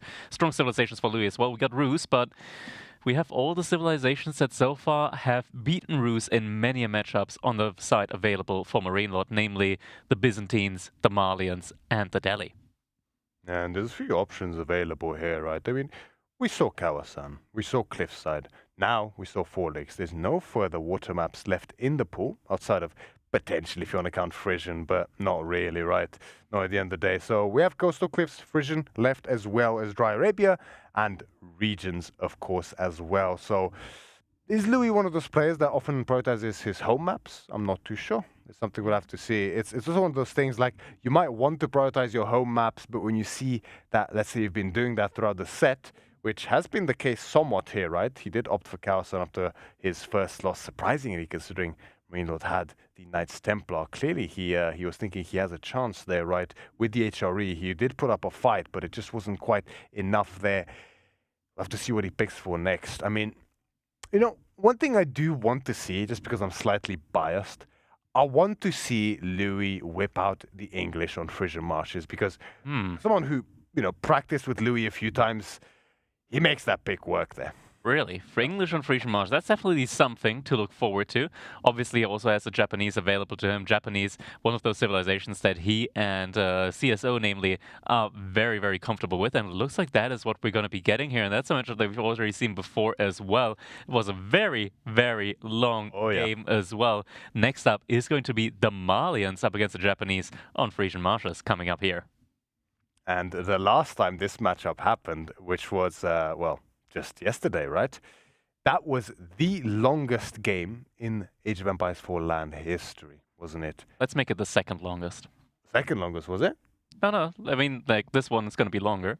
Oh, God, yeah. Can you imagine? I don't even know if I'll be able to potentially survive for that long. I mean, but we understand why that happens, right? It's this situation that results out of civilizations with strong passive income bonuses where it's so hard to kill.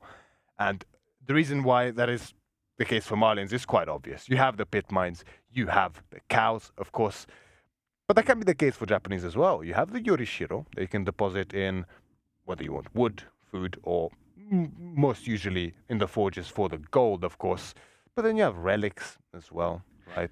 You have, of course, the farms, which are really super boosted for the Japanese, providing immense food income and are then really hard to raid once you get the shogunate castles up, doing immense damage to any units nearby. Honestly, like, just thinking about it more and more, the more I play Japanese as well, the more I kind of like putting my Yorishiros even in other buildings outside of the fortress. The fortress, of course, they have been nerfed in particular with the Yorishiro, only providing 50 gold now instead of 75 resource that you're getting from the farmhouse or the lumber camp. I kind of like putting them in the farmhouse at the moment, just to like prolong your food income, have it be just very nice and solid all throughout. And the farmhouse is also something that you can just easily replace. Like if you're like, okay, I don't want to have it in the farmhouse anymore, you just delete it. It's only 50 wood. Put it somewhere else. Get it in a forge next time. It's truly something where you can be very flexible around, I want to say. Exactly right. And Louis MT, from seeing him play Japanese quite often, he is one of the players that often places the Yorishiro either inside the lumber camp or inside the farmhouse as well. So that's something we could see here. It's a nice little pivot, and it's a great bonus, just like you said, right? Often in the mid game, you're not really struggling for gold as the Japanese, right? So no real need to put your second or your third, fourth Yorishiro inside the forge. And of course, as you mentioned, the nice thing about it is you always have that option of doing that later on. But you know, the floating gate is not the only possibility for the Japanese in their castlage, especially from CSO notably, and Louis MT, of course, being his primary practice partner. The Temple of Equality has found and bore some fruit in the past. All right, last couple of stretches before we're jumping into our next game. Match point at the moment now for Marine Lord. Louis MT, he's got to be giving it his all now if he wants to pull off the reverse sweep. It wouldn't be the first time that we've seen it, right? Like just earlier today in the set between Beasty and Wham.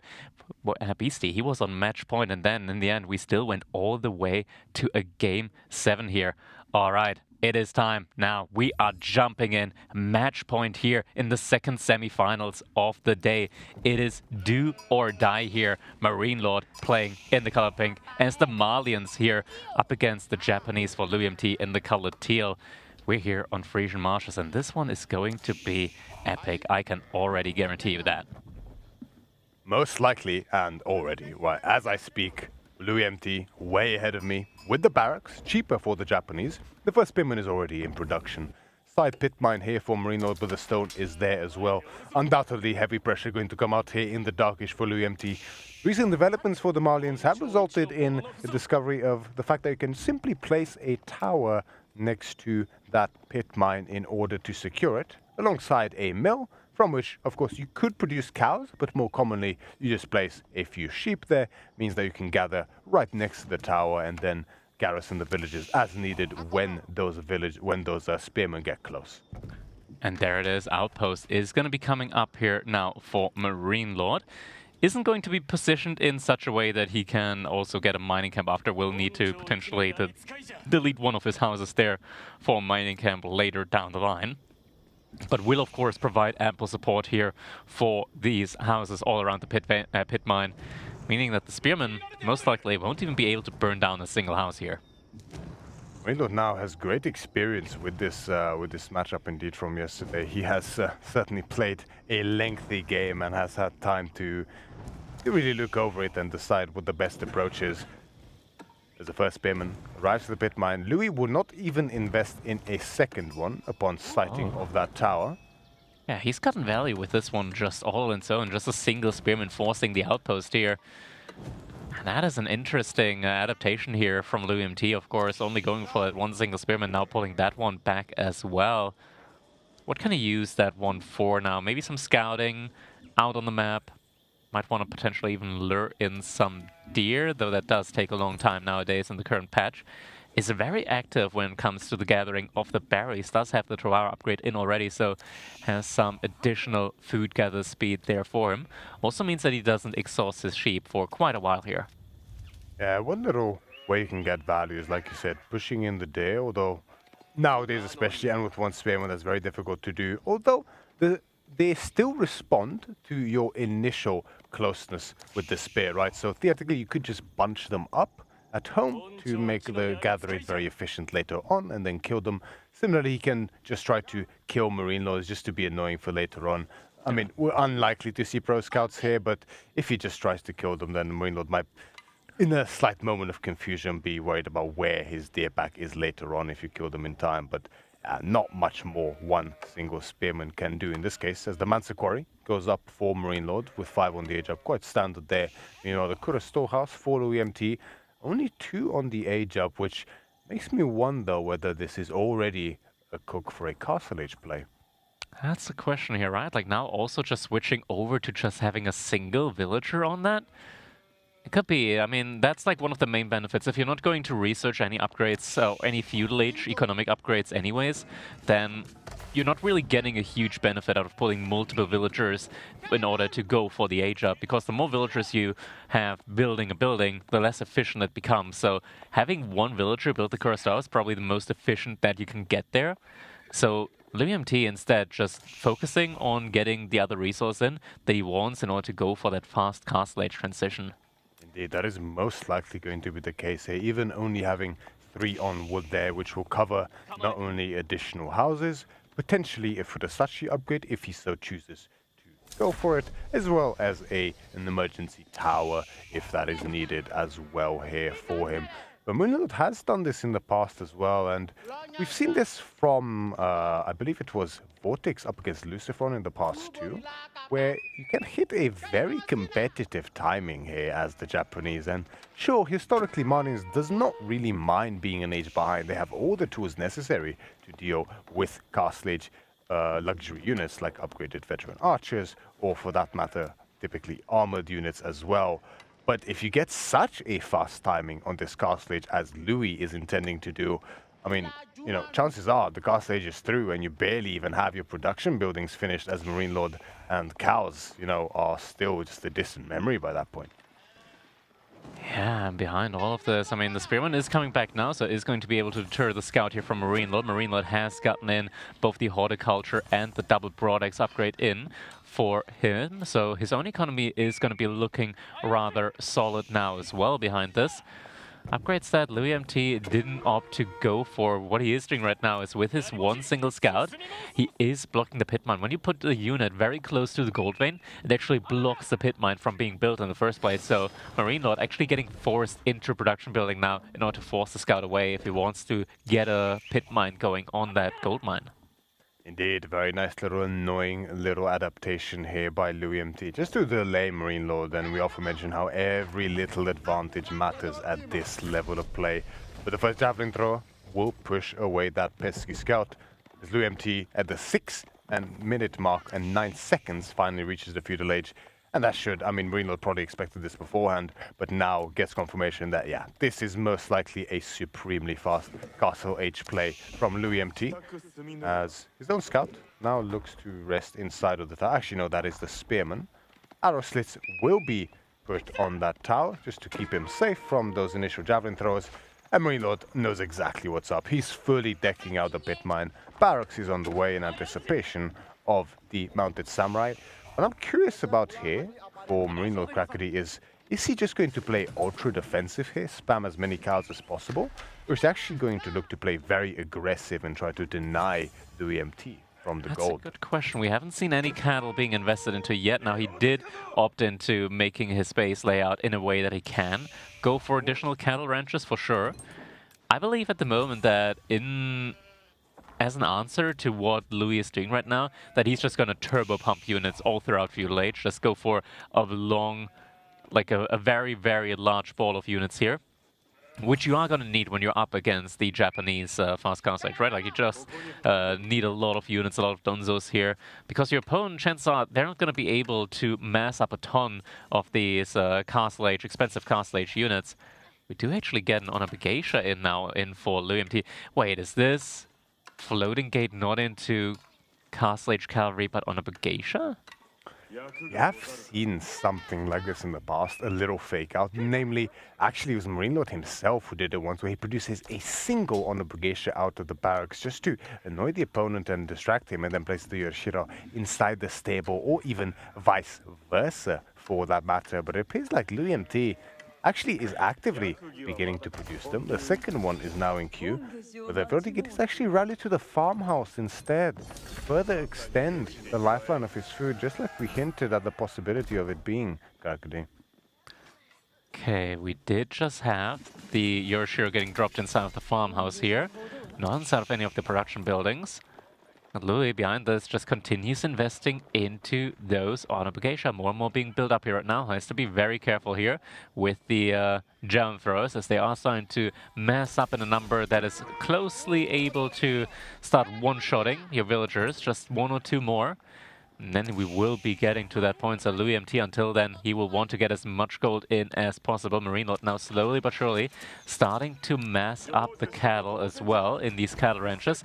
We don't have veterancy in yet on the Begacia, so right now that's the weakest that they're gonna be, at least for a while. Yes, and because of the lack of a Yorishiro inside that production building, Louis kind of struggling to get the mass together fast enough here to mount an effective defense. But the tower has been fortified alongside the arrow slits, so Marine Lord is unlikely to put any heavy pressure on that due to the sheer level of investment it would cause. You know, Marine Lord also utilizing his map control now, with seeing how defensive Louis MT is playing for that castle age, and opted to go out onto the deer back beside his base as well. Yeah, behind this, Louis is still very much insisting on the Begacia play. Shinto Priest should be out and about on the map, trying to sneak a relic and potentially, or rather he is still inside of the base from Louis MT, just looking for an opening here where he can actually eventually sneak out. Man, this is being... It is quite tough at the moment here for Louis MT. He's just not able to get these villagers secured up when it comes to being able to gather up the gold there. Power of these javelins, right, is unlike something like archers, if you wish to poke like this on the gold mine, is that these javelin throwers, they are specifically designed to be resistant to archer fire. However, Marine Lord may not have expected this sudden decision by Louis MT to go into the zone of Begacia, and is now has to go on the run and needs to use the Donzo to body block for the javelins. It's actually a very significant number of Honor Begacia now for Louis MT. These units, of course, are very cheap and fast to produce, even without the Yorishiro additional production building. Marine Lord actually going into Musafadi behind this. The answer. Definitely not the answer he wants. Instead pivots to archers quite quickly. But the mass is looking scary, actually, Crackety. It is, and he's catching up to these javelin throwers here. Remaining mass, though, from Marine Lord is starting to push forward as well, so this might not be a fight that Louis MT really wants to take, though he is able to diminish the frontline mass here from Marine Lord by quite a bit, and finally also able to afford the veterancy upgrade here on his Honor Begacia. Behind this little push-out that he made here, is now finally able to start picking up some relics as well. Like Marine Lord behind us, he's going to keep up the archer production somewhat. Does pause now briefly.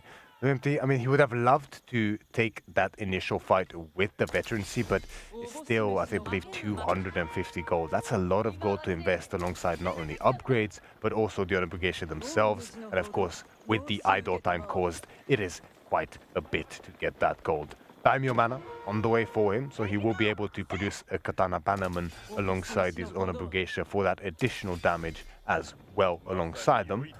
Lord might want to look to go into that melee armor upgrade, an understated possibility against units like the Honor Begacia, which, although have very low base damage, have very high attack speed. And bonus attack range as well, and you never know if Louis is able to find his way onto those villagers on the gold vein. Could be able to snipe quite a bunch of them. Marine Lord, he's diving in rather deep here. There is an outpost now on the second gold vein for Louis MT, and with the veterancy upgrade, these Honor Begacia will now do a lot more damage. Still doesn't have the next level of the melee damage upgrades, but this is looking quite rough at the moment for Louis. And not just that, the second army that he just sent out earlier is now going for the full surround, so Louis is going to be in a great position to wipe up the entire military force here from Marine Lord. And Marine Lord, he is still an age behind after all of this. Yeah, this spells disaster for Marine Lord, actually, not severely overextending himself in this position, not realizing Louis MT's strategy in that fight. Of course, just to pivot around. Louis MT wanted to go for a raid, but of course diving with such light units, rarely the choice in this case, especially without level 2 ranged armor. But now the entirety of Marine Lord's forward mass gets cleaned up, and Marine Lord is still going into these Musafadis. I mean, I would love to see some sofas instead alongside these archers because of that armor, but he does have the melee armor blacksmith technology at least, but Musafadi is just not the choice here.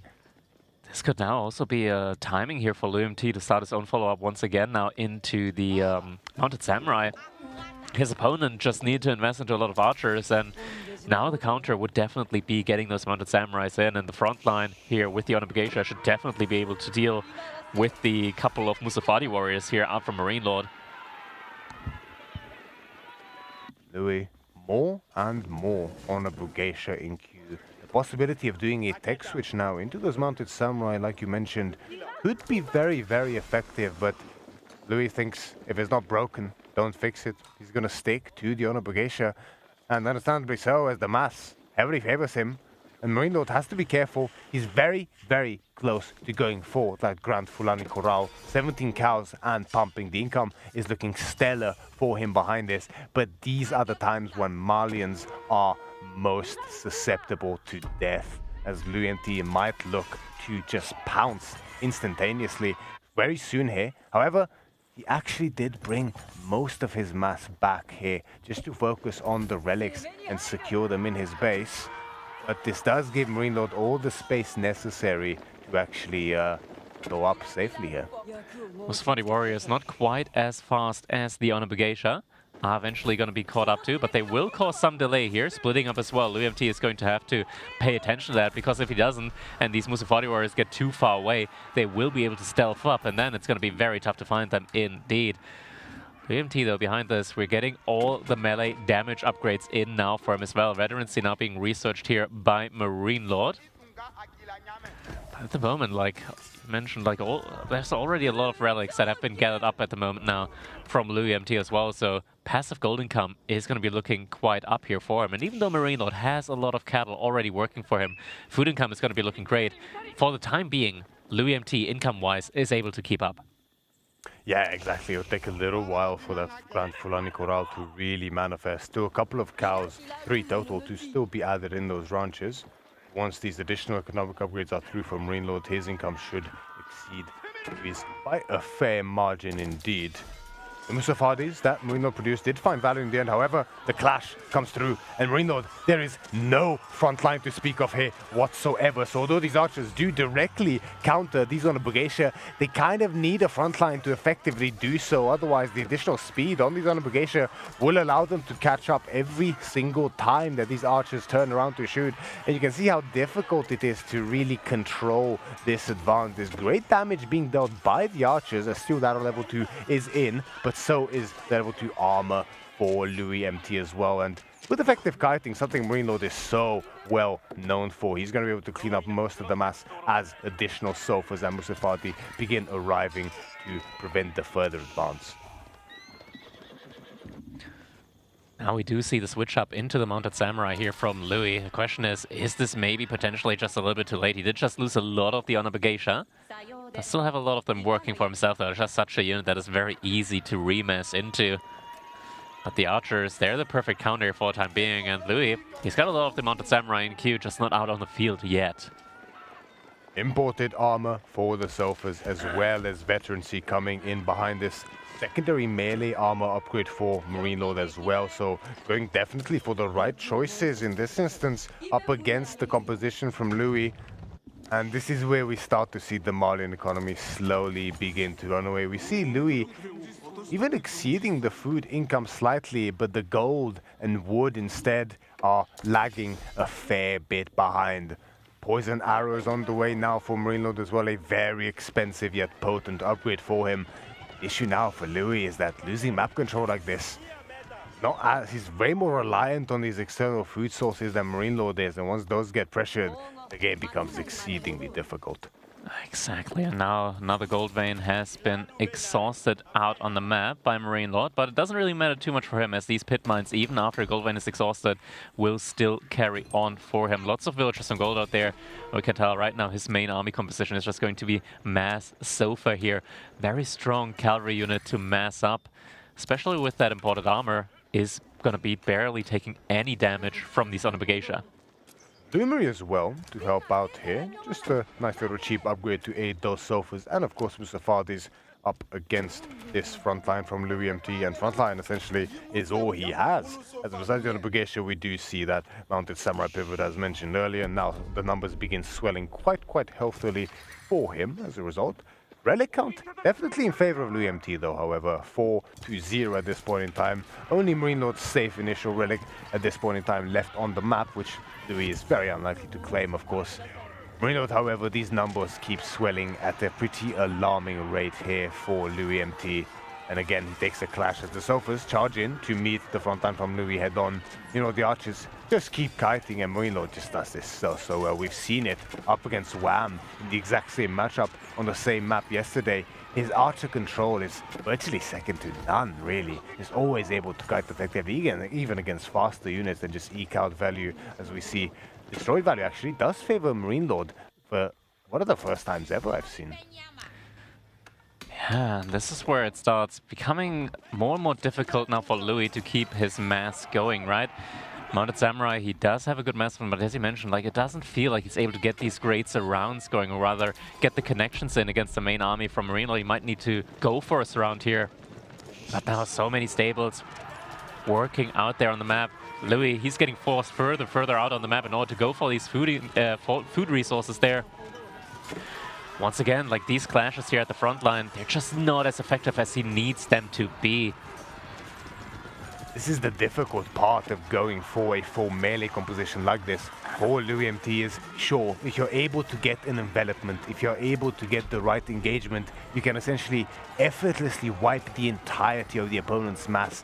But when it comes to this, in a large open field, where the opponent has space to move, has space to kite, you are just bleeding out over time, slowly and steadily. More Archers reinforcements from Marine connect, additional Sofas as well as Musafadis meet the rest of the main army mass, and now further and further the fighting rages on. As Marine did collect his relic by this point in time, and his front line just keeps failing him repeatedly and repeatedly.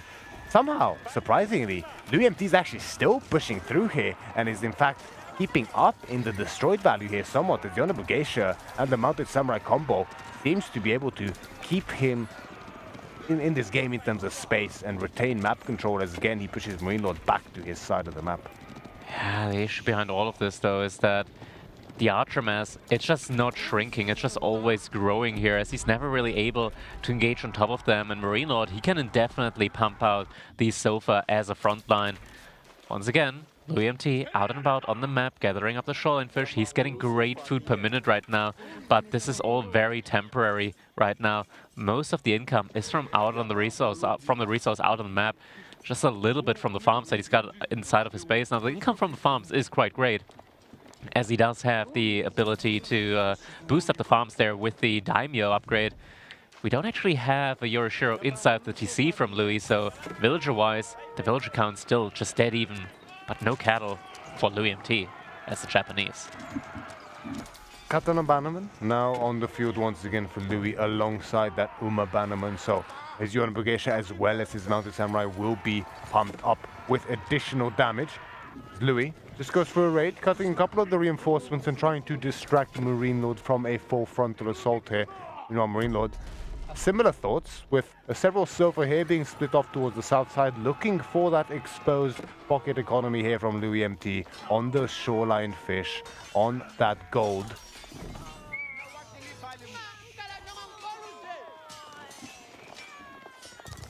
Couple of Mounted Samurai here trying to go for some reinforcements, but now reinforcements clumped up enough in order to take the fight.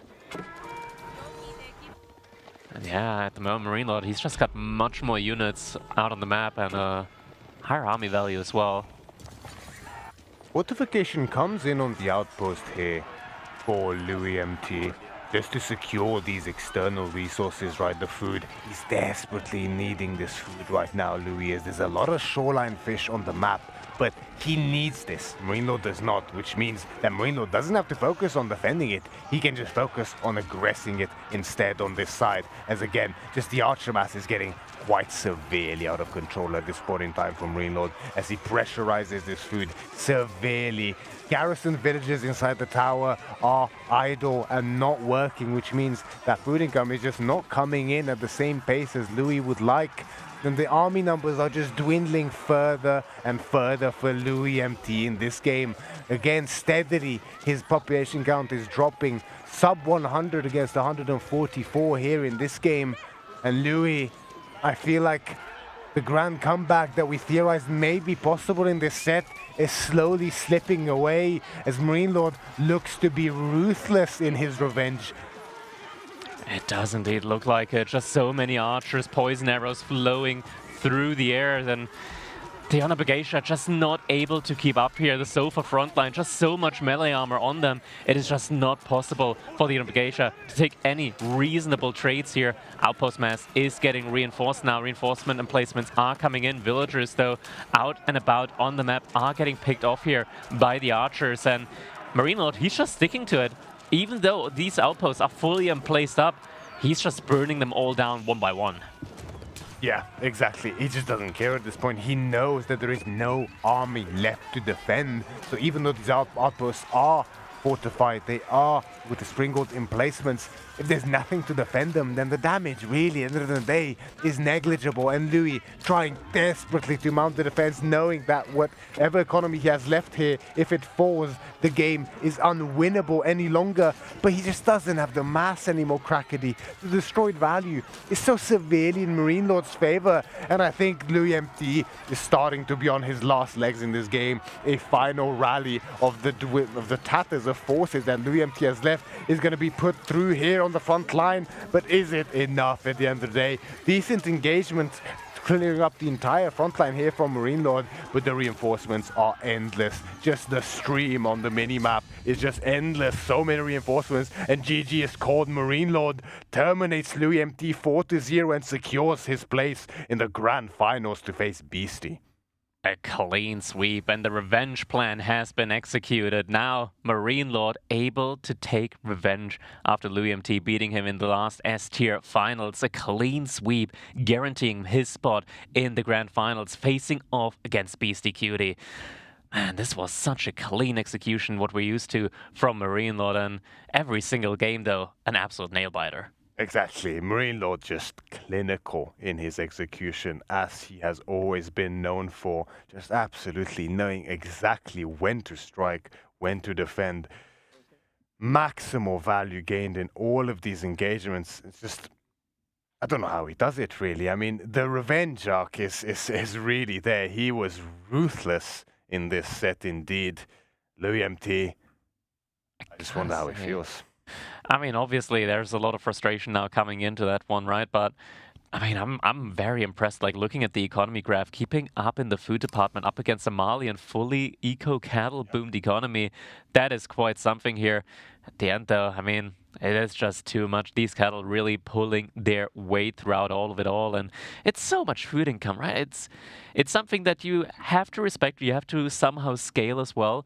Relics alone, just not. They don't feel like it's enough. I think putting Euroshiro into the TC second when you're up against the Malians, or going for a second TC, is a must. It might have been enough, right? I mean, you have the additional food from putting it in the farmhouse, then that will help to additionally boost your villages when you then put the second one later in your TC, and you can kind of scale, but it's so difficult even then, isn't it? Because you still need additional food on the flanks. And Malian's cows, they never run out. They can just keep pumping. That's something Malians have been known for so long now. The cattle, boosted by the Fulani, just results in exceeding amounts of food, and they can just keep pumping Sofa left and right. Archer numbers climbing higher and higher. Louis tried his utmost, really played well in a lot of these games, but Marine Lord just not letting up, not slipping up at almost any of these instances, just almost flawless. That is what he is known for, man. What a set that we had here so far. What a day that we've had.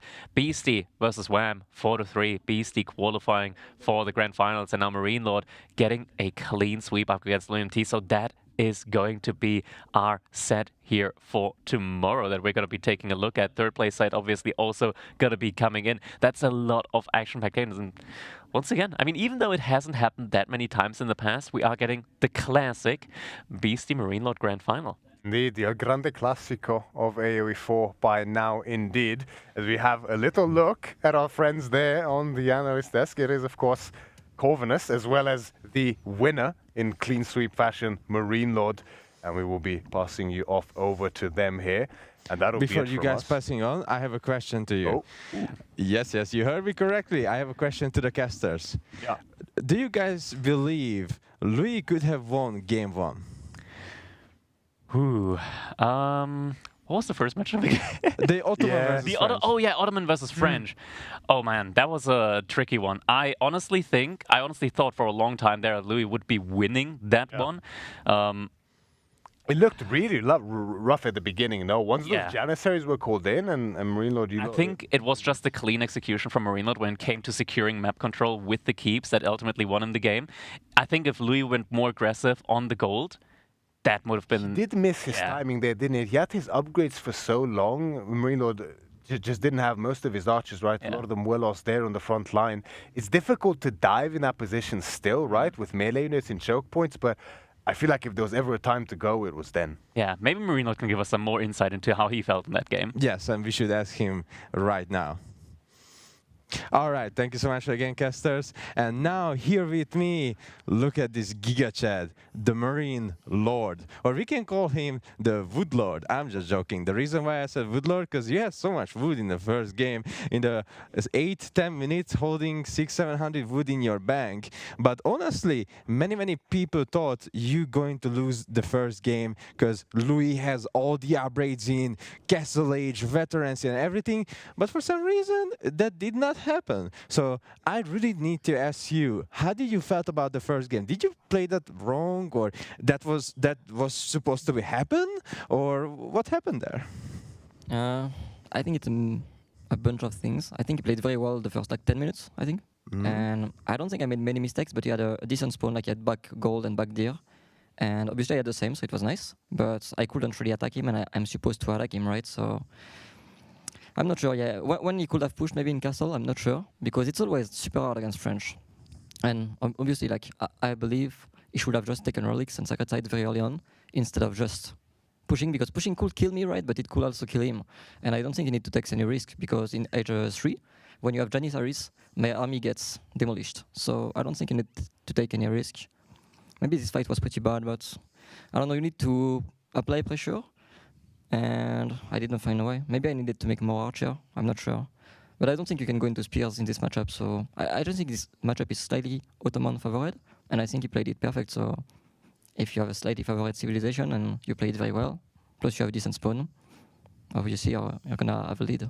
Yes, just as you mentioned that his resources was very more in the back. It was really hard to rate him, really hard to do any kind of maneuvers with your knights, because most of the time having those slow archers just pushing down your knights, and he suddenly just bam, he has a Janissaries. Were you scared at this moment when you see the 8 Janissaries just popping off, and like how did you felt about this? I mean, I was just gonna keep playing because I want to try my best, but if it was practice, I would have left, I think, because I don't think I can come back from that. But I don't know, he never took relics, or he took them very late. His push were not the best, and eventually when I get spears, I'm fine, I guess. But this matchup was very weird. I don't know, I don't have it often in late game on cliffside, because you need to have map control. And okay, that was terrible. What happened here? Like, were you a little bit scared of losing that many knights? That's a lot of knights, right? I mean, I was just okay, let's send 5 on him, because he's gonna die. And then the charge got cancelled for whatever reason. But maybe they will fix that problem. Do you think that was a wrong move by him, by moving the army back? Isn't he like supposed to destroy the last landmark you have?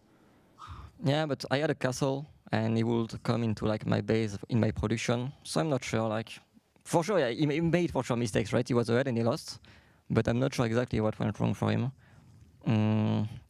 I think one thing that was very decisive was me getting gold at the top and at the bottom, and he didn't do anything about it, because otherwise I was out of gold, and then he was just like super forward, and he could go imp and just kill me. So I don't think, like, often when you're ahead, I don't think you should really push. I think you should just control map, control relics, make sure your army is good, like a good composition, and you will snowball in Imperial, I think. But he obviously, he fucked up. That red palace was a very, very good idea over there, because protecting the gold and also closing down the map. And also, that was one of my favorite moments when he pushes a little bit to the front with the mangonel, and you just selected all your archers and just shoot the mangonel down. And were you a little bit uncomfortable in this situation where you see his keep is going up, but you use your mangonel so good, killing all those villagers? You a little bit felt like, okay, I am in the hood right now, I can do everything, right? Okay, at this moment, I believed I was dead, and then the fight happened, and I saw his army, and I believed it should be bigger, so I'm not sure what happened. Also, I did a little move, like I sent my knight top, right? Yes, and yes. his army went top, and then I made a raid palace at the bottom, because I was not sure where the army was, so I was trying to bait it at the top. And then obviously I got my red palace, and then once you get your red palace, you can start making TCs to defend yourself against Sipai.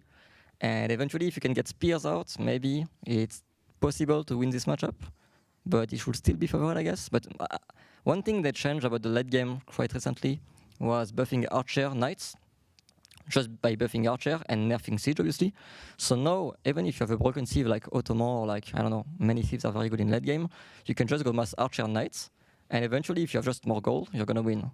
So that's pretty cool, I think. What I really like about your playstyle, that you are one of the pros who actually goes into trading in time. That's what I'm saying as well, that you know when to trade and you can hold it and protect it. Yeah, I mean, I just started getting map control towards the middle, and if I get the middle, then I have a full line defended, obviously.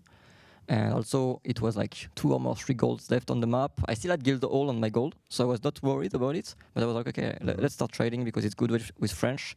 And also, maybe if he sees some traders, he's gonna panic a bit more and do more raids, which is not the best against mass TCs like that. Yeah, so you literally push him to do more mistakes. Yeah. Yes. All right, let's go to the next game, which was Kawasan. It was Knights Templar versus the HRE. Were you comfortable seeing that that's your enemy civilization? Yeah, I think Knight Templar is better, but I was not comfortable with Knight Templar on this map because I never practiced it. So I was not sure exactly about every timing, and I think from the get-go my build order was wrong. I think I made so many mistakes this game. It was for sure my worst game, but I had the biggest sieve advantage on this one. So even if I do many mistakes, I can still probably win this matchup. Yeah, that was an insane moment where you killed so many villagers. Everyone in the lobby was like, "Whoa, my lord, just killing all those villagers!" That's a win. Like, it doesn't matter. It's now a win now because he's just literally butchering the whole economy, and you guys can literally see it. Like, such a good knight charges as well into his army. Yeah, I mean, at this moment, to be fair, it's pretty unlucky because having deer in front is really bad into Templar when I go Knights. But yeah, if it happens, it's tough. And no matter what, like, even if he gets a better deer spawn, I think I will just wait for him to run out of food on the deer, and he will die eventually because just Templar makes so many units, so many good upgrades, so much gold, like, he's just insane on water. Ooh, that was a really nice as well, where you did not really let that villager to do his job. Oh, and the dog cancellation, that was amazing to see, like, as a replay, like, such a key moment wins the game. Yeah, for sure. All right, let's go to the next game, which was 4 Lakes against OOTD with Ayubit. Now, how did you feel this? Because many people felt like OOTD is more favored here, but I felt like you were not really uncomfortable. It felt like you are giving the energy that, listen, it's in my hand. Yeah, I'm very good with Ayubit, and OOTD Ayubit is probably close to even, maybe slightly Ayubit favorite, maybe. I don't know, like, I don't know the matchup like crazy much, but it's probably pretty close. And yeah, I'm very comfortable with this sieve, and I think this game I played pretty much perfectly. I don't think I made any key mistakes, and even my macro was on point, so I don't know, it was pretty easy because I didn't make any mistakes. Okay, amazing. So what happened here is you went up with the, if I'm correct, the reinforcement ring, right? Into H3. Yeah. Yes, and you massed some siege, and you put him into a choke point where you use your manjaniks, which was really crazy to see that you used the fire attack on those manjaniks, and literally butchered the whole. Oh, this moment. This was really epic to see, and the fire manjanik shoots to the army, and that was so epic to see. Did you felt like, okay, this is a winning moment? Yeah, so yeah, it was technically you can say it's a wrong fight because I'm just about to get my upgrades, but I wanted to make sure it doesn't go back, because if he goes back and he gets H4, which he might be getting, then it might be a game. But if I force the trade into him right now, even if I don't have my upgrades, I know he won't have enough army to hold my Manjanic push behind it. So I think even that can look like a mistake, but I think it was pretty well played. It was really, really good because he tried to build up the H4 landmark next to the sector side, and he literally lost all the villagers, right? He literally lost all the villagers, which is really, really bad because Order of the Dragon produces villagers much slower compared to the other civilization, which means killing one villager is really, really a setback already, but killing 16 of them, it's like literally a game-winning move. So as you can see, Marine Lord is pushing to Louis. The landmark is trying to go up. He's building the landmark, but Marine Lord with the ramps are coming. It's insane to see that you just put all your camels, set it on melee mode, right? A few of them on steel ranged, and you are just using the Manjanic. The Manjanic is pulling up and doing the fire damage. That was insane. When I watched that, did you felt like in this moment it's over? It's over, and you won the game? It was over when I aged up for sure. Like even if he age up right now and he doesn't lose any villagers, I'm on like Horseman tech plus Desert Rider tech. I'm close to the the last golden age that gives Desert Rider more attack speed. Plus I got biology already, and I was super close to getting fire arrows. Then I was getting the other one. So like this composition is so insane when you get to late game like that. So I was sure I will win. Our last game was Malian versus Japanese. Now, a little bit I got, my heart was thumping a lot because you already had a Malian versus Japanese on this map. We know the 1 hour or almost 2 hours game against them on this map. Did you felt like you learned from the less mistakes you did and you played this better? No, it's just a different way he played it. Like he didn't tower rush me, and then he went fast castle. I was very surprised by this unit composition. I should have scouted better for sure. But I don't know, like at some point I was not sure what to do. I wanted to ramp push, but then I saw the tower getting fortified. So I was like, okay, cancel the ramp push because I know it's not gonna work. But it would have worked maybe against this composition of units because I was scared of knights, right? And if he gets knights, I will not get the tower down. So I don't know. Even at this moment, like I know it was pretty bad, but this army comp is pretty bad in early game, I think. So if I get a lot of archer and I kite, even if he's an age ahead, I don't think I'm necessarily dead. So I need to check the replay. Maybe I was dead, but it felt playable all game long, even when I started losing my army. Yeah, because your army composition was perfect for that because the archers can counter their own Abugeisha. But when he was adding the mounted samurais, you still did insanely good. You are sniping out the own Abugeisha where you let the sofa to soak the damage in, right? So when all those own Abugeisha just dies, you are sending in a little bit of Musafa the warrior as well that helps to clean up the mounted samurais, which was a really, really good idea because cheap, right? Cheap unit, and also does a lot of damage to the armor targets, and the archers just running, kiting, which was really amazing. So you felt like, okay, after he aged up, you just a little bit settle back, you make your cows age up, and after that it's gonna be more suitable for you to win the game in this scenario? I was not sure because I lost a lot of army and he had a pretty big army with an age up lead. So I was like, maybe if he gets relics very fast, it's gonna be hard. Maybe if he gets map control, I'm dead. But he stayed on this composition, and then I got quickly archer.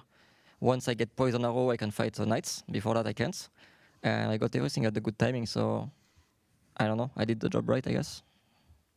All right. So before we're gonna go, tomorrow you will fight against Beastyqt. Yeah. Do you feel comfortable? Yeah, comfortable. Yeah. I mean, comfortable is not the key. I mean, in this tournament, right, we only had 8 days to practice, so we don't really know the meta that well on this map pool. So I think BC and I are pretty clueless, but we are less clueless than the others. So I don't think any of us can go in there with a lot of confidence, but I think I'm going to win. So you heard it. Marine Lord here next to me is really comfortable right now in his skin, and he thinks he will win it. If you have a little bit of word, should Beastyqt prepare for your wrath?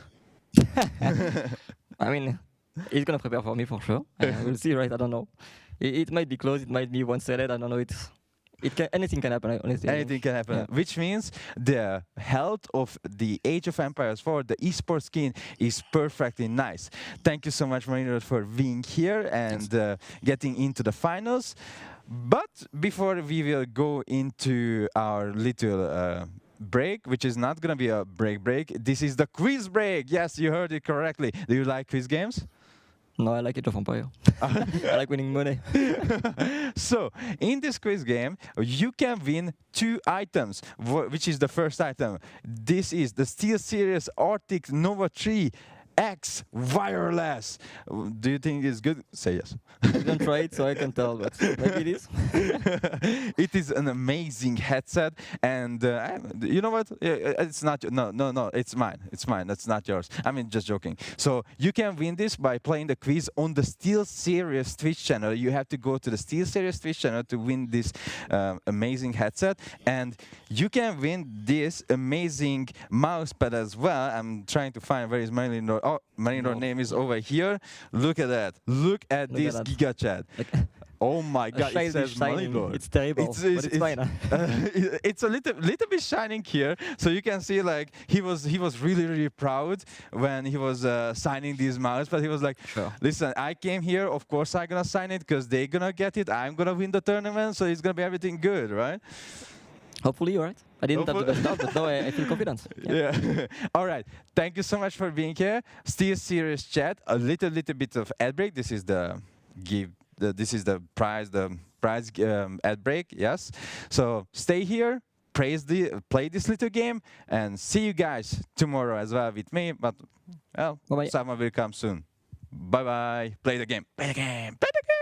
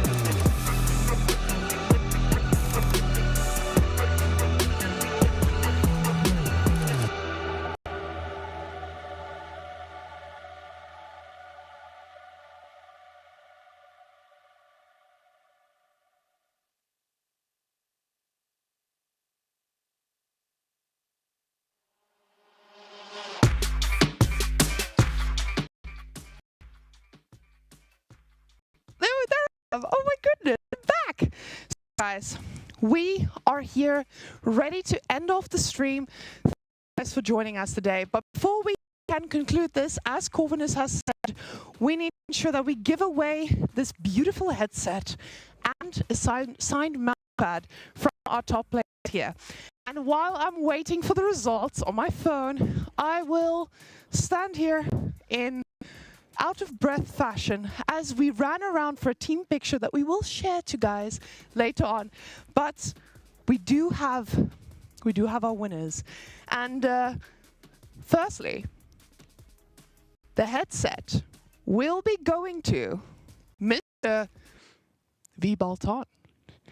Very nice, very excited for you, good sir. You, a Chad among liquid gods, have graced us with all the best updates, and we're very excited to give you that. Let's put that bad boy in the middle right here. Now, the second one is going to be our mousepad, and that one is going to Snatchu. So Snatchu, keep your DMs open and be ready, because we will be reaching out to you to give you guys these or send them to you right where you are based. For the rest of you, we'll see you here tomorrow. And basically, there will be more stuff to be given away. And we're really excited to give all of you Steel gear. But also, if you just want to grab some, just ensure you use the discount code for 20% off. I mean, in most of the locations in the world. So guys, we'll see you back here tomorrow at 12, I believe, and we will continue the rest of this extreme competition that we've had here. See you guys tomorrow. Goodbye.